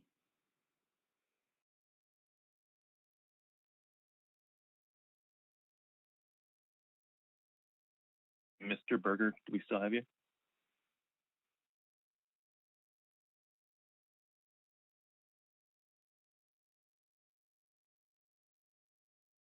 Right. Sounds like he may have dropped off the call. Okay. Sorry about that, Ms. Kimball. Let's go ahead and move on to Ravel Russell. Following Mr. Russell will be Robert Ruffner and then Taylor Evenson. Yeah, hello. Can you hear me? Okay. Yes, we can. Good afternoon. Okay. Yeah, good afternoon. My name is Tad Ravel Russell. I'm a Cook Inlet drift permit holder and vessel owner. I've participated in various fisheries around the state since 1994, and I've drifted Cook Inlet since 2009. I'd just like to go on record as supporting Alternative 2, federal management of the commercial fisheries in the EEZ with management measures delegated to the state. I'd also like to go on record as opposing Alternative 3 and Alternative 4. I was just going to rant on how the drift fleet has been treated by this current administration and our current commissioner and our board of fish, and I'd be happy to do that later, but I'll just let that go for right now. Instead, I'll just speak as someone who drifts the inlet. Most of the drift fleet, as Annette Bellamy, previous testimony, spoke of radio groups. We all fish in radio groups. Well, I've been in my radio group since 2010. I'm still considered the new guy in the group. So that just speaks to the breadth of knowledge that's out there. So if anything I say is not right, maybe somebody will back me up later. But I would like to say I catch the majority of my fish in the EEZ. It's hard to explain. I've had people ask me, why don't you just fish in front of the river, in front of the Kenai, the Kasilof? I've tried it. It just doesn't work. You need to be out in the middle there. And it takes me weeks to catch in the quarter what it takes days for me to, it takes weeks for me to catch in the quarter for what it takes for me to catch in the EEZ. And when I say corridor, I mean the 8-mile corridor we currently fish in, not the 3-mile corridor under Alternative 4. Again, it's hard to explain. There's maybe it's the rips or the currents that form out in the EEZ and the inlet where salmon travel. They might school up there. There might be bigger schools. I don't know. I just know the fishing is better in the EEZ, and the quality of fish is way better. The fleet is much more efficient out there. There's more room to fish, and in my opinion, it's a safer fishery. As far as Alternative 4 goes, as far as us fishing in state waters in that 3-mile section there, I just don't see any way you're going to get 300 to 400 boats in there, especially when the senators are fishing. You're only going to have 1.5 miles. I mean, the whole thing would be counterproductive. It'd be unsafe. Even fishing in the current 8-mile corridor that we fish in right now, let alone a zoo. So I can't even imagine what it'd be like within 1.5 miles. I'm young enough, or at least I like to think so, that I'd move to another fishery if alternative 4 is passed and this isn't worked out. Though I know, even though I have a substantial investment in time and money in this fishery, I will move on if this doesn't work out. However, many of my colleagues I feel won't be able to, and will probably just go out of business. I was thinking of Councilman Baker's question of what amendments alternative 2 that would work. You know, I don't know exactly what would work, but I would like to think that the council and the state of Alaska, with all their knowledge and experience, could work something out that would be fair and balanced for the whole fishery. I know it won't be easy, but it would be the right thing to do. Yep, I'm all done. Oh, okay, great, perfect timing. Yep, I was just finishing up. I just want to say it won't be easy to do, but it would be the right thing to do. Thank you. Okay, thank you for your testimony. Dr. Balsiger has a question. Yes, thank you. Thanks for the testimony. That was good and heartfelt, and I liked the tone of it. You and many other people have suggested that we should adopt alternative 2 and delegate it to the state of Alaska, the management. What would you suggest if the state of Alaska is either unable or unwilling to accept delegation, perhaps because of budgets or economic reasons? If that's the case, you don't leave us much option. Well, from my understanding is the federal management would be unable to do it just because they don't have the resources. I mean, the state is set up to do it. They've been doing it for, since forever. I think they can do it. I don't want to get political here, but I don't think they have the will to manage the fishery at this point. And if the state won't do it and it's left up to federal management, then, I don't see any future for this fishery. Thank you. I was hoping for something a little bit brighter than that, but I appreciate your answer anyway. I know. I wish it was brighter. I really do. But I've been beaten down for 10 years here. All right. Let's see Trying to make a living.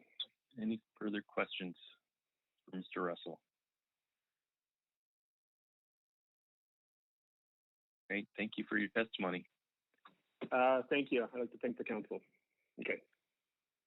Okay, next up is Robert Ruffner, then Taylor Evenson, then Ben Moore. Great, thank you, Mr. Chairman, members of the council. My name is Robert Ruffner. I'm representing the Alaska Salmon Alliance, which is a consortium of processors on the Kenai Peninsula, and appreciate the opportunity to address this issue. I think you've seen a dramatic increase in public comment and awareness of the issue over the since the last meeting. A big part of that is because this issue really wasn't on people's radar screens. We watch the council pretty closely, pay attention to what they're doing, and have always felt like council members are able to give signals as to what they're thinking about and which direction they're going to go, and where things might wind up, and that gives the public the opportunity to engage with management, both at NIMS and council members. In this case, the reason you have 200 and some odd comments is because people were caught flat-footed and very surprised by the last-minute amendment that sent the signal that this is the direction that the state wanted to go. And I think that's very unfortunate. One of the signs that I would look to if I were a council member is the outcry from the coastal communities that we're supposed to be protecting here with these fisheries. What you have is 4 different deliberative bodies that represent local governments on the Kenai Peninsula, all calling special meetings because they couldn't comply with Open Meetings Act by the time this information filtered to them. That's 30 or 40 public officials that voted unanimously not to pursue alternative 4. These are people that have to address the local community and the fishermen that participate in these fisheries on a daily basis, and they know the economic situation of our communities best. So I would take those resolutions that were passed to heart and know that they did not think that this was a total closure of the fishery. They were well informed and knew that it was closing half of the waters to one gear type. So that should tell you that it is a significant economic hit that we're potentially facing. I'll switch over to the processing side of this a little bit to say that our processors have had a downturn over the past couple of decades in the number of processors, and they've adjusted their business plans to cut fish in a timely manner. And the timing of the delivery of those fish is critically important. They make decisions on whether they're going to take cod early in the season, knowing that the salmon fishery is coming up in late June and out of these EEZ waters. And they're all scrambling to think, well, what happens if we don't have that late June, early July slug of fish that's coming out of the EEZ? What are we going to do? Are we still going to cut cod? Are we still going to take crabs from Prince William Sound? Those are all dynamic decisions that they have to make. So it's not as simple as looking at a table and saying, oh, well, this is only 22% that might be able to be made up somewhere else. It's not that simple. And I think everybody probably recognizes that.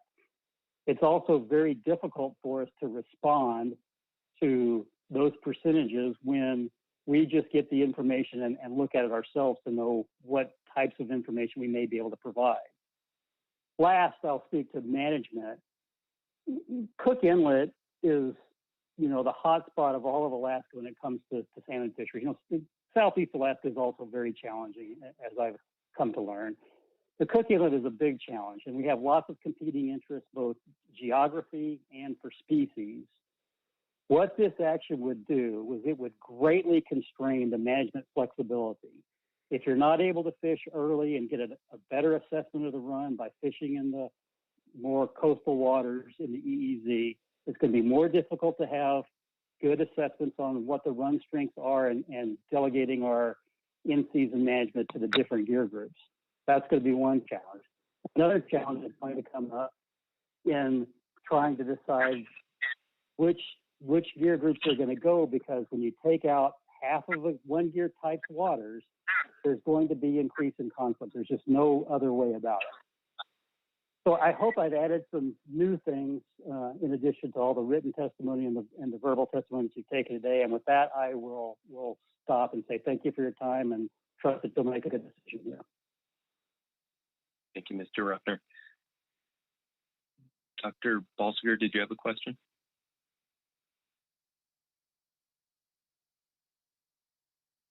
Okay, Ms.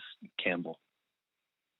Thank you, Mr. Chair. Robert, I know that you were a public servant for some time on the Alaska Board of Fisheries, and I wanted to ask you, I don't know if you were following along this morning, but one of the things that we dug into a little bit during staff presentations was the idea that under Alternative 2, if there was an appeal and there was a finding by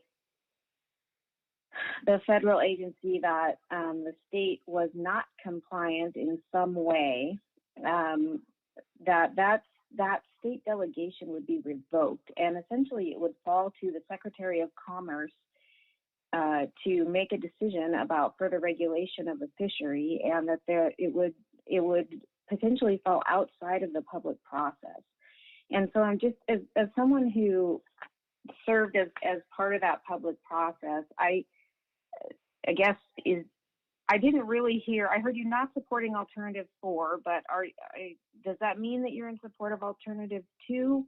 And if so, what are your thoughts on that particular element of it, if you don't mind sharing those with me? Sure, through the chair. Thank you, Ms. Campbell, for the question. No, unfortunately, I tuned in a little bit late this morning, so I didn't hear that question. But I guess what I would say is we do have cooperative management with other species, and it does, it requires a bit more work on everybody's part to do that. But at the end of the day, I think that cooperative management winds up being better for the fish. The more eyes we have looking at things and trying to make assessments on how we're managing fisheries, I tend to believe that works out for the better. So I certainly don't want to see a public process get usurped by one federal agency and then pulled outside of the purview of the public.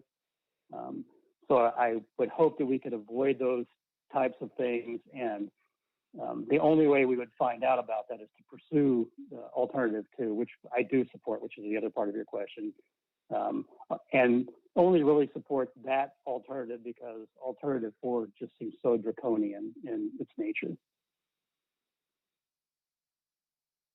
Thank you, Mr. Ruffner. Thank you, Mr. Chair. Ms. Baker. Thank you, Mr. Ruffner. I appreciate your testimony, and I'm sorry if I missed it at the beginning, but I wondered if you could just give me a sense of the Alaska Salmon Alliance and the individual processors that are members of that organization and where they're located. Sure. So the associated members are Packstar Seafoods, Copper River Seafoods has been a member, and OBI is over in Seward is also a member, and they all buy fish and participate, Homer, Kenai, and Seward.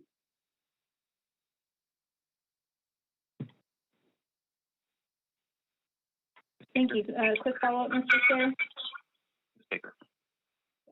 Thank you for that, Mr. Ruffner. And again, following up on Ms. Campbell's question, it doesn't sound like you were able to listen in for our staff conversation this morning, but we did have a conversation with the staff about the processing sector and some of the limitations in our analytical ability to sort of separate some of the potential impacts of the alternatives on the processing sector, specifically related to, their reliance, if you will, on salmon from the Cook Inlet EEZ versus in-state waters. And I don't know, I was just going to give you a bit of an opportunity. I don't know that I have a specific question other than, you've already stated that the processors in your organization are dependent on the EEZ portion of the Cook Inlet salmon fishery. And so I guess I just wondered, could you expand on that a little bit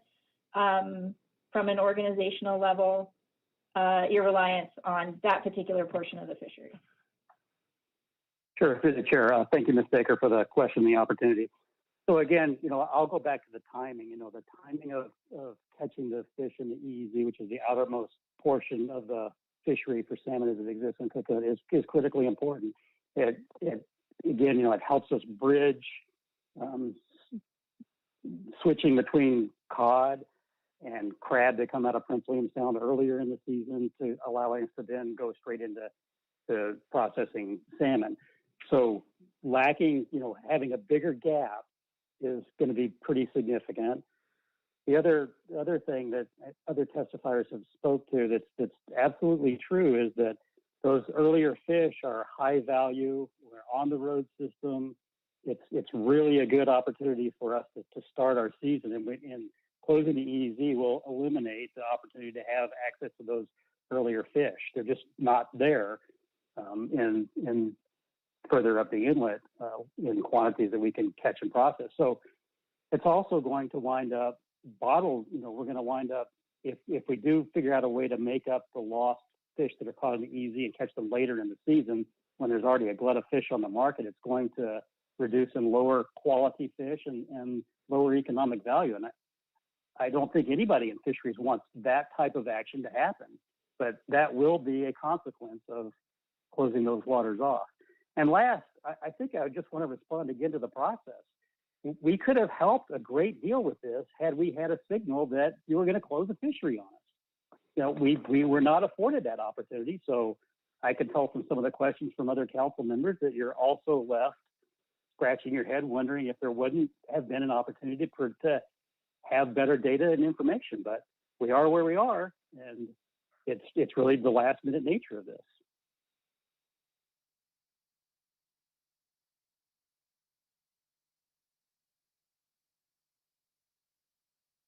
Ms. Kimball. Thank you, Mr. Chair. Just a quick one, Mr. Ruffner.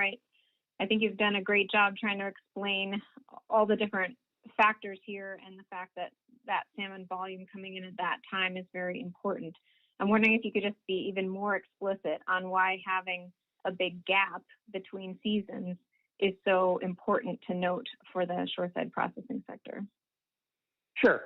Thank you, Ms. Campbell, through the chair. So, I think it's probably fairly obvious that, you know, if you are hiring people and employing them and have them housed at your facility, and then you have a period of time where you can choose to process fish, and then suddenly you've got a big gap, you know, a few weeks where you have to keep people paid and keep them housed, that's going to make it less economical to cut those whitefish earlier in the season. So right now, you know, the processors, even though we've seen a downturn in the number of processors, the economics associated with them, this has the potential to have a greater impact than what the table on the chart says, 22%, because of that continuity between species and keeping a processor up and running. Thank you, Mr. Ruffner.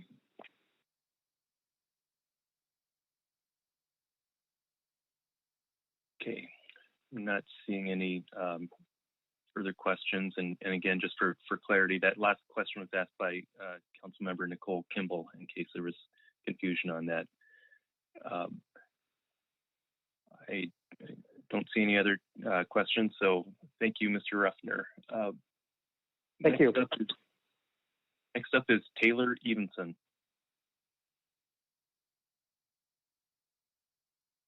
Following Taylor will be Ben Moore and then Georgie Heverly.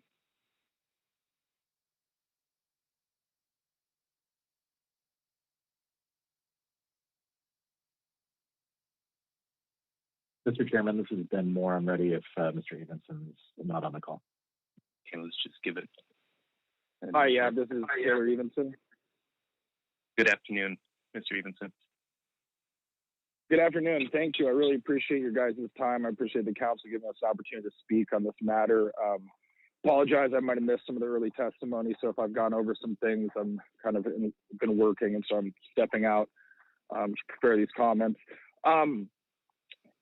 Yeah, so I'm a third-generation commercial fisherman from Cook Inlet. My grandfather moved to Kenai in 1956 to commercial fish there. My dad's fished there for 65 years. I've fished there for every year of my life except this last year where I fished in Bristol Bay and 1 year where I interned for Senator Murkowski in D.C. As you can see, I'm sure by the earlier testimonies, the issue of possibly shutting down this fishery is emotional, it's personal, it's political, and I'd love to avoid those issues, but ultimately that's what's happening here. As you can hear from my lineage, this is a cultural issue. We've been here forever doing this, and we've slowly seen our fisheries degrade.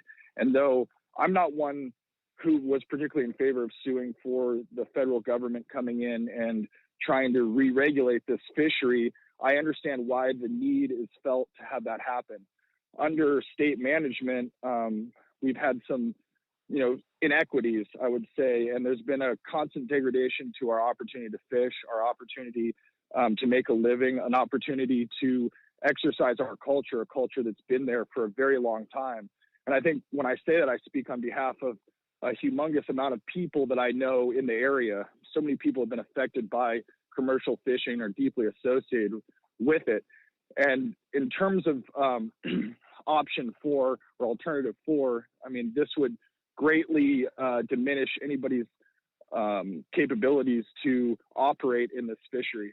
As I described, I have already left Cook Inlet because of the exact economic factors that I was describing before that have happened, a slow degradation to our fishery and no opportunity. So I have experienced fishing salmon in other parts of the state. And as I said in my written comments, I'd like to point out that the deep waters in Cook Inlet make it almost impossible for us to effectively harvest fish close to shore. In Bristol Bay and Prince William Sound, you have a lot of opportunities to harvest these fish in shallower waters. In Bristol Bay, you're in many of the districts scratching the bottom with your lead line and thus your nets. And there's no opportunity for those fish to go under you. In Cook Inlet, the fish have the opportunity and do. I mean, you can see from the level of generational knowledge I have in this, they tend to dive, pop up all different places. You need a vast area to be able to effectively harvest these fish.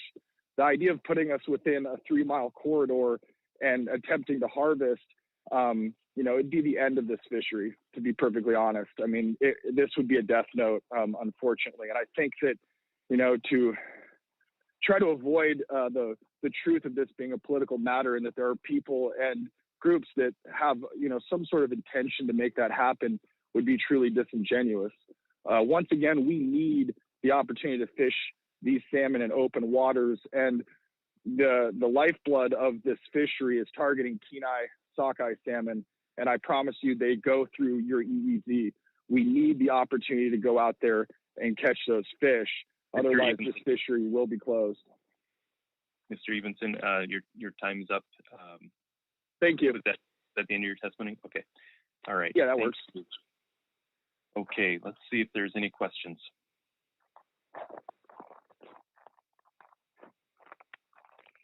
Don't see any. Thank you for your comments. Thank you very much. Okay, next up is Ben Moore. Hi, can you hear me? Yes, we can. Good afternoon. Good afternoon. Thank you, Chairman and members of the council. My name is Ben Moore. I'm the Executive Director of the Kenai River Sport Fishing Association. We're a nonpartisan, nonprofit fishery conservation organization that works to ensure the long-term health and sustainability of fish resources in the Kenai River and elsewhere in Alaska. As you're aware, for decades, the state managed fisheries in all the waters in Cook Inlet, including federal waters. And when this state management structure was formalized by the council in 2012 with Amendment 12, the council recognized the state's superior ability to respond to in-season data and to quickly and continually adjust to run specific harvest measures. KRSA believes that management of salmon fisheries in Alaska should be developed by the Alaska Board of Fisheries and implemented by the Alaska Department of Fish and Game. This has proven to be the most effective approach to fisheries management in Alaska and is consistent with the council's historic approach to management of commercial salmon fishing in federal waters in Cook Inlet. Unfortunately, the lawsuit challenging this traditional approach does not allow for that option in the future, unless the harvest is only allowed in state waters. Our support of Alternative 4 is not an attack on the commercial fleet. KRSA has no desire to end commercial salmon harvests in Cook Inlet. We are supportive of sustainable, efficient, and effective management of Alaska's salmon for all users. This can best be accomplished by management at the state level and without federal involvement. KRSA examined the alternatives the council is considering, primarily with an eye towards sustainability, how the plans might be developed, implemented, and managed in season, and whether there are efficient processes in place to support the plans.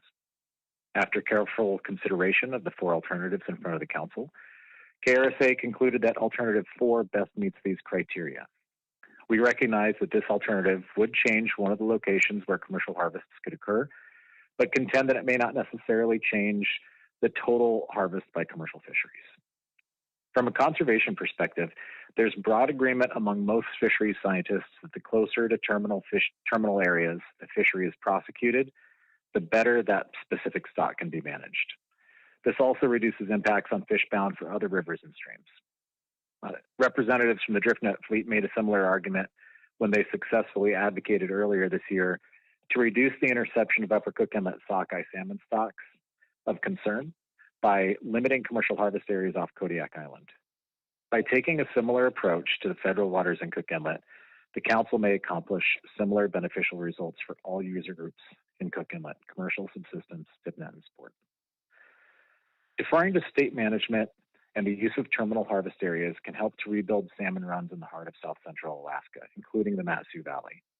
Alternatively, mismanagement in this area could have a significant negative impact on every other fishery in the inlet. Alternative 4 is also immediately implementable. Rolling the Cook Inlet EEZ into the existing Western Area FMP would provide uniform management of federal waters throughout Western Alaska. Again, it's our hope that you would support Alternative 4 in this process. And I really thank you for this time. This is an incredibly challenging subject for you guys to tackle. And I admire the thoroughness with which you've been approaching it. Thank you. Thank you, Mr. Moore. Are there any questions from council members? Mr. Mesereau. Thank you, Mr. Chairman. Thank you, Mr. Moore, for your testimony. I'd like to ask you the same sort of question that was asked of Senator Machicki regarding the possibility of a legislative fix that could simply provide the state the opportunity to manage the fishery outside of this process that wouldn't involve closing the EEZ. If that was a possible outcome of this, would you be supportive of that as opposed to closing the EEZ? Yes. Our preference would have been ultimately for alternative one, which would have maintained state management of that commercial fishery. We're not looking to shut everything down. What our bigger emphasis here is that it should be a state managed fishery. So with specific what would need to change as an amendment to MSA, there is a small language fix that I think could be applied to an amendment, and we would be happy to work with Senator Machicki and any other stakeholder out there to get that fishery into state management. Thank you.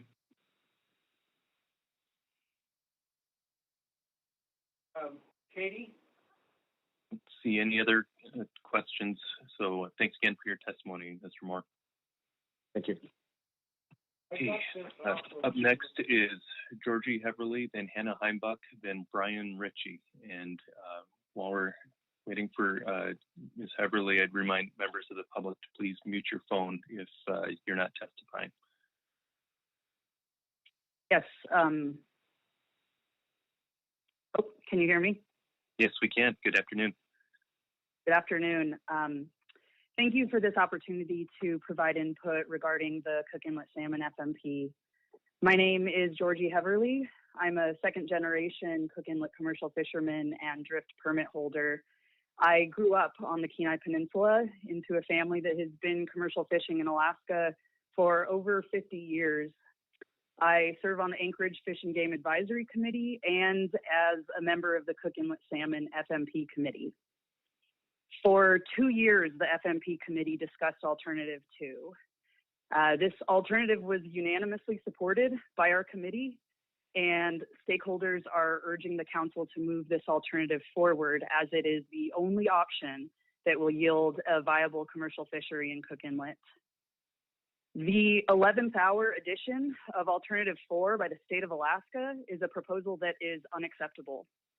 Its implementation will result in drastic and damaging effects for not only the Cook Inlet drift fleet, but the Cook Inlet setnet fishery, the fish and game management of Cook Inlet salmon, and it would devastate the economies of coastal communities of the Kenai Peninsula and beyond. And these effects were not thoroughly vetted or analyzed. And the FMP committee was never given the opportunity to provide formal input on this alternative. Alternative 4 would negate all of the hard work fishermen have done to try and reach common ground between user groups of Cook Inlet. All the work we have done to start to forge a path that provides equity between all users of the salmon resource. Alternative 4 destroys this path entirely. It eliminates opportunity for the commercial fisheries while increasing opportunity for the recreational fisheries of the inlet and river systems. Now, despite what the only supporter of Alternative 4 claims, a singular outlying divisive entity, it will be virtually impossible to maintain a viable drift fishery in Cook Inlet that occurs solely in state waters. This is a false narrative that has been spun, and the true intent of this support is to destroy the historic commercial fisheries of Cook Inlet. If federal waters are closed to the drift fleet, this action, coupled with the closure of Area 2 by the Board of Fish, will lead to an economically unviable drift fishery. And if the analysis does not conclude that, then it is insufficient. Finally, this alternative sets a dangerous precedent for all of the commercial fisheries of Alaska that occur in both state and federal waters. To accept Alternative 4 will send a message to all Alaskan commercial fishermen. It says collaboration is not possible. Reaching an alternative that requires working together cannot be considered, and that giving up is how our leadership operates. I urge the council to support Alternative 2 and reject Alternative 4. Thank you for your time. Thank you for your testimony, Ms. Heverly. Questions from council members?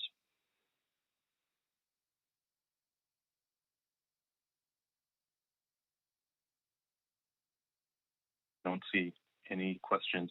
Thanks again. Thank you. Next up is Hannah Heimbuck. Hi there. Can you hear me? Yes, we can. Good afternoon. Good afternoon. My name is Hannah Heimbuck. I have fished Cook Inlet since 2012. My family has been fishing there since the early 60s. And I know today you are faced with a very difficult situation and imperfect choices. And I do still believe that the current alternative 2 is the only path resulting in a functional fishery while satisfying legal obligations. Yes, it does require some ongoing investment of time and resources, as all fishery management programs do, but the council and the state manage a great many complicated fisheries, several collaboratively, and this one is not beyond us. For the last 2 years, the majority of support and focus has been on Alternative 2. In comparison, we've had about 7 weeks to consider Alternative 4. Nearly all of the 225 comments you received are from fishermen, processors, marine trades businesses, community residents, elected leaders, and municipality representatives speaking to serious damaging potential of Alternative 4. I'll highlight that this is the portion of the fishery in closest proximity to Homer, and loss of the EEZ means fishermen lose almost any incentive to operate out of Homer, which means a loss of landings and marine services, city revenue, impacting hundreds of local businesses and many families that purchase salmon directly from fishermen. And I say this to underscore that the impacts of that to Homer have really been grossly understated, and likely due to the late addition of Alternative 4 and a lack of time for sufficient public input and analysis on reallocating resources away from a fishing community by changing fishery geography, which goes against National Standard 8. The analysis also does not fully examine Alternative 4's impact on the viability of the fishery. It makes an assumption that you can make up some amount of opportunity by condensing the fleet in state waters. That assumption is unquantified and presupposes that the state management process could or would adjust regulations to provide additional opportunity, which is far from certain and takes place in an entirely different management process. The council very clearly has no influence over that, and so that potential mitigation is just not an assumption we get to make in order to minimize the negative impacts of this decision in this process. And those community impacts aside, I want to particularly call your attention to the effects of adding commercial fishing to the language of each alternative. I realize that this is consistent with the existing FMP, which only deals with commercial fishing, but because of the extreme nature of Alternative 4, that distinction creates a profound inequity between user groups. Essentially, the state would manage open recreational fishing in the EEZ, while the federal system would manage permanently closed commercial fishing in the same waters. And I just cannot reconcile the inequity of that. And I truly don't believe we have analyzed the long-term impact of creating separate jurisdictional frameworks for the two largest stakeholder groups in this area. I think it's vital that all users have the right to work alongside one another within the public process that will determine the future of a historical fishery. And closing and ceding a commercial fishing management to the federal process while leaving others as they are is just an unacceptable and I think wholly indefensible outcome. And this would powerfully deepen the divide that already exists between these stakeholders and is a disservice to Alaska. So for these and many other reasons, I urge the council to support Alternative 2. Thank you. Thanks, Ms. Heimbuck. Any questions?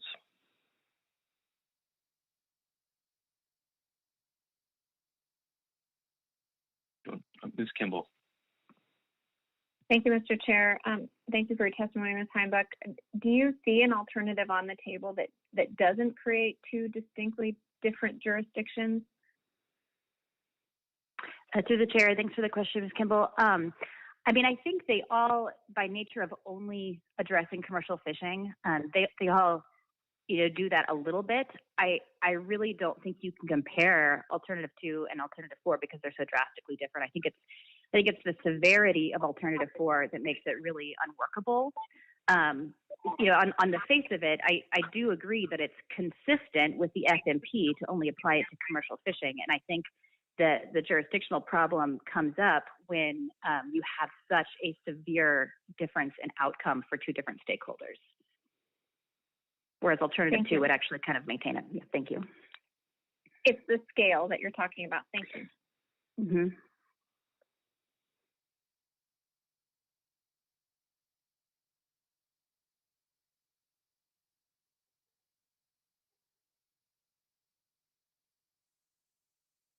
I don't see any further questions, so thanks again for your testimony, Ms. Heimbuck. Thank you. Next up is Brian Ritchie, then Roland Ma, and then Steve Bannock. Do you guys got me? Yes, we do. Good afternoon. Good afternoon. Thank you for the opportunity to comment here. Quickly, I want to keep this brief. I'm not going to cite the Magnuson-Stevens Act. I think there's been enough interpretations of Magnuson-Stevens Act and national standards and council process today, and I really don't want to add to that list when there's something that is important on the table. My name is Brian Ritchie. I'm a charter owner-operator in Homer, and I sit on the board of the Homer Charter Association, who I'm representing today. As business owners in the sport and recreational sector, we're one of the few groups represented here whose interests potentially stand to benefit from the likely reallocation of fish which might occur from alternatives 3 or 4.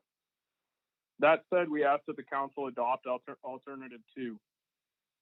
We understand the complications adopting alternative 2 would present the council and the Alaska Department of Fish and Game cooperatively, but we feel the potential implications of adopting alternative 3 or 4 are something we can't support. Regarding alternative 4, the environmental assessment and regulatory impact review provided to the council via Mr. Armstrong and Mr. Duncan clearly indicates the dependence Cook Inlet drift fishers have on harvest from the EEZ, as it annually totals about 50% of their harvest. Further, council review and analysis, as well as previous actions taken by harvesters here, are evidence that a large portion of this fleet has an extremely limited adaptive capacity to management changes. In short, the HCA is concerned that the closure of this area to a fishery that has historically relied on it could have adverse effects on that fishery, making it financially unsustainable for its stakeholders and dependent communities, many of whom have long histories in the fishery and a proven dependence on it. For my association's membership, these Cook Inlet EEZ fishers are not only our neighbors and fellow community members, they're our peers in Homer's working waterfront. They provide revenue for our processors, our port and harbor. They support our schools and our stores, and they're an important component of our vital marine trades community. Communities like Homer and associations like the Homer Charter Association rely on all of these components, and for these reasons, we ask that the council please support Cook Inlet EEZ fishers and adopt alternative 2. Thank you.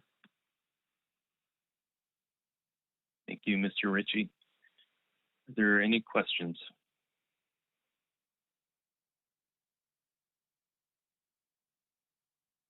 I don't see any. All right. Thank you for your testimony. Next up is Roland Ma.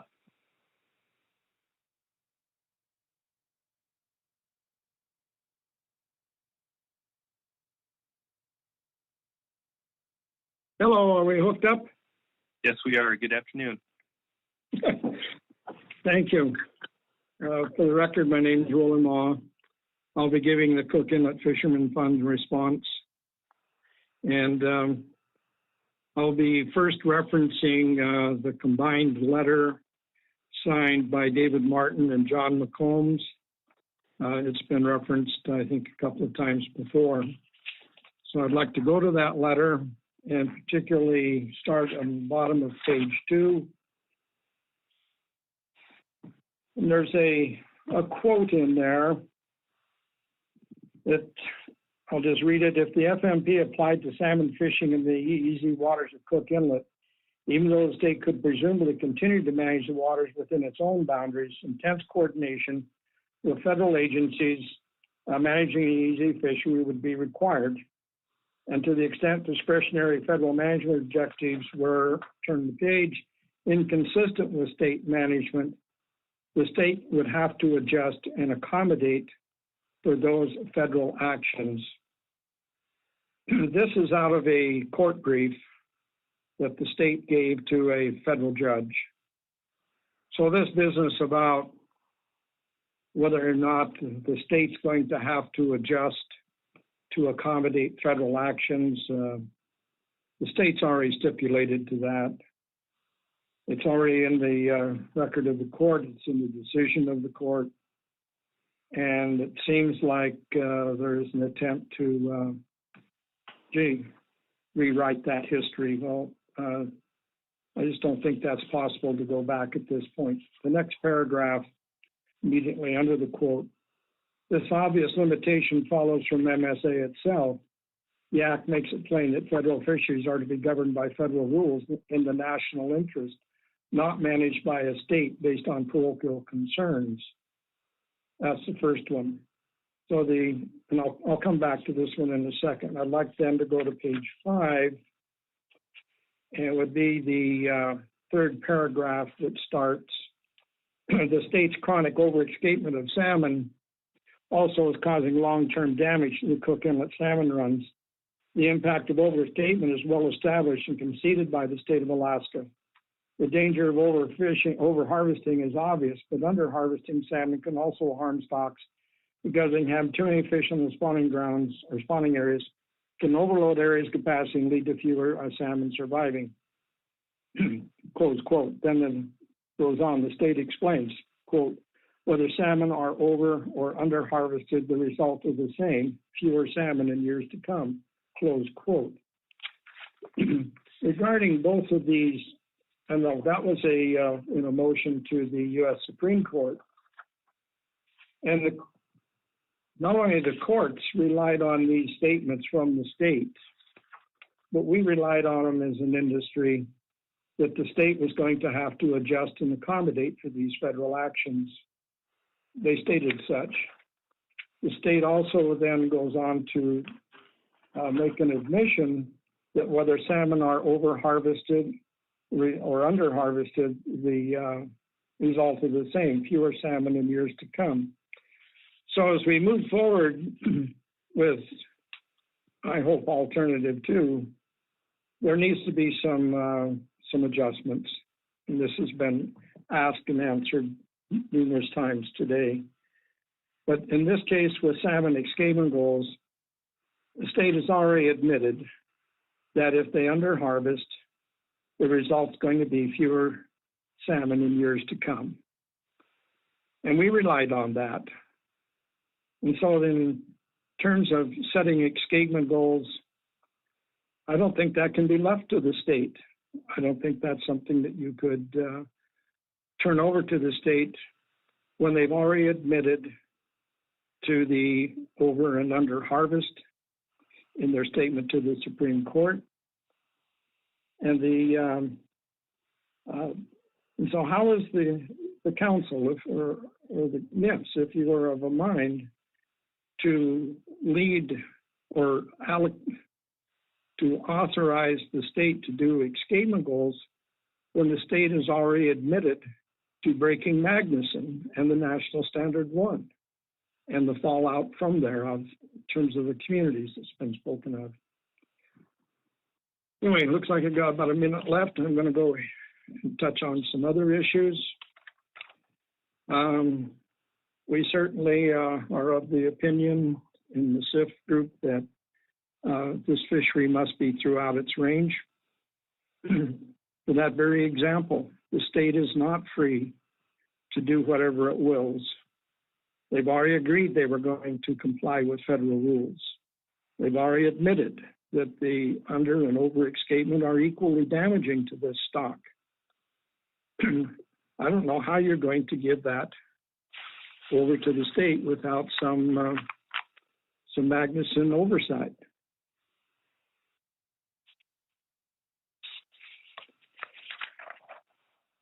Let's see, we've got 28 seconds. I think I'll just leave it there and maybe deal with some questions. Okay, thank you for your testimony, Dr. Mott. See if there are any council member questions. Ms. Baker. Thank you, Mr. Chair, and thank you for your testimony, Dr. Mott. I'm wondering, so picking up on that last point, the revisions that you think need to be made to alternative 2, do you think the council should change the management measures that would be delegated to the state under alternative 2 from the list we have right now? Or do you think that the federal oversight and review process that is proposed under alternative 2 would be a better way to address the concerns that you have about some aspects of state management, like escapement goals? Thank you. Well, I think in the first instance, there has to be some fairly substantive, I'll just say substantive involvement by the council and by NIMS with the state, and if I had my druthers, it would include some of the stakeholders, about how these escapement goals are set. They do have consequences both for the fish and for the products that we hope to gain from these fish. And I think waiting for some time in the future to raise that issue, I don't know what the process would be. One would be maybe the SAFE report that has to come out. The other one would be through the initiation of a petition to the Secretary of Commerce.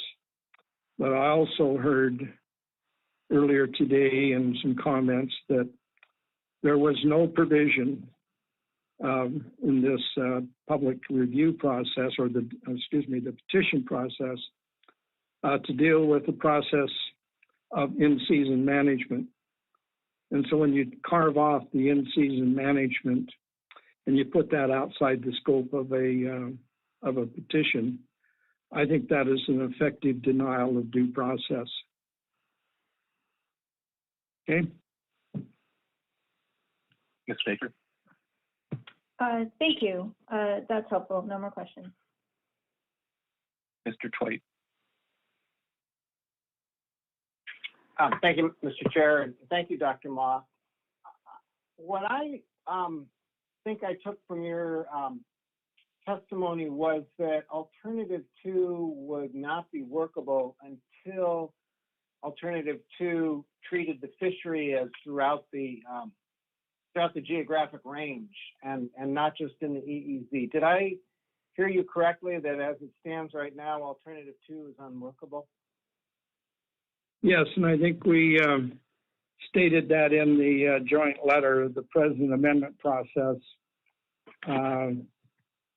does not meet, we do not support any of the alternatives as presently formulated, especially in the delegation section. Thank you. Further questions for Dr. Ma? Hey. Okay. All right. Thank you for your testimony. Thank you. Next up is Steve Vanek, then Matt Oxford, then Hannah Harrison. Yeah, can you hear me? Yes, we can. Good afternoon. Yeah, my name is Steve Vanek. I've been a drift fisherman here in the inlet since 1965, so I've seen a lot. Ms. Smoker told me on the record that the state does not have to follow MSA. I call attention to the U.S. Supreme Court case of Hughes versus Oklahoma, which says the salmon does not belong to the state of Alaska, but says the salmon belong to the nation. So MSA does apply to the state waters. MSA writers were really smart in that they defined a fishery as a fishery fish throughout their whole range. That's what they did, especially anadromous fish.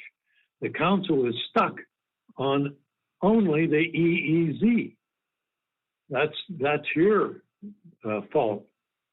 Alternative 2 is really the status quo. The state is allowed to do what it does right now. The Salmon Committee tried to get those amendments to included in alternate 2, but for 2 years, and nothing came of it. So you've had an indication of what to put in that Alternative 2, and you didn't do it. Since the council believes it only has to deal with the EEZ instead of throughout the whole range, then Alternative 3 is the only one that works in the EEZ. I should favor that alternative, being a drift fisherman, and I would if the council would designate that the fishery in the EEZ that the fishermen in the EEZ should be allowed to catch their historic levels, and the council would have to designate the percentage for each species in the EEZ and not rely on the state's determination of what we should catch in the EEZ. The biggest lie promulgated by the state is that local biologists do in-season management. That was the case when I started fishing in 1965, when Jim Reardon was the manager for all of Area H. Now nothing can be done by the local managers unless they're approved by the Commissioner of Fish and Game. And in the conclusion, it doesn't matter which alternative you choose. As Mr. Martin says, you painted yourself into a corner. The only question is, will the commercial fishery be still here before the next court case? You have painted us into a corner also. Thank you. Thank you for your testimony, Mr. Vanek. If there's any questions from council members.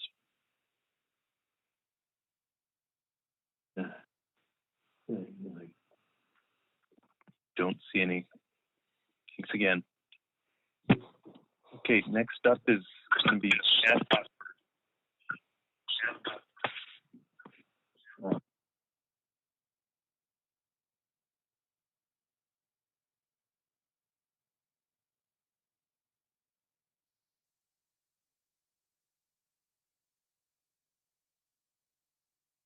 looking for Matt Oxford, and following Mr. Oxford will be Hannah Harrison, and then Karen and Richard McGann.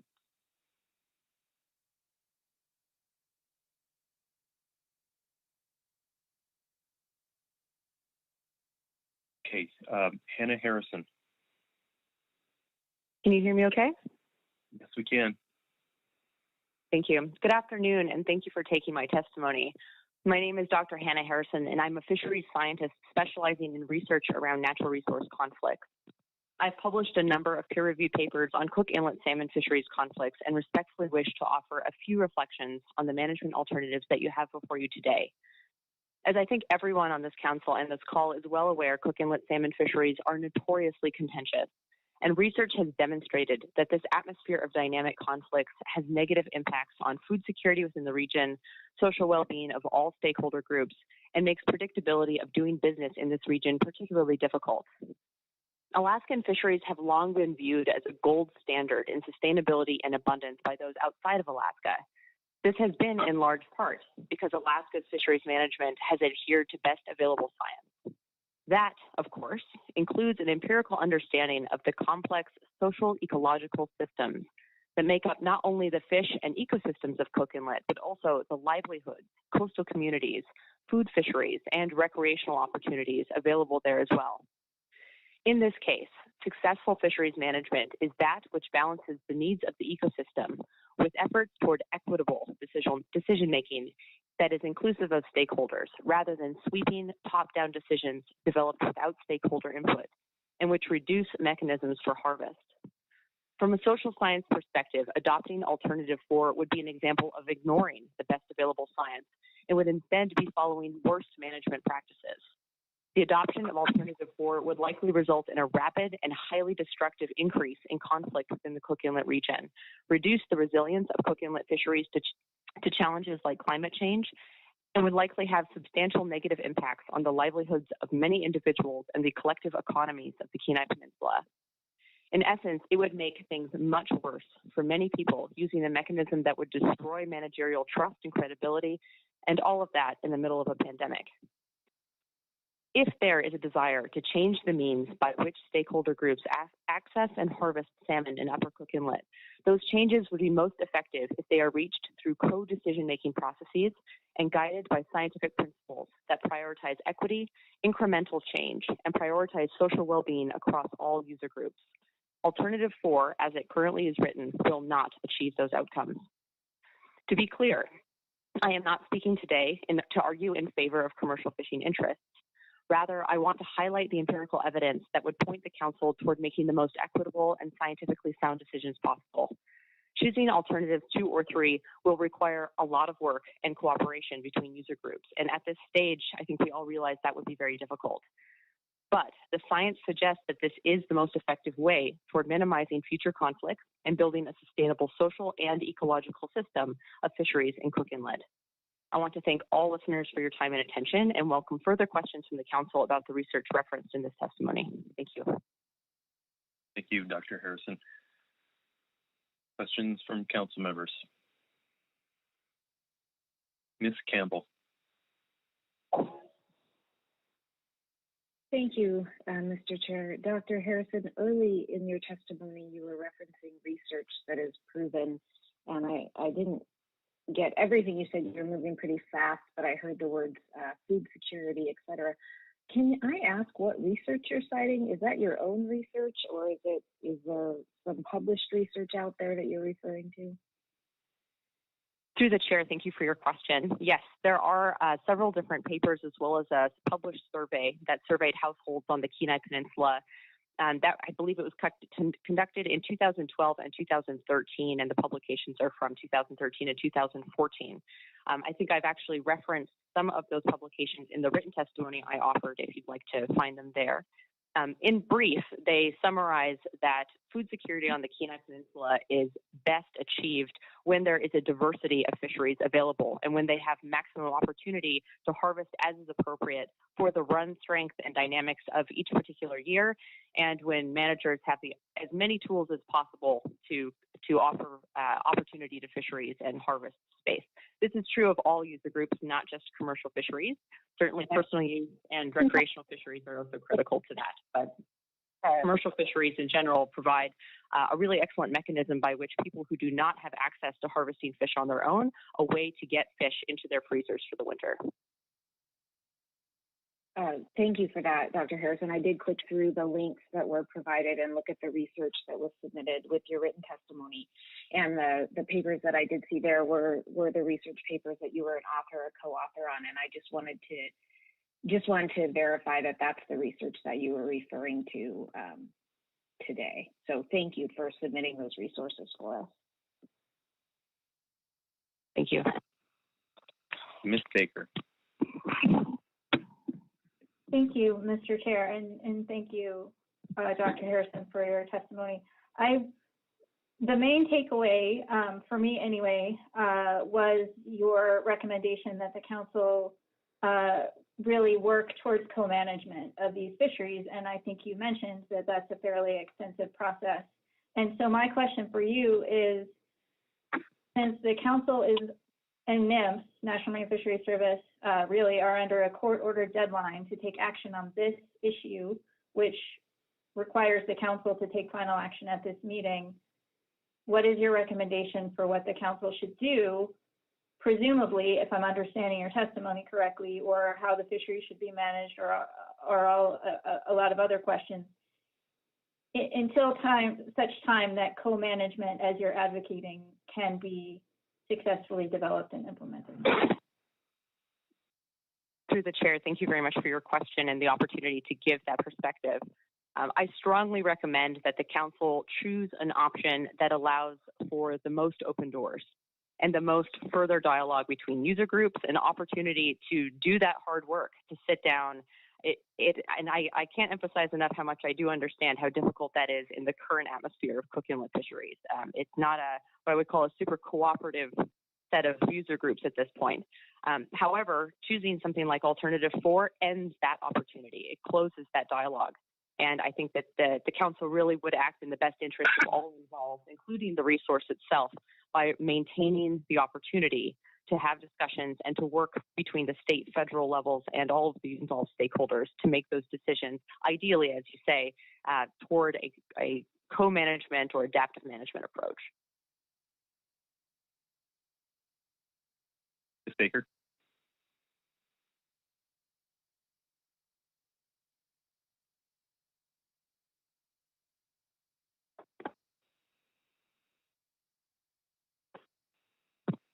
Ms. Baker, you're on mute.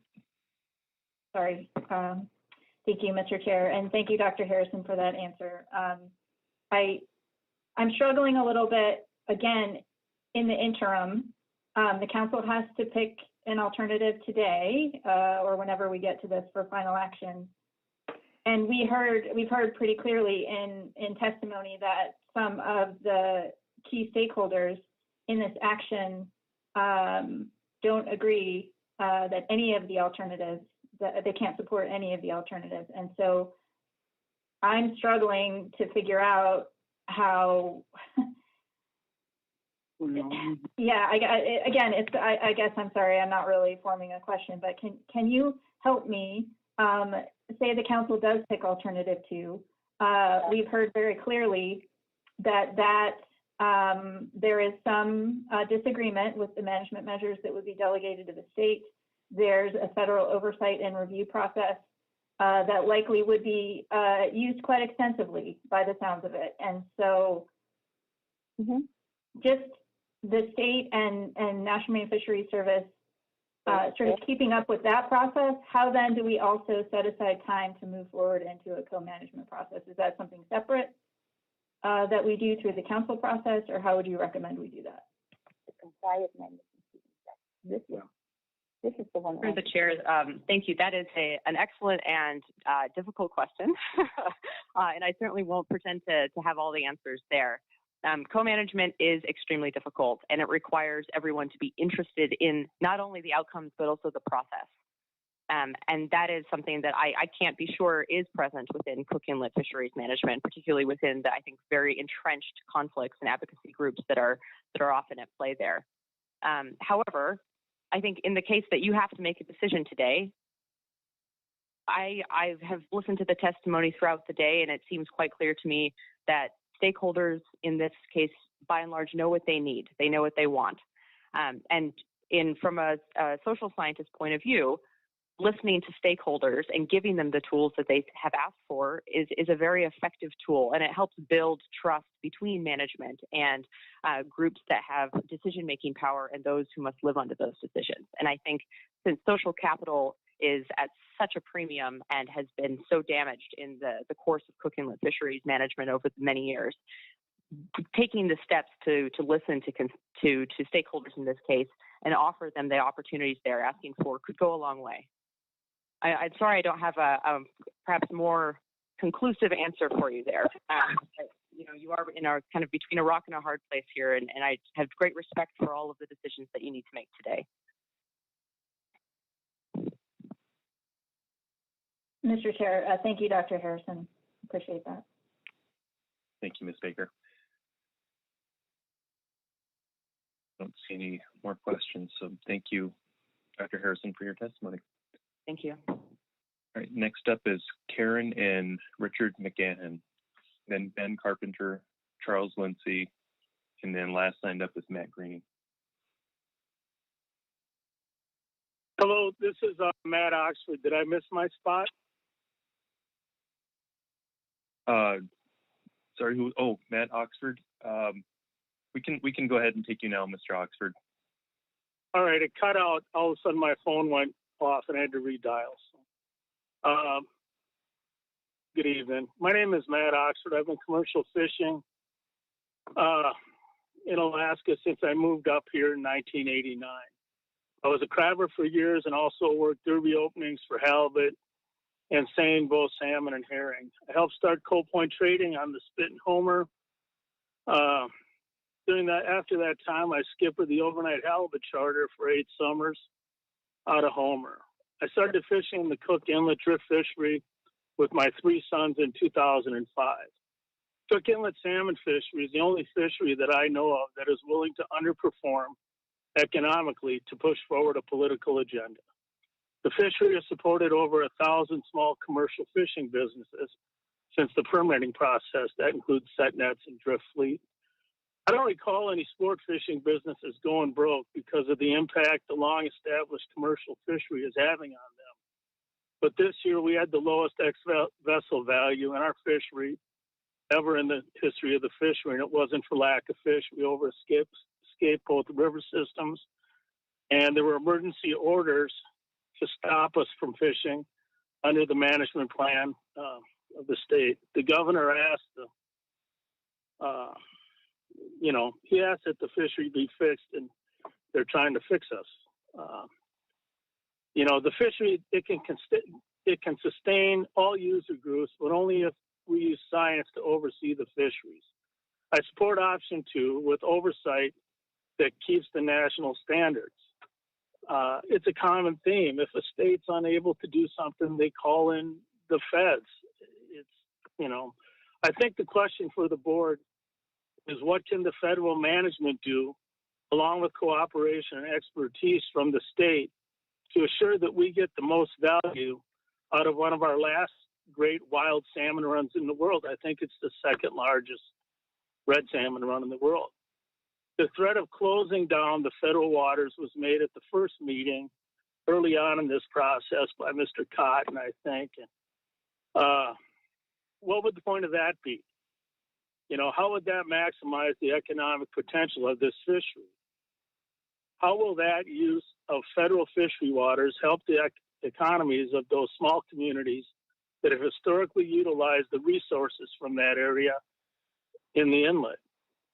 Is it the council's plan to write an FMP that puts 500 small drift boat operations out of business because they think the Court of Appeals got it wrong? The Court of Appeals got it wrong. These are small businesses. If somebody came to town with a proposal to start 500 small businesses owned by Alaska residents that are going to own boats, property, raise their kids here, hire locally, the state would be giving all sorts of incentives to lure them into the peninsula. Instead, we are allowing those already existing 500 small drift boat operations to be starved out of existence. Mr. Oxford, Mr. Oxford, your time's up. Do you have a concluding comment? I do. The salmon really don't care who donated to whose campaign or who gets to keep their pointed spot on which committees. The fisheries in the Upper Cook Inlet are the goose that lays the golden eggs. They can sustain all user groups, but only if we use science to oversee these fisheries, which we can do in option 2, but it's going to be hard. Who said because it's hard we can't do it? I know that the feds have more money than the state, and I thank everybody for their time, and I appreciate being able to share. Thanks for joining us and providing your testimony. Let's see if there's any questions from council members.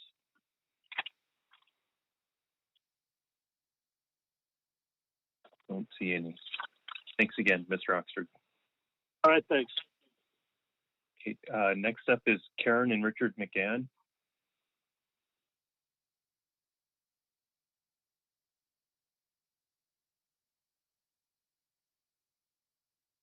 We'll give them just a second to try to connect, and after them will be Ben Carpenter, Charles Lindsay, and Matt Greening. And then we'll run through the list again of those who did not testify on first call. Okay, let's move on to Ben Carpenter. Good afternoon, Mr. Chairman and council members.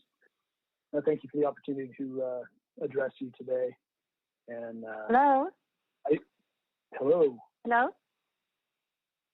Hey, why don't I defer? That sounds like Karen again. Let's let her go.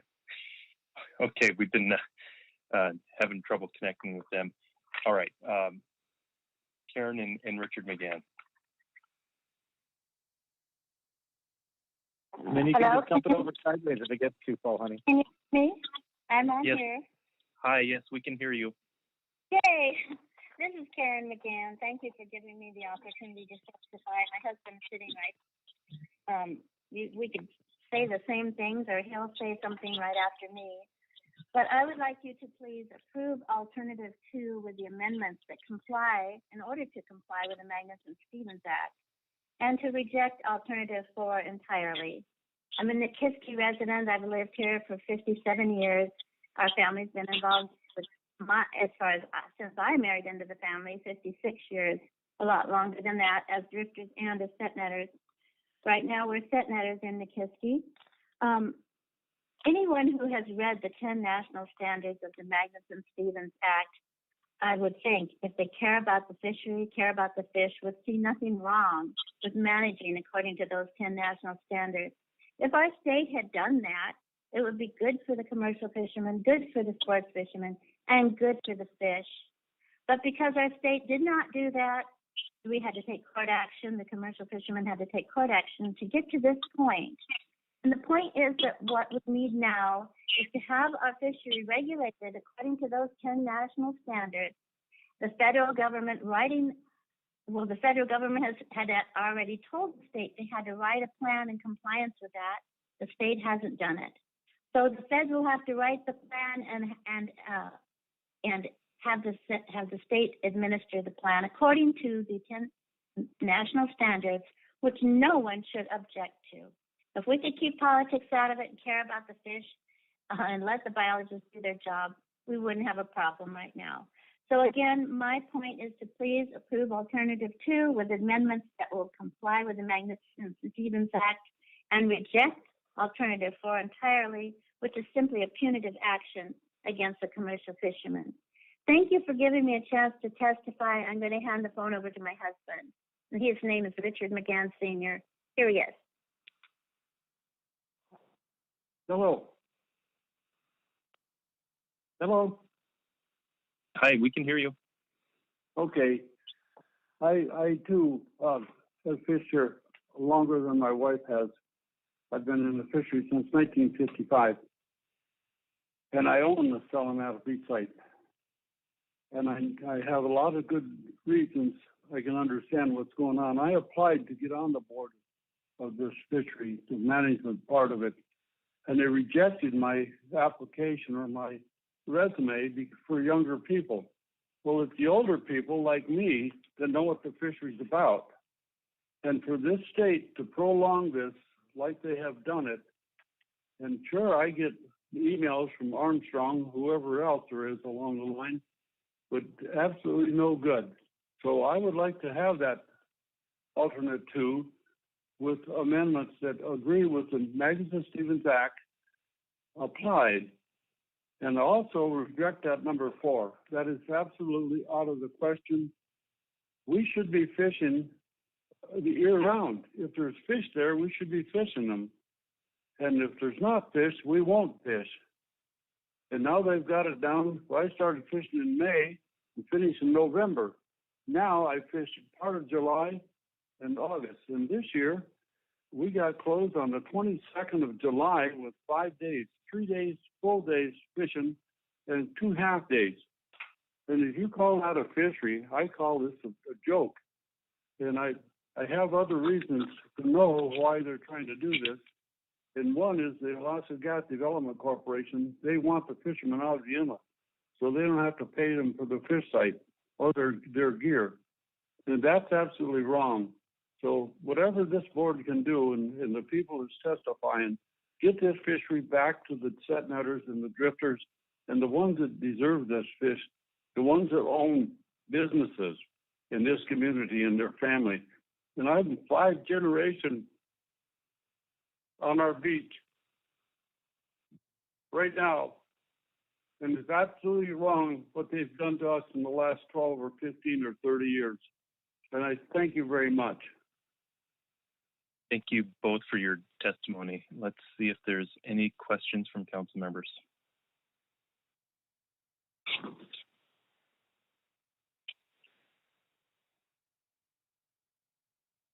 Okay, thanks again. We really appreciate it. Thank you for the opportunity. Bye. Bye. Okay, back to Matt Oxford.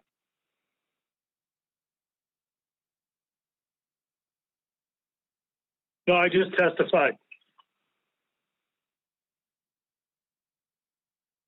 Okay, sorry. Let's see. I got more, but that's fine. I believe we were hearing from Representative Carpenter. Oh, okay. Apologies. So, all right, on to Ben Carpenter. Sorry. Good afternoon for the second time. Thanks, Mr. Chairman and council members for having us out to have a conversation today. I am Representative Ben Carpenter. I represent District 29, which includes the communities geographically north of Kenai and Soldotna city limits, all the way to Seward. I have members in my district that are part of the commercial drift and set net, gill net fishermen fleet. I have commercial fishing guides in my district. I have sport fishermen in my district. I have personal use fishermen in my district. And I eat salmon when my wife cooks it, although I'm not a very good fisherman. I have a responsibility to represent a wide variety of people in my district, since a good chunk of the Kenai River runs in my district. I have heard. I think I'll provide some perspective that's different than what I've heard today, and highlight that we are engaged in a political process right now. I appreciate what I'd heard just a few minutes ago about building trust, and I think it's critical that part of the conversation include how to build trust in our process and our ability to have difficult conversations. And I appreciate the opportunity for you to listen and ask questions of those who are concerned with the alternatives facing you today. And you are making a political decision on any of the alternatives. As I review the alternatives, it appears to me that the focus on those alternatives are impacting user groups. We're not talking about scientific impacts to the resource and resource conservation, nor are we talking about development of aquaculture in Alaska. And I think keeping that in perspective is important, and I'll explain. We are talking about political impacts to user groups. And for perspective, what guides us all in the public policy arena is our Constitution. In Article 8, Section 15, doesn't restrict state power to specifically limit entry into any fishery to achieve three objectives. And I invite you to look at it at some point in time. First objective is resource conservation. The second objective is to prevent economic distress among fishermen and those dependent upon them for livelihood. And the third objective is to promote development of aquaculture in Alaska. So alternative 4, as it lists here, doesn't prevent, it creates economic distress among fishermen and our entire community.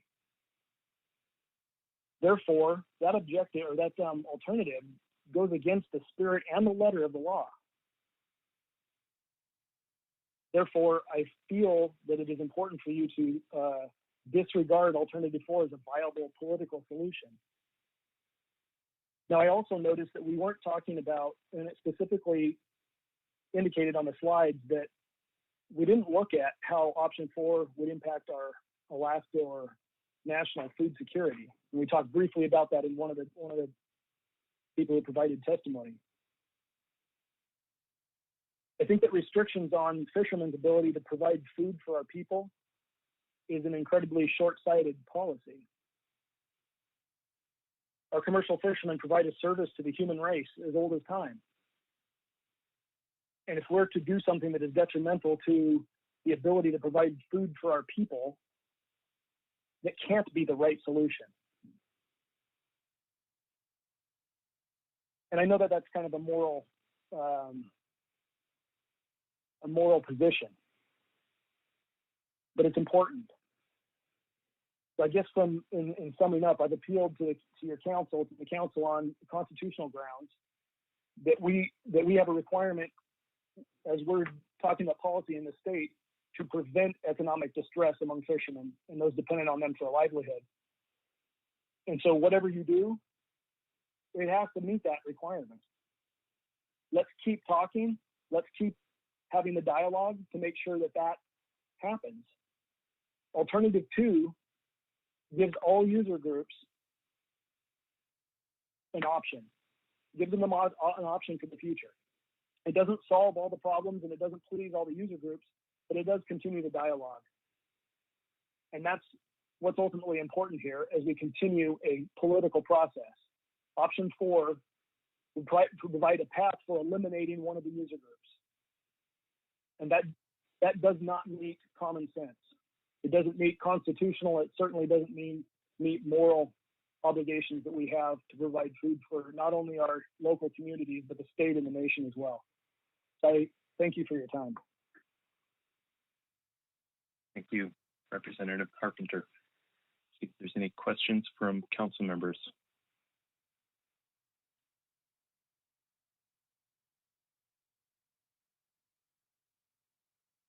Don't see any. Thanks again for your testimony. Okay, next up is Charles Lindsay.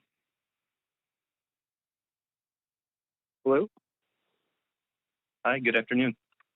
Hi, Mr. Chairman and members of the council. Thanks for your work on this and for the opportunity to comment on the Cook Inlet salmon FMP. I'm a Cook Inlet drift fisherman from Homer, Alaska, and I'm a relative newcomer to the fishery, having fished for just the last 7 years. This is the first time I've ever made public testimony, and I'm doing so because I feel so strongly that if alternative 4 is chosen, that the fishery that I participate in won't be a viable fishery anymore. I run my boat out of Homer, and when state regulations allow for it, I choose to fish in the EEZ as much as possible. Earlier testimony from Ravel, Russell, and Taylor Evenson described how drift fishing in the EEZ is more effective than fishing closer to shore because of water depths and our nets, and also the tide rips that concentrate salmon farther out in the EEZ. I went through my fish tickets from 2019, and during that salmon season, approximately 84% of my catch came from the EEZ, with the remaining 16% coming from the 8 Mile Conservation Corridor. And I fished all but 2 openers during the months of June, July, and August of that year. I feel that if alternative 4 is adopted, I'd have to stop fishing because I wouldn't be able to operate in the black. And so after reviewing all the alternatives that you have in front of you on the table, I urge the council to please choose alternative 2. Thank you. Thank you for your testimony, Mr. Lindsay. Dr. Balsiger has a question. Thank you, Mr. Chairman. Thank you, Mr. Lindsay, for the testimony. So you did a lot of work and chose 1 year and added up all your fish tickets, which showed that 84% came from the EEZ. Do you think did you choose that because that's your best year, or do you think it was most likely average? I'm not asking you to add up your fish tickets from every year, but did you choose that because you thought that would be representative of all of the years that you have been fishing there? Sure. So with all honesty, I chose that year because it was because that information was just most available to me. I had it at hand. I actually didn't fish in Cook Inlet in 2020 because of the poor forecast and the current regulations. So that was the most recent information that I had. My fishing practices, I'm a fisherman. I'm not too creative. I sort of do the same thing year after year. Obviously, the fish runs have varied quite a bit, but certainly my effort is fairly similar from year to year. Thank you very much. Thank you, Mr. Chairman. Thanks, Dr. Balsiger. Further questions for Mr. Lindsay? Okay. Thanks again for the testimony. Thank you all. Okay, last up on the list before we run through again is Matt Greening. Good afternoon, Mr. Chairman, members of the council. Thank you for hearing my testimony today. My name is Matt Greening, staff to Rep. Louise Stutz, who's the chair of the Fisheries Committee with the Alaska State Legislature. Aside from chairing the Fisheries Committee, Rep. Stutz represents the communities of Kodiak, Cordova, Yakutat, Seldovia, Tutitlik, and Teonik, and several other small communities. The following statements, which have been submitted in writing, are made on her behalf. Dear members of the North Pacific Fishery Management Council, I'm contacting you regarding the 4 alternative amendments to the Cook Inlet Salmon FMT under consideration by the Council and strongly urge you to adopt Alternative 2. Frankly, Alternative 4 should be considered as an option of last resort only, as it would result in the most harm to commercial user groups without any perceived benefits over Alternative 2. Although this letter falls outside of the deadline for written public comments, your consideration is greatly appreciated on behalf of my constituents and commercial user groups in Cook Inlet who are struggling to survive. Sincerely, Louise Stutz, Chair, House Special Committee on Fisheries, Alaska State Legislature. I'd like to get rid of one of these. Thank you for your testimony, Mr. Greening. Let's see if there's any questions? Dr. Balsker, did you have a question? I think that might have been an old hand. Okay, I don't see any questions, so thanks again for your testimony. Thank you. All right. I'm going to try to run through the list of names that I had for people who did not testify the first time around. Yakov Rutov. Yes, hello. This is Yakov. Hi, good afternoon. Yeah, hello. Thank you, Mr. Chairman. My name is Yakov Rutov. I have lived on the Kenai Peninsula for 48 years. I have drifted in the inlet for about 25 years. The Cook Inlet fishery has slowly declined over the years because the state of Alaska has refused to manage the fishery in compliance with the MSA national standards. For many years, we have been asking the state to manage the fishery for maximum sustained yield, but they kept raising the river escapements because of political pressure not based on science. The Cook Inlet fishery is at its last breath. Our only hope is for the council to hear our concerns and take action and hold the state accountable to follow the law as laid out in the MSA. Alternative 2, delegating management to the state, is clearly the best option. We know the state can manage for maximum sustained yield because they do that in all other areas of the state. I'm asking the council today to reject alternative 4 and to accept alternative 2. Alternative 4 would eliminate already scarce sources of income for commercial fishing residents in our coastal communities. This action would force drift fishermen into the 3-mile corridor with no chance of fishing in the middle, and that will result in over-escapement in the already bloated escapement goals. Fishing in the 3-mile corridor creates extreme gear conflicts between fishermen and has minimal impact on stopping the run. This is not like the Bristol Bay fishery. We have found out that the fish go under our nets when they come closer to shore.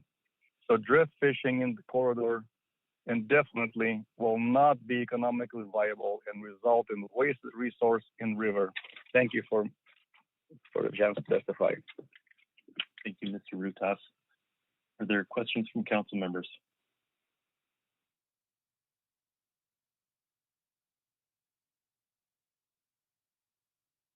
Okay, thanks again. Next up will be Tim. Thanks. Next up is Tim Dillon.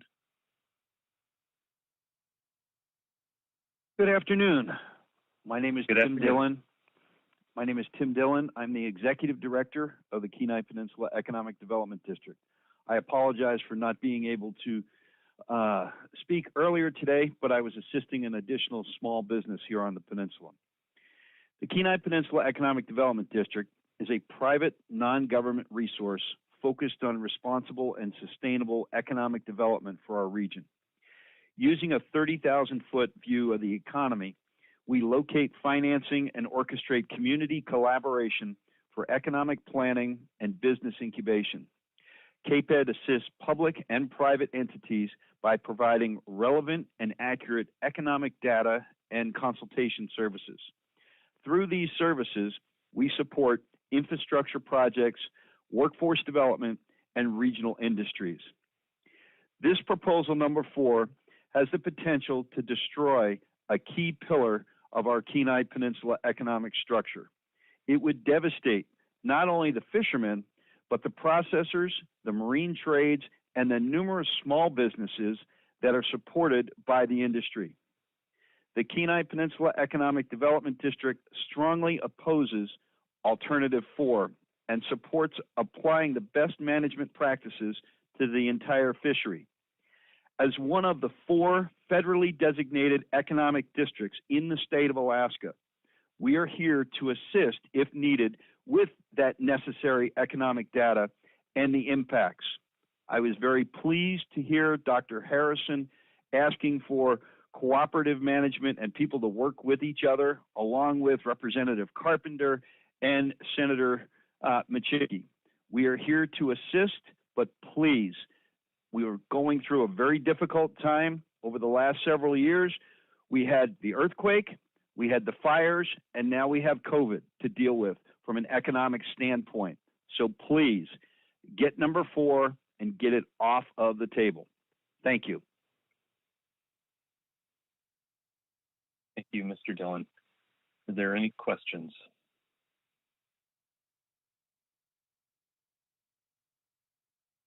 Don't see any, so thanks again. Okay, next up is Lynn Lychak.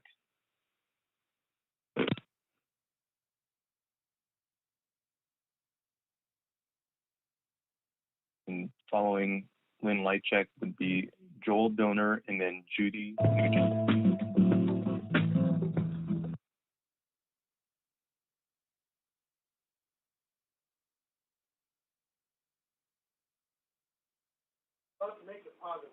Ms. Lychak, are you available?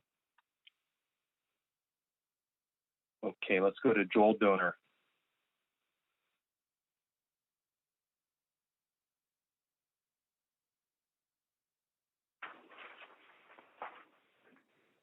Okay, Judy Nugent.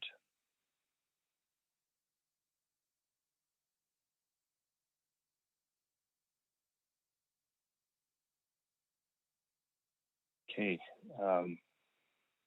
not getting any of those. That is the conclusion of my list. Let's go ahead and take an afternoon break, and let's come back at 3:15 Alaska time.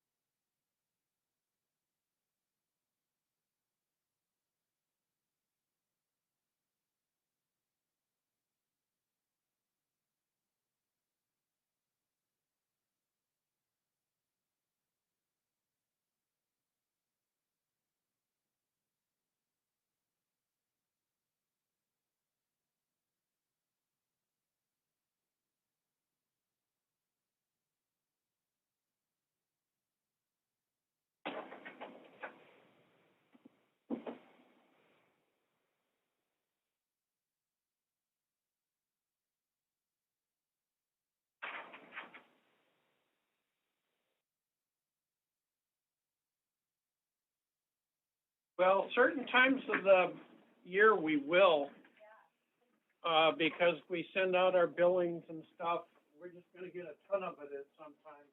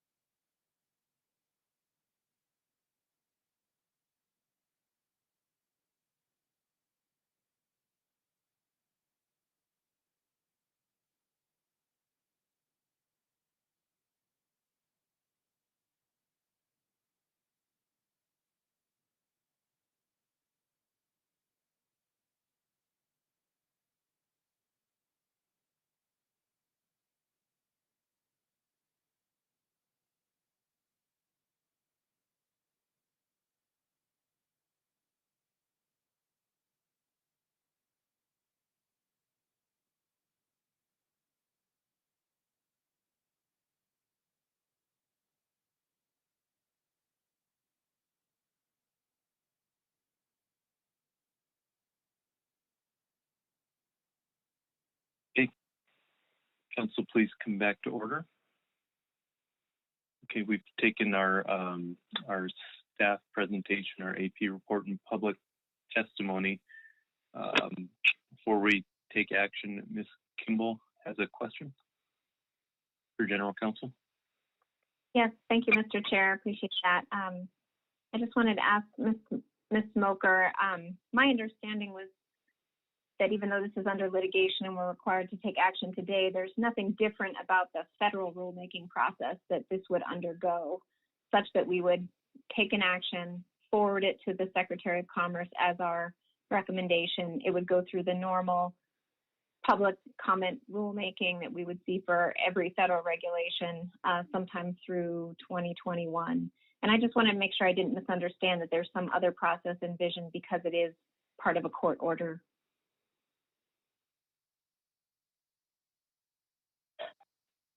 Thank you, Mr. Chairman. Ms. Kimball, yes, that's right. We will follow the Magnuson Act process in before and where the council submits the amendment with its implementing regulations, and we go through the secretarial review process. The court order does have us completing that, and we agreed to complete that within a year of council final action. So there is that one layer, but other than that, everything will follow the Magnuson Act process. Thank you, Mr. Chair. Thank you, Ms. Smoker. Thank you, Ms. Kimball. All right. Anything else before we take action? Any further questions from council members?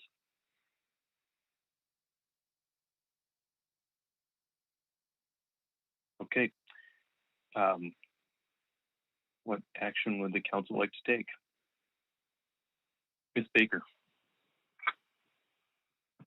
Thank you, Mr. Chair. I have a motion that was sent to staff.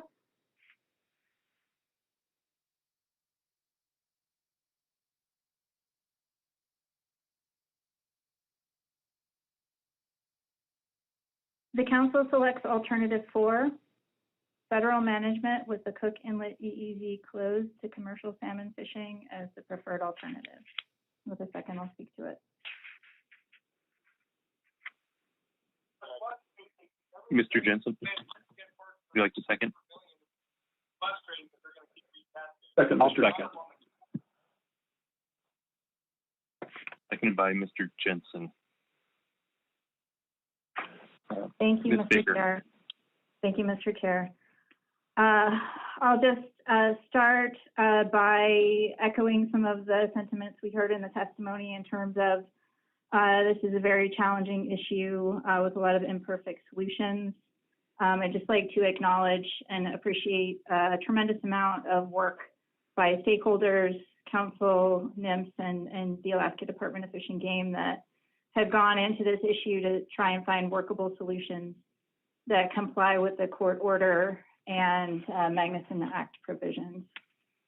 And I would just note that all of the action alternatives under consideration by the council comply with Magnuson-Stevens Act alternatives, meet the purpose and need for this action, and satisfy the federal court order because alternatives 2, 3, and 4 bring the Cook Inlet EEZ back into the scope of the salmon FMP.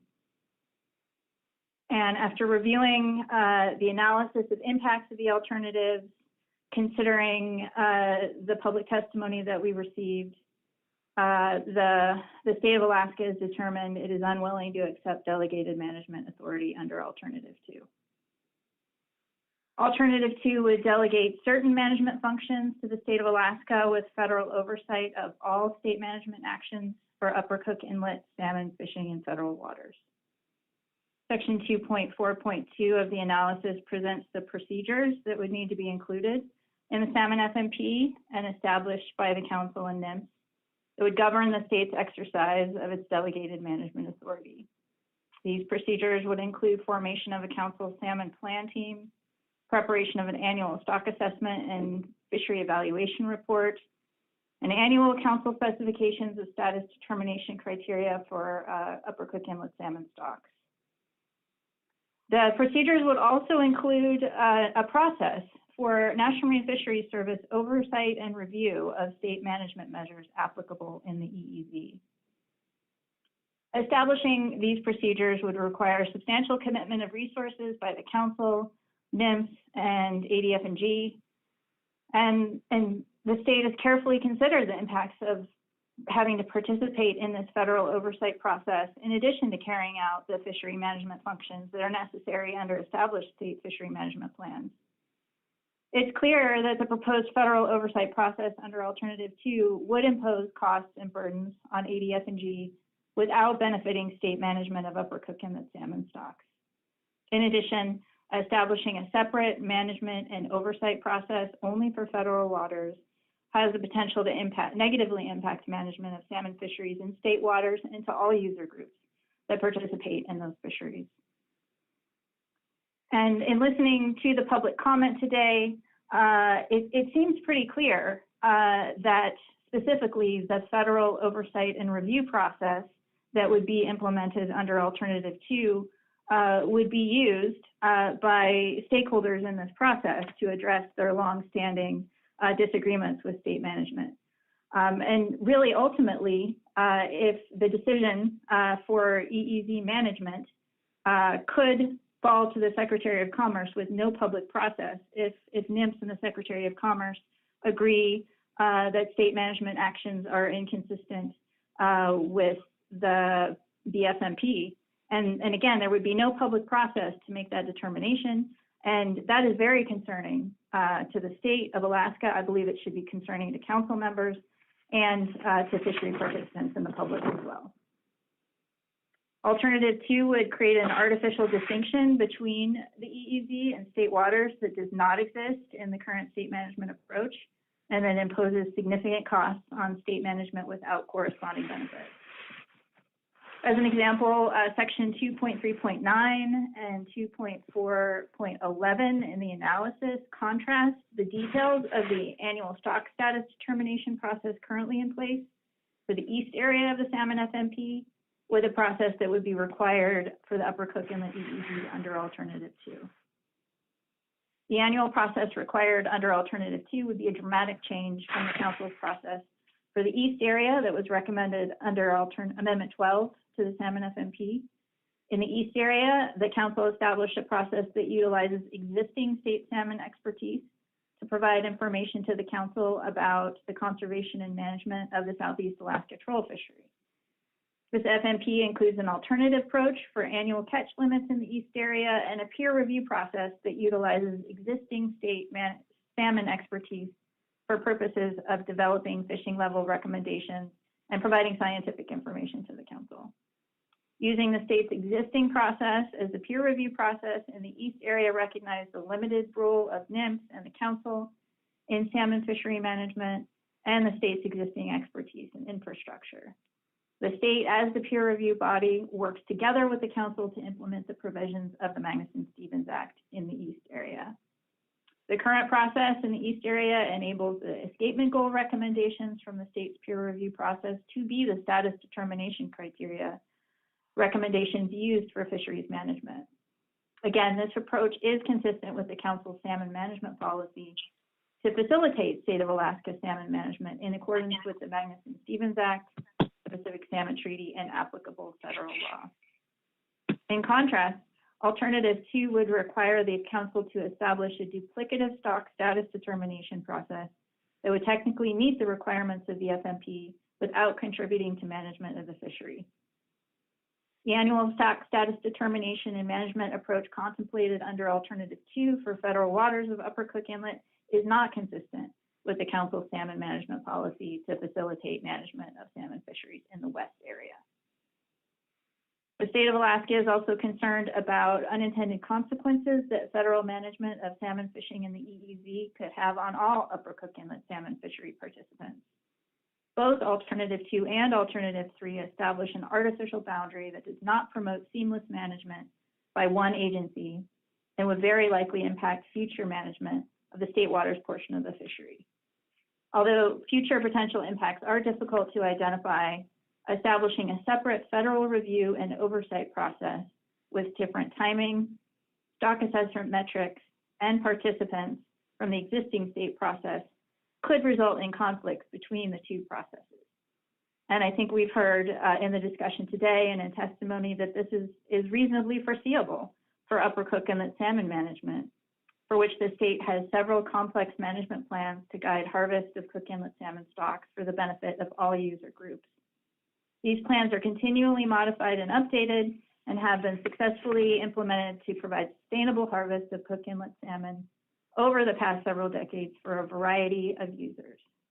Creating a dual stock assessment and review structure for the commercial drift gillnet fishery in federal waters of Upper Cook Inlet based on an artificial boundary would increase the complexity of managing Cook Inlet salmon fisheries for the state and fishery participants to an unacceptable level. The state is unwilling to accept these additional costs of participating in the duplicative salmon plan team, stock status assessment, and status determination criteria process that would not benefit the state's ability to manage salmon in state waters. In addition to imposing new burdens, simply establishing a separate and duplicative process has the potential to create conflicts in stock status determination and conservation measures that would negatively impact the state, NIMS, and fishery participants.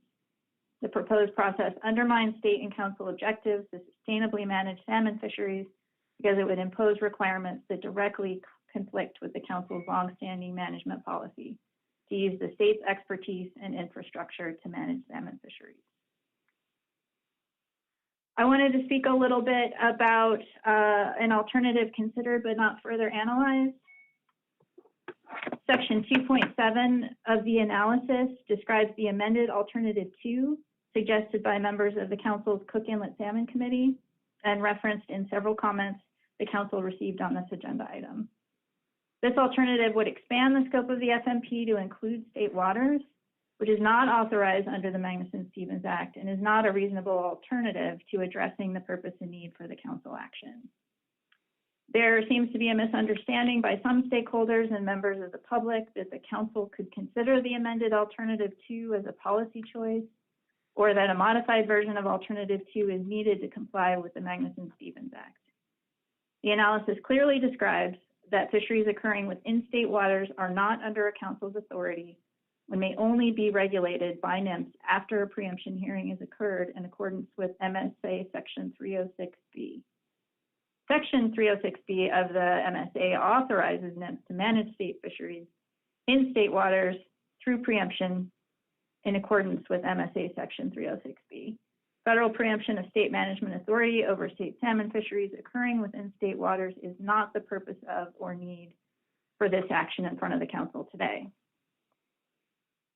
I also wanted to address some of the testimony we received in terms of the addition of alternative 4 to the suite of alternatives the council is considering.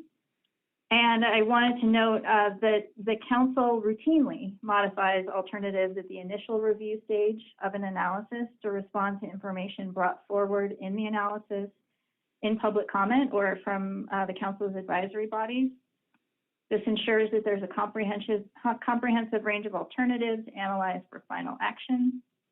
During the council's review of the salmon FMP analysis in October, it was clear that closing the EEZ to salmon fishing was a potential outcome of alternative 3, but those impacts were not explicitly analyzed in the initial review analysis. The updated structure of the alternatives in the council's October motion clearly distinguishes the difference between the policy options for amending the FMP from the previous option under alternative 3 that could result from the annual tax setting process. The public review draft before the council at this meeting was released on November 10th, and it describes the potential impacts of the alternative, allowing for a comparison among the alternatives, and allows the alternatives to be publicly vetted at this meeting. I would also note, as we've talked about today, the council must meet the court order deadline for this action, which requires selecting a preferred alternative at this meeting. Since the state is not willing to accept delegated management of Upper Cook Inlet drift gillnet fishery as required under Alternative 2, the council should weigh the costs and benefits of Alternative 3 or 4 for final action. There are important differences between these two alternatives in terms of costs and benefits.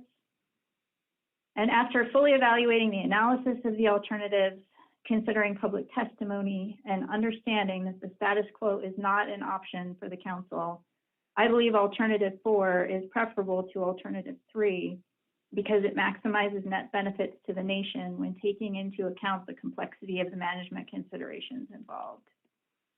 Based on information in the analysis, I believe the net benefits to the nation are greater from a management approach that results in all Upper Cook Inlet salmon removals coming from state waters under the state's established management than a management approach that establishes separate state and federal fishery management structures.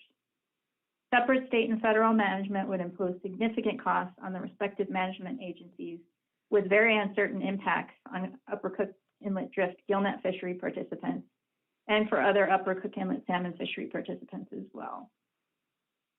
Alternative 4 is preferable to alternative 3 because it is more likely to achieve the salmon conservation and management objectives established by the council and the specific requirements of the MSA to prevent overfishing and achieve optimum yield on a continuing basis for the Upper Cook Inlet salmon fisheries in federal waters. Specific to preventing overfishing, I believe the state's existing expertise and infrastructure to prevent overfishing for Upper Cook Inlet salmon stocks under alternative 4 would be more responsive and timely to address conservation concerns than the process that the council and NMFS would develop to prevent overfishing under alternative 3. I believe the jurisdictional separation and uncertain ability of NMFS to estimate in-season salmon harvests prior to the fishery in order to provide an appropriate conservation buffer on allowable harvests in the EEZ could create a very challenging situation for the council and NMFS to prevent overfishing as determined by the federal status determination criteria. I believe alternative 4 is more likely to meet the council's conservation and management objectives and provide more certainty for managing agencies and fishery participants with significantly lower management costs for the council, NMFS, and ADF&G compared to alternative 3. The EEZ area of Cook Inlet, similar to other areas in the EEZ, represent a mixed stock fishery, and it's difficult to achieve MSY for each salmon stock and species present in these mixed species fisheries because the composition, abundance, and productivity of salmon stocks and species in these fisheries varies substantially on an annual basis. The need to conserve weaker stocks by reducing fishing effort sometimes results in foregone yield from more productive stocks. The EEZ fishery in Upper Cook Inlet occurs before a full assessment of in-river strength is available, though preliminary information on run strength is available from the test net fishery. Federal management under alternative 3 is simply not as flexible and timely as state management and would not be able to respond as quickly if run sizes were substantially higher or lower than the preseason forecast. Alternative 4 could result in salmon harvest closer to the terminal areas where individual run size can be more accurately assessed. Under alternative 3, the Cook Inlet EEZ drift gillnet fishery would be managed by NMFS separately from the adjacent state waters, salmon drift gillnet fishery, and other salmon fisheries. In addition to requiring the same annual stock status review and status determination criteria process that would be required under alternative 2, Section 2.5.3.1 of the analysis details the conditions that would need to be met for NMFS to open a fishery in the EEZ under alternative 3. These conditions would require complete catch accounting to accurately deduct salmon catches from the EEZ specific catch limits. Vessel operators would need to monitor their position and stay within the EEZ during a single trip, and vessel monitoring systems would be required to enforce these fishery boundaries, which disproportionately increases costs to the fleet. The analysis describes the data inputs to support federal management of salmon resources in the Upper Cook Inlet EEZ would need to be provided to NMFS by the state. In essence, NMFS would need to replicate the data streams used by ADF&G to manage salmon harvest, monitor escapement, and set escapement goals. The analysis notes that a potential outcome under alternative 3 is closure of the EEZ to commercial salmon fishing. The EEZ could be closed if in any given year the data required to manage the fishery are not received by federal managers in a timely manner, if there are no available allocations for federal waters, or the harvest amount specified for federal waters are too low to support directed fishing. Alternative 4 provides stability to the Board of Fisheries and state fishery managers by reducing the uncertainty introduced by Alternative 3's annual decision process that may or may not lead to a fishery in the EEZ. Given that NMFS has not developed a federal data collection or sharing program for the Upper Cook Inlet salmon fisheries, and this type of program would be very costly to develop and implement, EEZ closure is a reasonable potential outcome under Alternative 3. Therefore, much like Alternative 2, Alternative 3 imposes significant costs and burdens on the Council, NMFS, and ADF&G with very uncertain impacts on drift gillnet fishery participants and potentially negative impacts to other Upper Cook Inlet salmon fishery participants relative to the status quo. If there is a conservation concern for an Upper Cook Inlet salmon stock, Alternative 4 would provide a more responsive process through the state's management policy and programs compared to an undeveloped and highly uncertain process under Alternative 3. The state's responsive process is particularly important because Upper Cook Inlet fisheries, again, include mixed salmon stocks and require close tracking of salmon returns and adjustments to fishery management measures to prevent overfishing on weak stocks. The state salmon management program is based on scientifically defensible escapement goals and in-season management measures to prevent overfishing. Accountability measures include the state's in-season management measures and the escapement goal setting process that incorporates the best available information on stock abundance. Numerous salmon stocks migrate through the Cook Inlet EEZ, and some of those stocks are robust, some are weak, and others like Chinook salmon are in decline. To protect these weaker stocks and to prevent overfishing, the state has implemented several complex management plans that guide the harvest of Upper Cook Inlet salmon stocks. Creating a duplicative management structure under Alternative 3 for the commercial drift gillnet fishery based on an artificial boundary where NMFS is the management agency in federal waters and ADF&G is the management agency in state waters increases the complexity of managing Upper Cook Inlet salmon fisheries compared to the status quo. Closing federal waters to commercial salmon fishing avoids these complex, intertwined state-federal joint management of salmon fisheries in the Cook Inlet EEZ. The state is best suited to manage the salmon fisheries and respond to changing conditions in season, and Alternative 4 maintains the state as the management agency for salmon fisheries in Upper Cook Inlet, consistent with the Council's salmon management policy.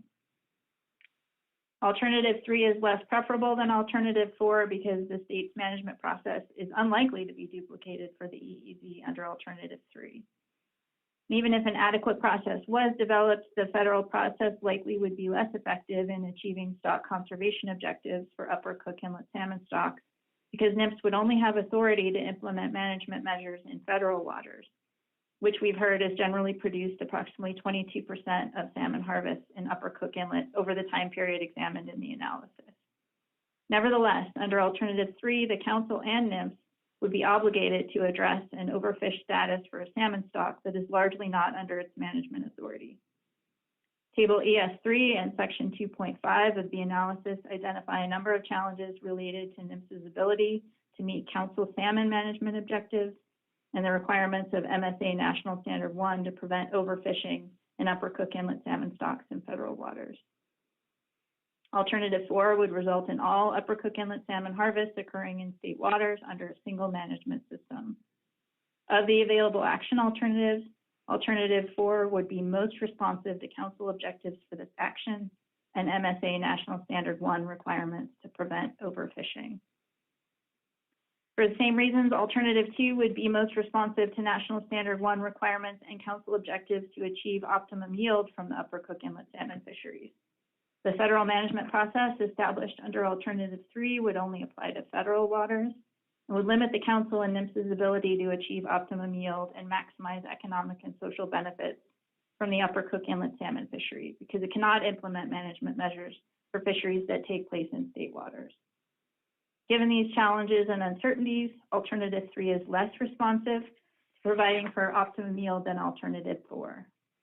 Under Alternative 4, all Upper Cook Inlet salmon harvests would occur in state waters under a single management system and allow the state's established process to develop management measures for all Upper Cook Inlet salmon removals to achieve optimum yield from the fishery. consistent with the requirements of MSA National Standard 1 and the Council objectives for salmon management. Section 4.7.1.4 of the analysis describes that the impacts of Alternative 4 on the harvest of individual Upper Cook Inlet salmon drift gillnet vessels would be proportional to the extent that they rely on the EEZ for target fishing. Commercial salmon harvest patterns would be expected to change, but whether the fish unharvested in the EEZ go unharvested elsewhere is hard to quantitatively predict. I'll note that we did hear a significant amount of testimony today about impacts on individual operations, and I appreciated that testimony, and that helped along with the considerations of the information in the analysis. The analysis notes that the Upper Cook Inlet salmon drift gillnet vessels displaced by a permanent EEZ closure would have the options to cease fishing or to relocate their fishing activities to state waters in Upper Cook Inlet. The analysis describes the factors that may potentially make it difficult for vessels to fully offset the loss of access to the EEZ by increasing effort into state waters, which would result in reduced harvesting revenue relative to the status quo. The analysis also describes potential negative economic impacts on drift gillnet vessels that would be required to travel farther to the fishing grounds and incur increased operating costs. To the extent that Alternative 4 results in decreased salmon harvest by Upper Cook Inlet salmon drift gillnet fleet, despite management adjustments in state waters and shifts in the fleet's fishing effort, firms and individuals in the processing sector that previously accepted deliveries of salmon caught in the Cook Inlet EEZ could experience a reduction in their overall level of production if they are unable to offset a reduction in salmon from the Upper Cook Inlet drift gillnet fishery EEZ from other fisheries. The analysis also describes that there could be potential benefits to balance negative economic and social impacts of closing the EEZ to commercial salmon fishing. Alternative 4 results in lower harvest by the Upper Cook Inlet drift gillnet fleet, the harvest of other groups, primarily Northern District and Upper Subdistrict set gillnet, Susitna and Matanuska River sport and personal use, and Kenai and Kasilof commercial setnet and sport and personal use fishermen could increase. Alternatively, overall levels of escapement could increase, in which case it is likely sport and personal use fisheries for sockeye and coho salmon in Northern Cook Inlet would experience fewer restrictions. While these benefits could occur under Alternative 4, the analysis found that it wasn't possible to estimate the magnitude of those potential benefits to other user groups because of the complexities of the Upper Cook Inlet mixed stock fisheries and intertwined state management and allocation plans. The analysis also notes that under Alternative 4, salmon surplus to escapement needs are expected to be harvested in state waters salmon fisheries, including the state waters drift gillnet fishery wherever possible. Given that drift gillnet fishing in the EEZ is only one source of salmon removals in Cook Inlet, and the compensatory effort would be expected in state waters, any reductions in the harvest of Cook Inlet salmon stocks are not expected to result in significant impacts on salmon stocks. The analysis describes that communities would be affected differently by an EEZ closure based on their specific location relative to the EEZ. Changes in harvest levels of the Upper Cook Inlet drift gillnet fleet due to an EEZ closure would also have the potential to differentially affect communities, including communities associated with the UCI drift gillnet fishery and those associated with other salmon user groups. With respect to communities heavily associated with the drift gillnet fisheries, these communities would be affected differently based on their relative engagement and dependency on the fishery. And we heard testimony again about that today from various community representatives and residents of those communities. Communities with a high level of engagement in and dependence on the drift gillnet fishery likely would experience negative impacts if revenues from harvesting, processing, and support services for the drift gillnet fishery decline due to the EEZ closure. Overall, outcomes in individual communities would, like outcomes on individual fishing and processing operations in specific sector levels, depend on the adaptive responses of individuals and entities engaged in the fishery, as well as on the demographics and relative economic diversification of the community. The analysis also discusses the potential impacts of alternative 4 on communities associated with other salmon user groups. And again, while it's not possible to estimate the magnitude of potential harvest benefits to these groups, it's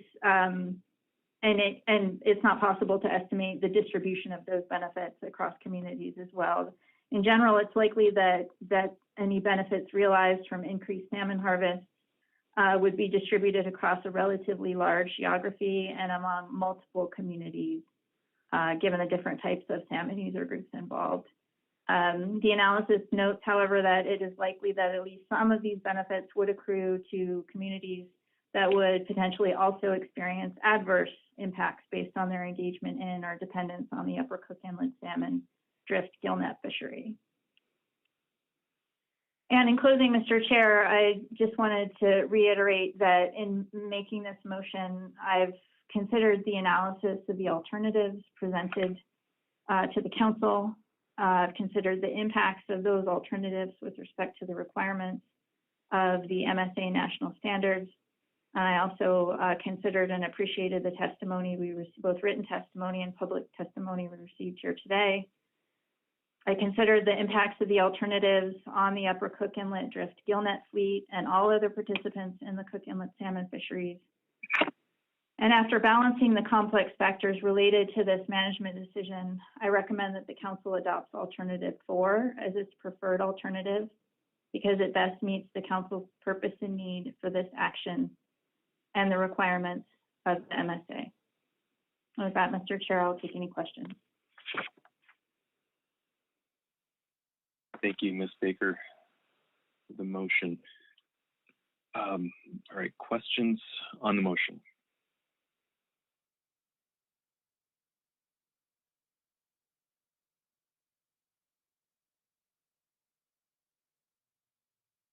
Okay, not seeing any questions. Ms. Kimball. Thank you, Mr. Chair. I'm just trying to get my head around that. Thank you for the motion, Ms. Baker, and for that comprehensive rationale. I'm wondering really simply if you could just help the Council understand a little bit better about what you mean by unwilling to take on a delegation role. What does that mean? Clearly, the rationale appears to then take that off the table, and the majority of the rationale was speaking to alternatives 3 and 4. So I'm not asking for a long explanation, but if I realize delegation to another entity like the state of Alaska is a bigger and more significant issue than maybe some of our other regulatory issues, certainly takes a higher threshold for voting that I was not aware of. And I just want to know what you meant by that term. Thank you.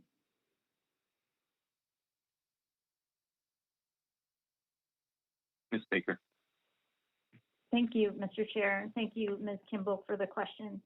I will respond to that briefly. Essentially, the conditions required under Alternative 2 that we've talked about for delegated management authority to the state, those conditions including the federal oversight and review process, the Council Salmon Plan team, the status determination criteria, recommendation on an annual basis.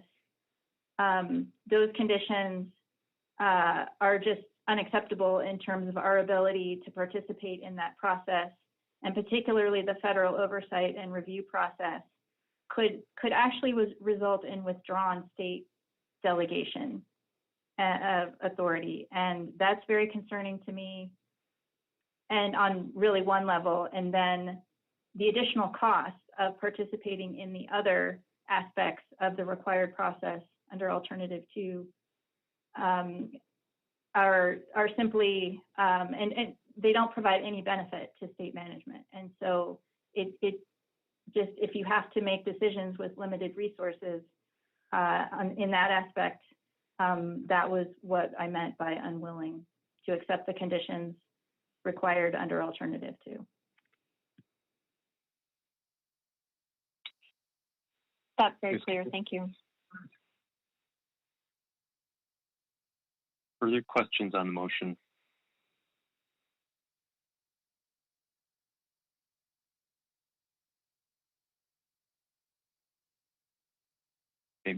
any amendments to offer?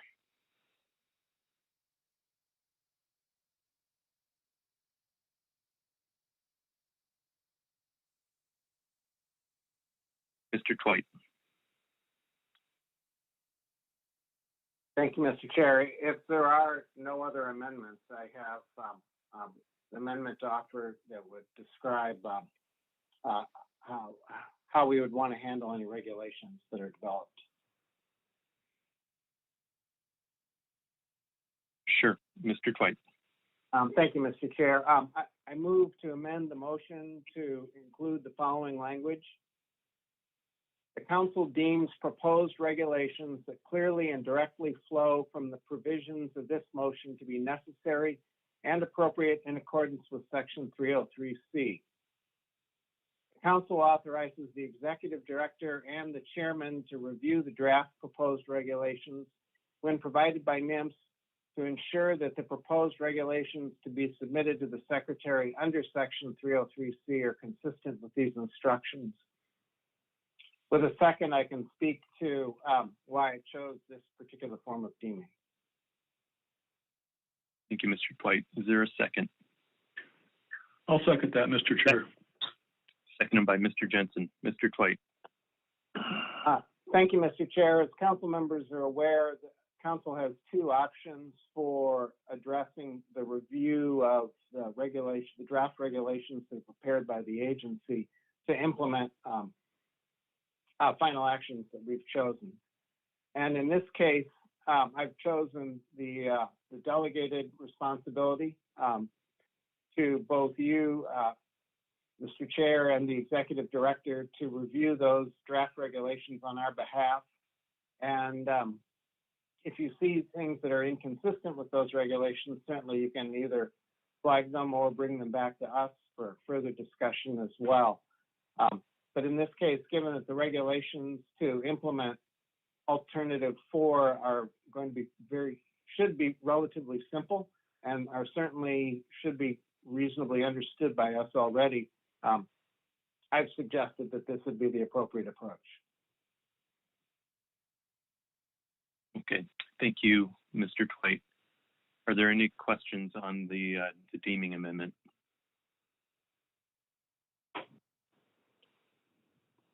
Or amendments to the amendment?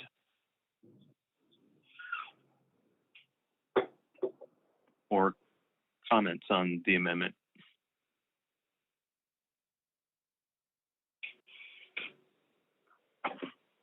Okay. Opposition to the amendment?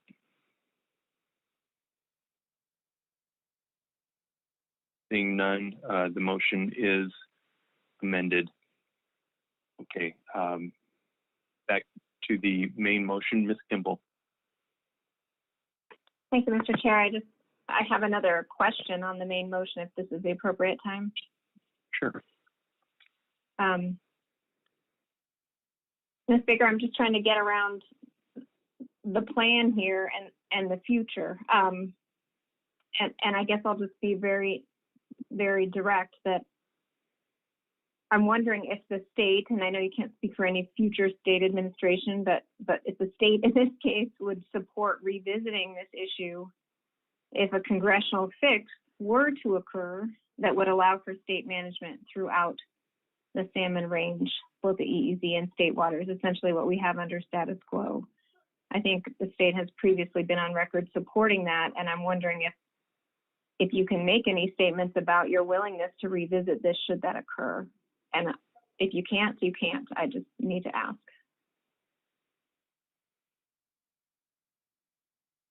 Baker. Thank you, Mr. Chair. Thank you, Ms. Kimball, for the question. You're right. I can't speak for perhaps people in the future, future administrations or future staff here at the department. But I would say, again, as you said, the state has consistently been on the record as supporting the status quo. And so I think that if there was a change in the future that made that feasible, it would be a reasonable thing to examine in the future.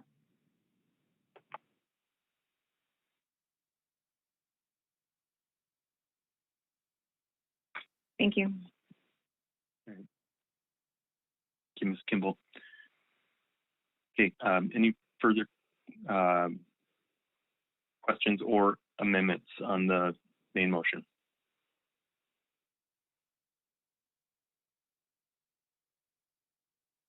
Okay, go to council member comments.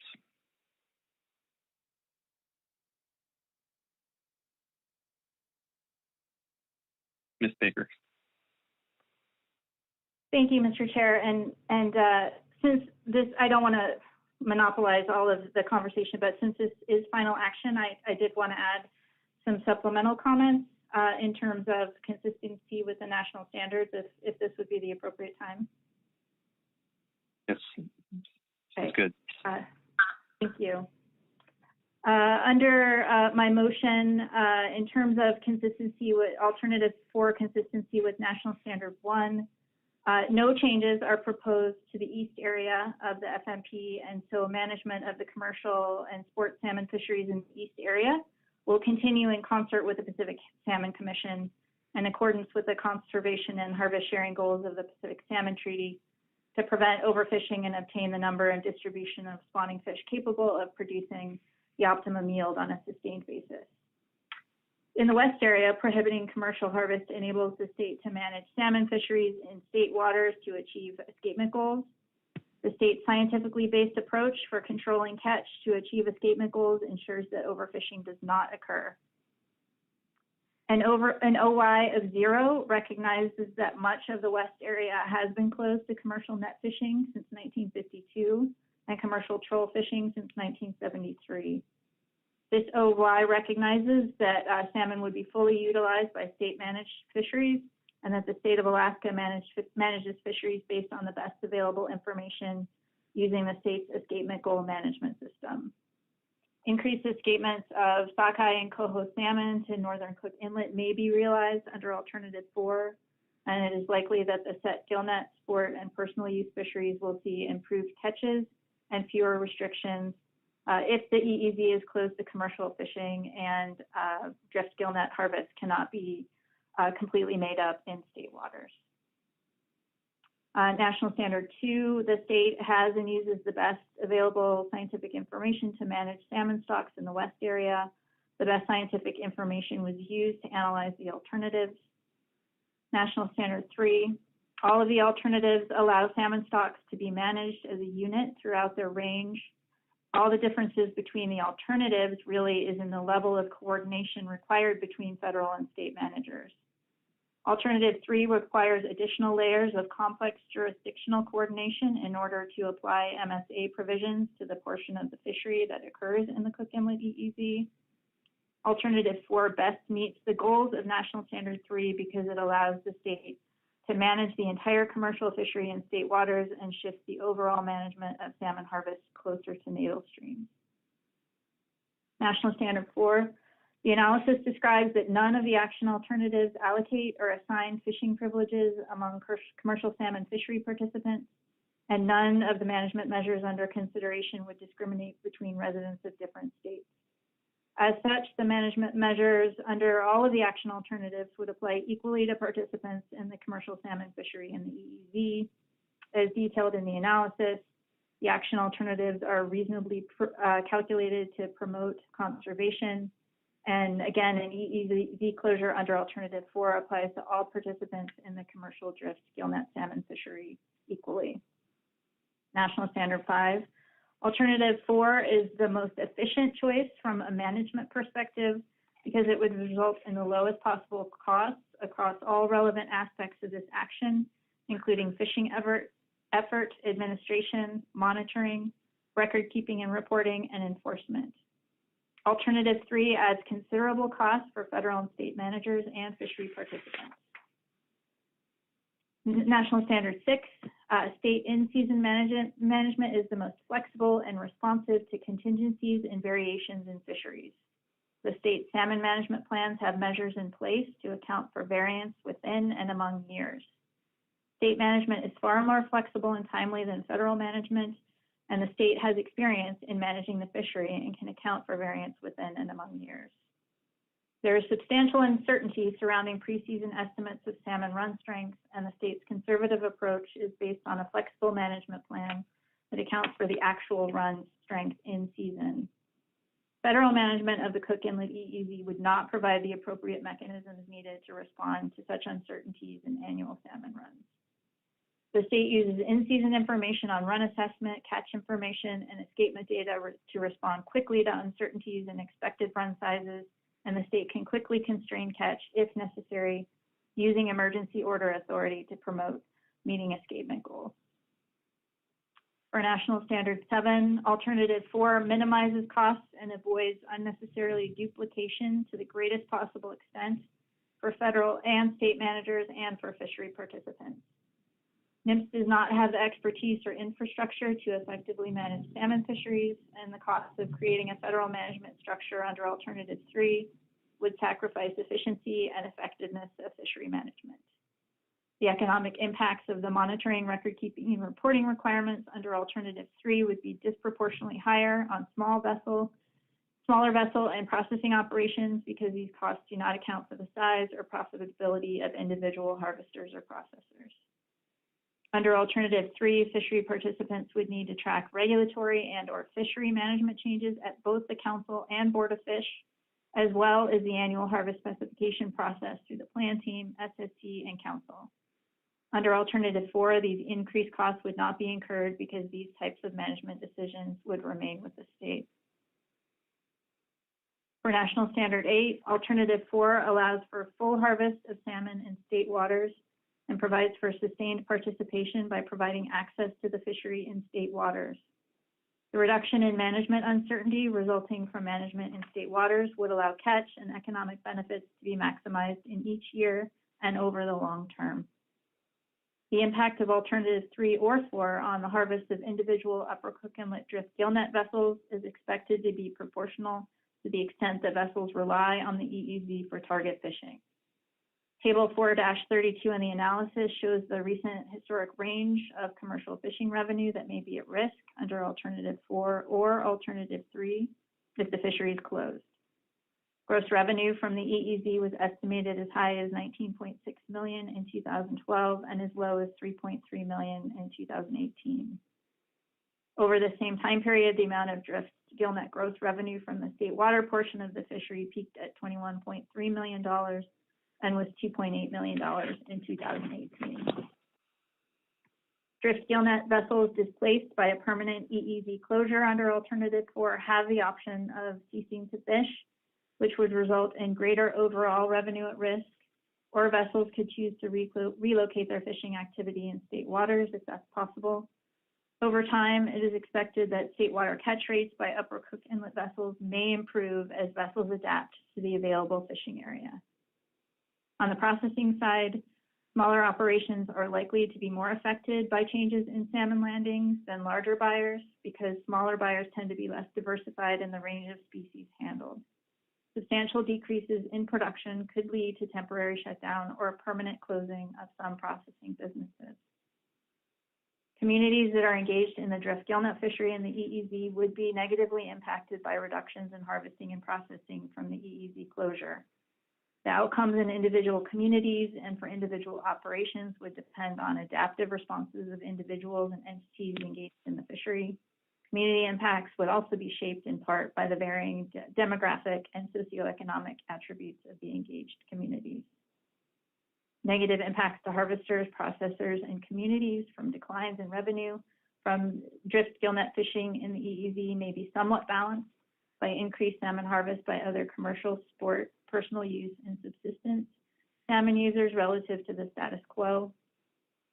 While these benefits are likely to be distributed across a relatively large geography and among multiple communities, some benefits may accrue to communities that are adversely affected by their engagement in or dependence on the Upper Cook Inlet salmon drift gillnet fishery.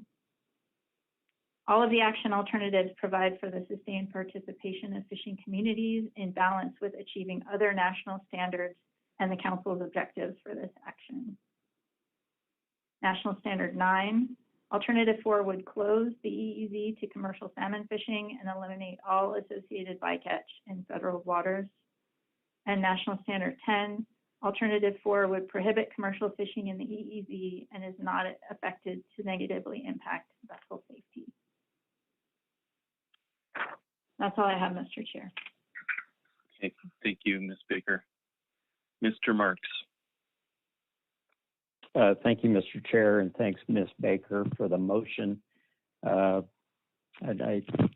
sure it was difficult to arrive at the motion, certainly, and I also understand, and we heard a lot in public testimony, but just want to reiterate the complications associated with managing mixed stock fisheries.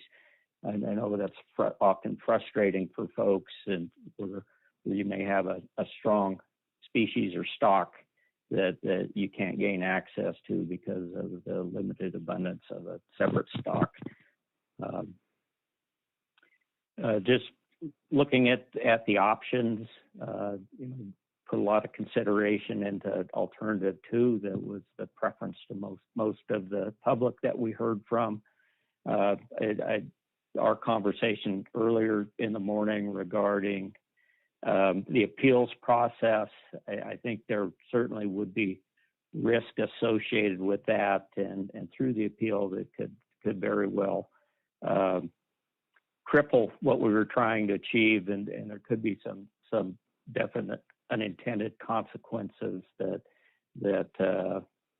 really affect management, and that would handcuff both the council and state management. I think the other piece of that is I know we heard alternative perspectives during public testimony, but I continue to be my understanding that federal standards through the MSA would not apply in state waters. So I'm not sure that got us to where folks wanted to go. Probably regarding alternative 3, that was certainly less desirable than alternative 4. A lot of management complications with coordination between the federal management and state management, and it seemed like when allocations increased on one side, they could be decreased on the other side. I'm not sure there was a net gain in fisheries opportunities through that. So, I mean, where it stands, I'll be supporting the motion, and thanks for all the thought and rationale that you've provided regarding your motion. Thanks, Mr. Marks. Mr. Twite. Thank you, Mr. Chair. Ms. Baker, thank you for your motion, which I support with some reluctance for several reasons. My first reason is pragmatic. We're under federal court deadline to take final action at this meeting, and alternative 4 is the only alternative that is ready for adoption at this meeting. We heard from Mr. Hitch, Dr. Ma, and many others that alternative 2 is not ready for final action at this time. That, in their opinion, alternative 2 is incomplete and needs additional provisions that would significantly modify it. Alternative 3 has not attracted any support. It establishes duplicative mechanisms that are wasteful of our resources, and further is inconsistent with current council policy for the rest of the West area. Alternative 1 is incompatible with the court's rulings. Following public testimony and through reading through our analysis, alternative 4 is the only one of the 4 that is ready for adoption at this point and meets the objectives for this action. Second, UCETA argues that development of an FMP requires that it cover the fishery, quote unquote, which they define as the entire range, state waters as well as federal. If they are correct, then that is another reason that both alternative 2 and alternative 3 are unworkable as currently described. Alternative 4, which does not require development of an FMP that would encompass both state and federal waters, which I'll note is their argument, not mine, is the only choice that is viable from the perspective of their own testimony.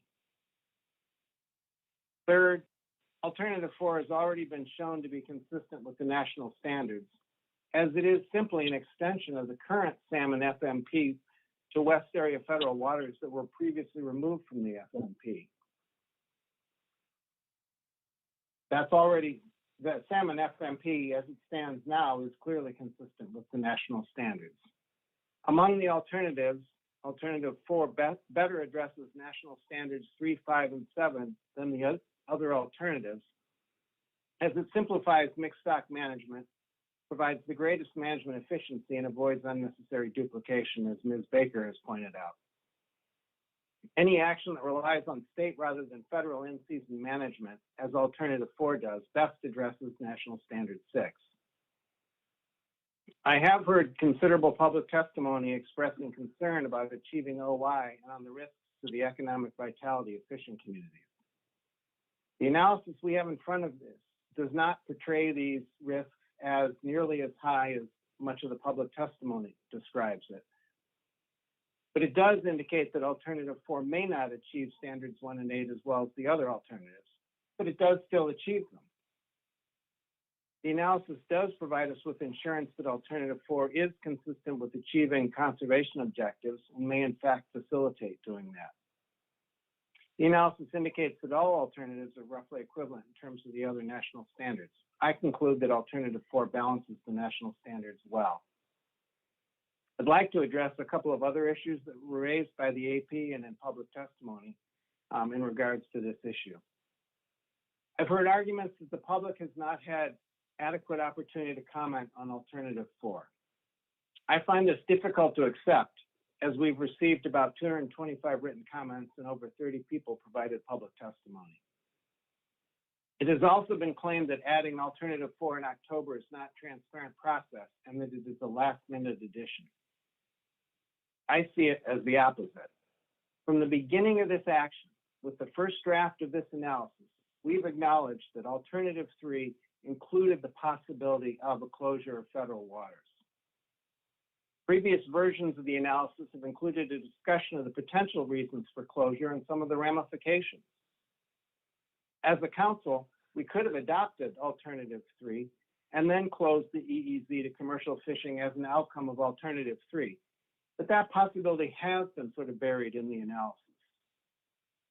Instead of taking that approach, in October, we chose to highlight this possibility by establishing it as a separate alternative so that our analysts could explore it in depth and so public comment could focus on it, which they have done. And our process is more transparent as a result of that. I've also heard that a closure of the EEZ constitutes an unfair action, as closing the area would have differential impacts on different user groups, and that some of those are negative. It's a possibility of differing effects on different user groups where we're inconsistent with the national standards, then there are very few actions that as a council we could ever take. Our charge instead is to balance the national standards, and often we decide that closure of an area is the best tool for achieving that balance. Even though some of our area closures have displaced existing fisheries.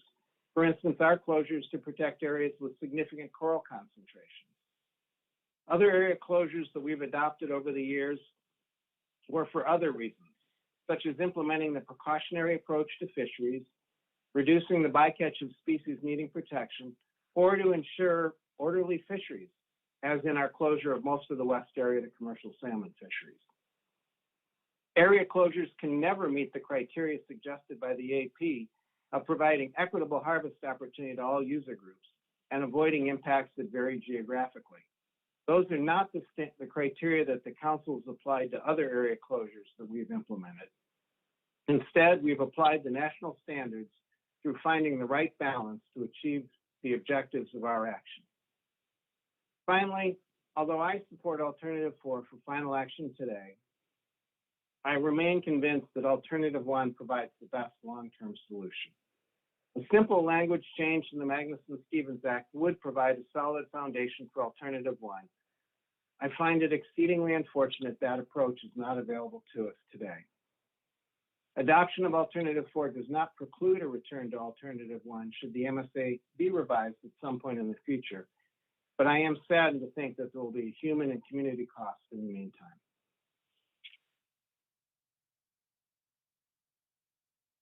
Thank you, Mr. Twite. Dr. Balsiger. Thank you, Mr. Chairman. This is a very trying issue. I appreciate the motion from Ms. Baker and in particular, the very thorough description of why she arrived at that motion. And I appreciate identifying how this action would align with all of the national standards. This issue is colored, of course, by these series of lawsuits of which I've submitted affidavits to the judge on when and how we would meet a deadline that has been established. We find that the state of Alaska will not accept delegation for management of this fishery as would have been under Alternative 2. As we've heard in many of the letters and in testimony today, there was recognition that the professionals needed to manage the fishery are state employees, and that this capacity does not exist in the fishery service or on the council staff, which leaves us only a solution that's been rejected by all of the impacted users.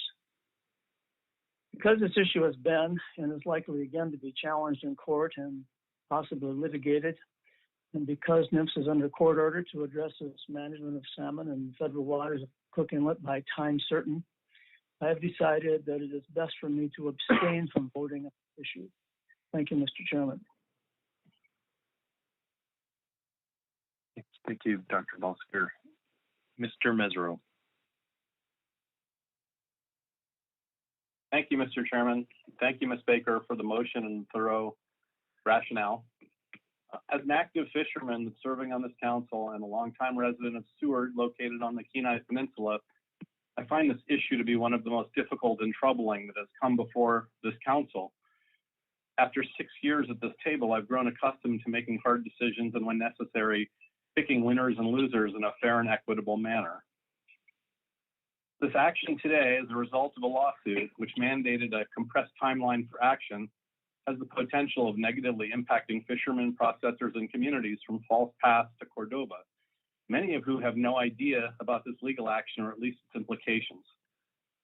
I feel for my friends and neighbors who will be financially impacted if the council adopts Alternative 4.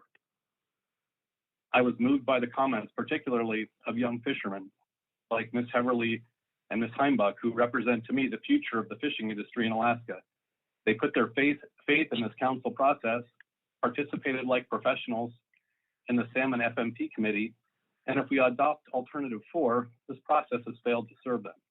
I'm concerned about what message we are sending these and other bright young fishermen who take the time and effort to participate. And finally, I'm concerned about what it means to make a decision that would result potentially in the end of a fishery in my backyard that's been prosecuted for over 100 years. On the other hand, from the state's motion and rationale, it's clear that the state of Alaska feels strongly that this action is a direct threat to their fundamental right to manage salmon in Alaska.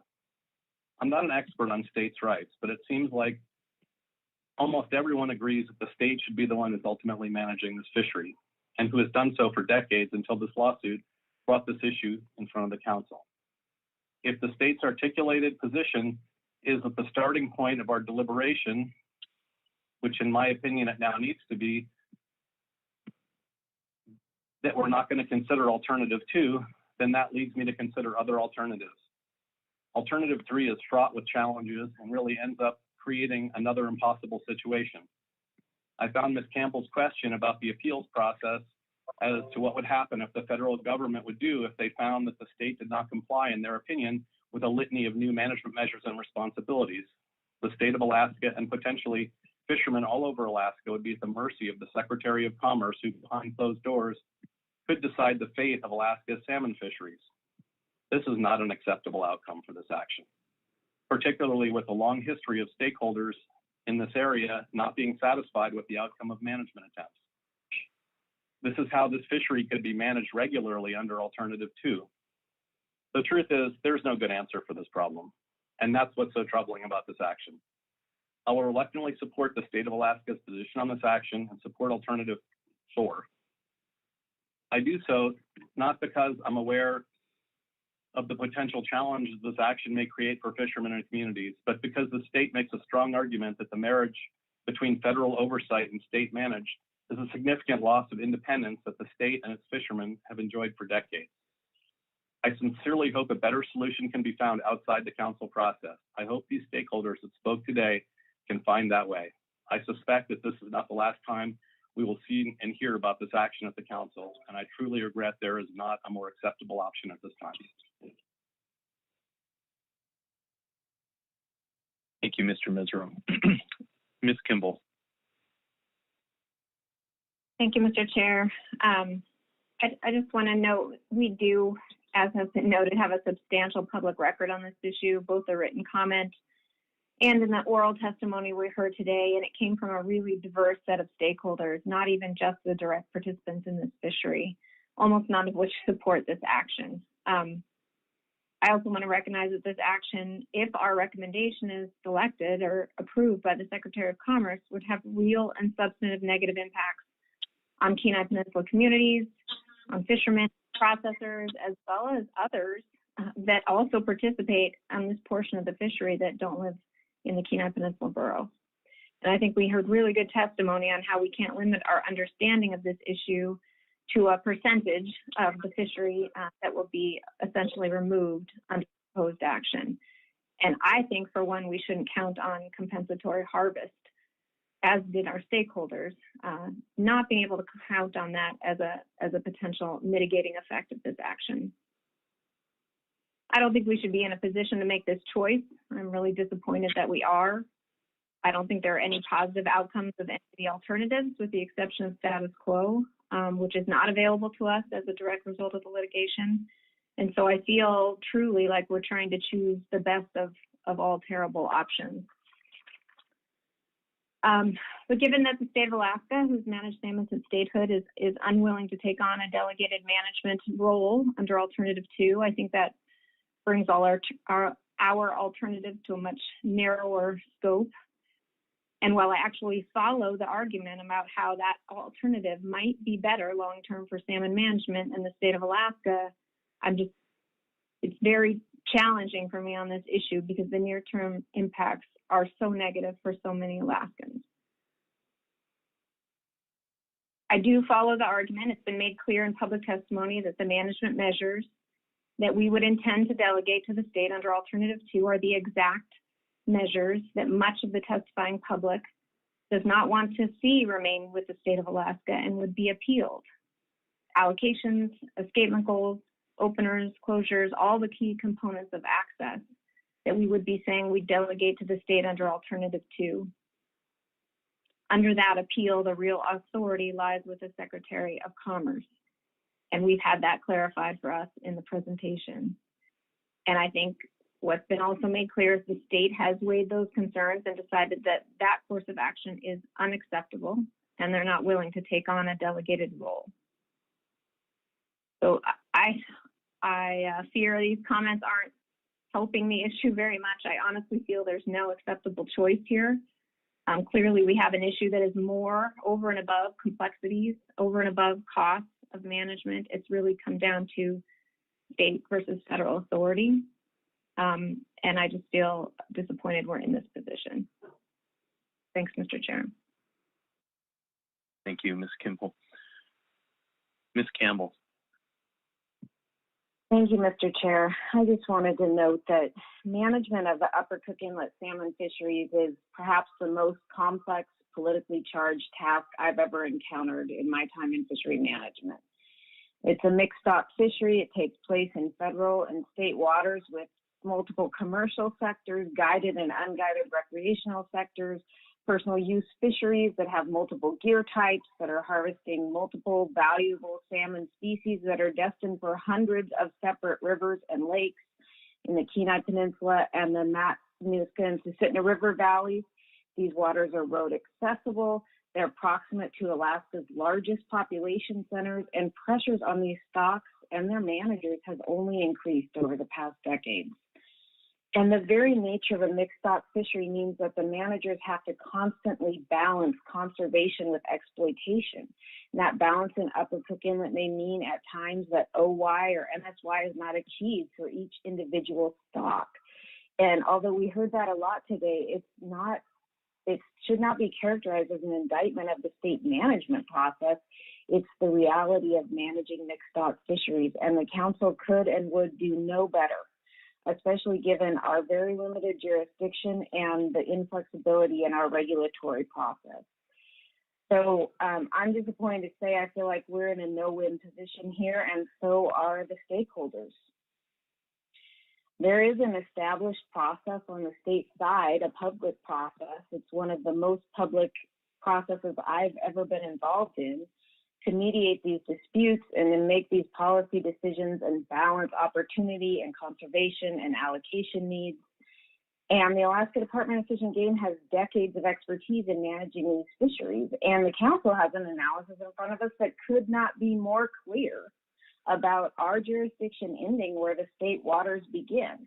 So this goal that's expressed by some stakeholders and their novel interpretation of the Magnuson Act and the court's order that there would be federal oversight of management of the species throughout its range, that's not a possible outcome of this action. I just want to be really clear about that. We have one particular subset of stakeholders that has sought to achieve a goal that can't be achieved: federal management of salmon reaching into state waters. And in seeking this goal, that's just not possible under the plain language of the Magnuson Act, they have to create a scenario where the council has to choose between a burdensome, duplicative process that, as analyzed, would provide no additional opportunity but add costs and complexity and uncertainty, or our other choice is complete closure of the EEZ in Upper Cook Inlet to commercial fishing. And when I was listening to the extensive public comment today, it was very clear to me that the very items that stakeholders take issue with in the state process are the items that would be brought through the appeals process, the state management plans, the escapement goals, the allocations. And so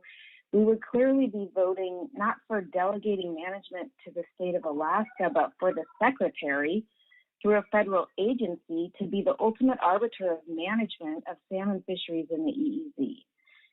Neither public process, neither the Alaska Board of Fisheries or the North Pacific Council would be the ultimate decision maker. There would be no public process involved.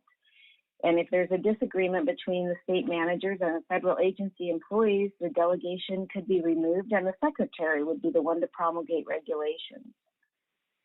So I think I found that aspect of Alternative 2 very troubling as we dug into it today and as we listened to our staff and our public commenters. But regardless of all this, the state has informed the council they're not going to be accepting the delegation of authority that's described under Alternative 2, and our alternatives as a council are severely limited. We have the option of creating a totally duplicative, inflexible, and inexpert federal management process for one small portion of the fishery, or closing federal waters to allow unified management of the stocks to occur. And I don't feel that either of these options is an ideal option that I feel good about.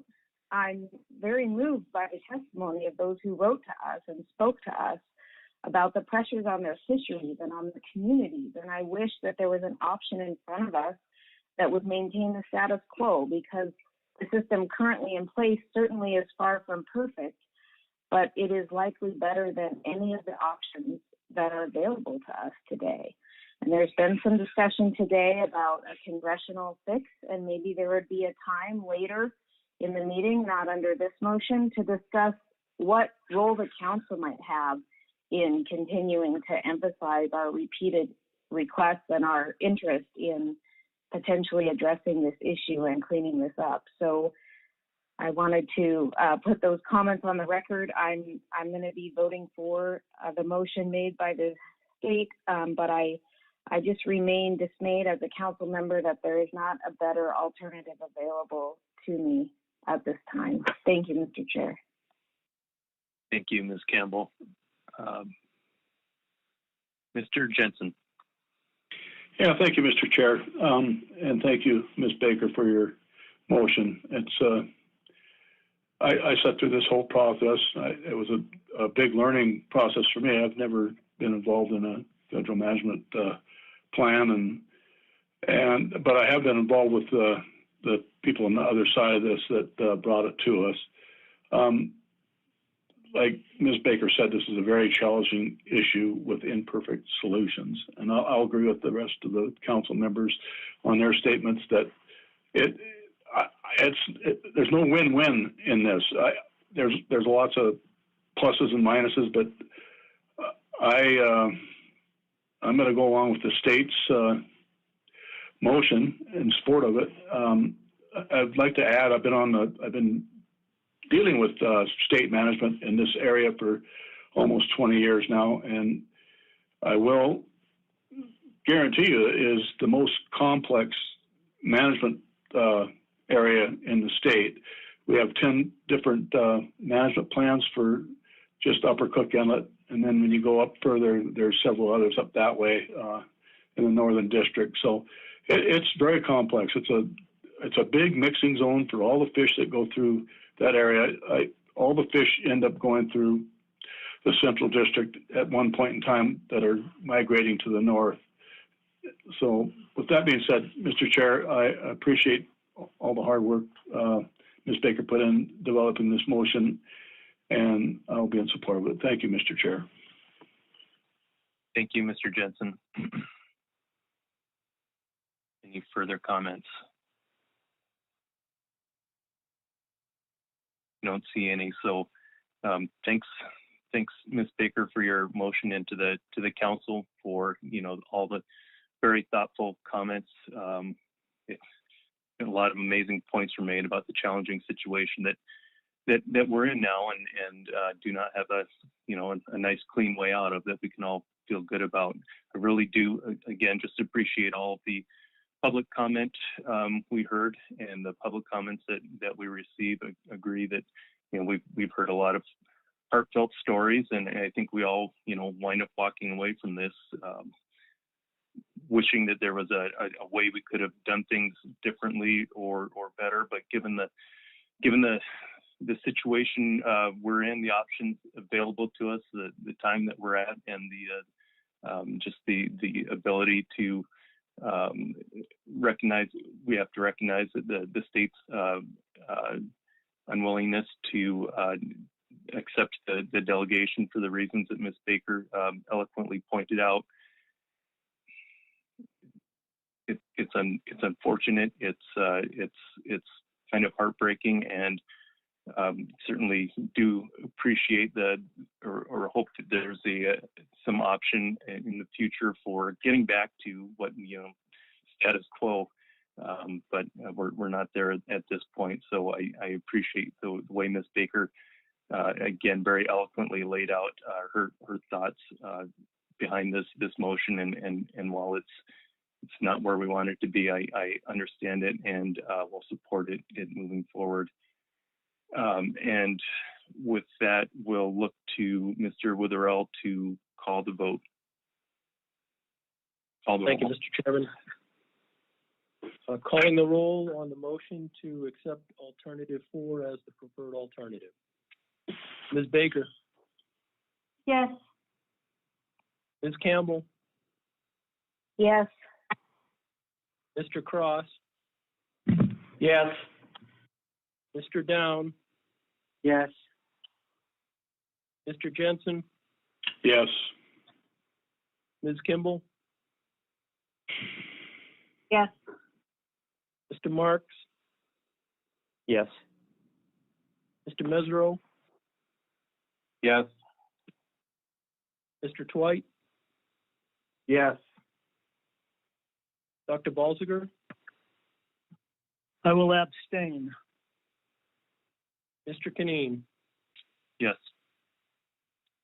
Motion passes 10-0 with 1 abstention. Okay. Thank you for that, Mr. Witherell. Anything further on C2? All right. Well, thank you all for the long day and all the hard work here. Let's go ahead and adjourn, and we will come back tomorrow morning at 8 a.m. Alaska time and pick up with agenda item C5. And we'll see you at 8. Thank you.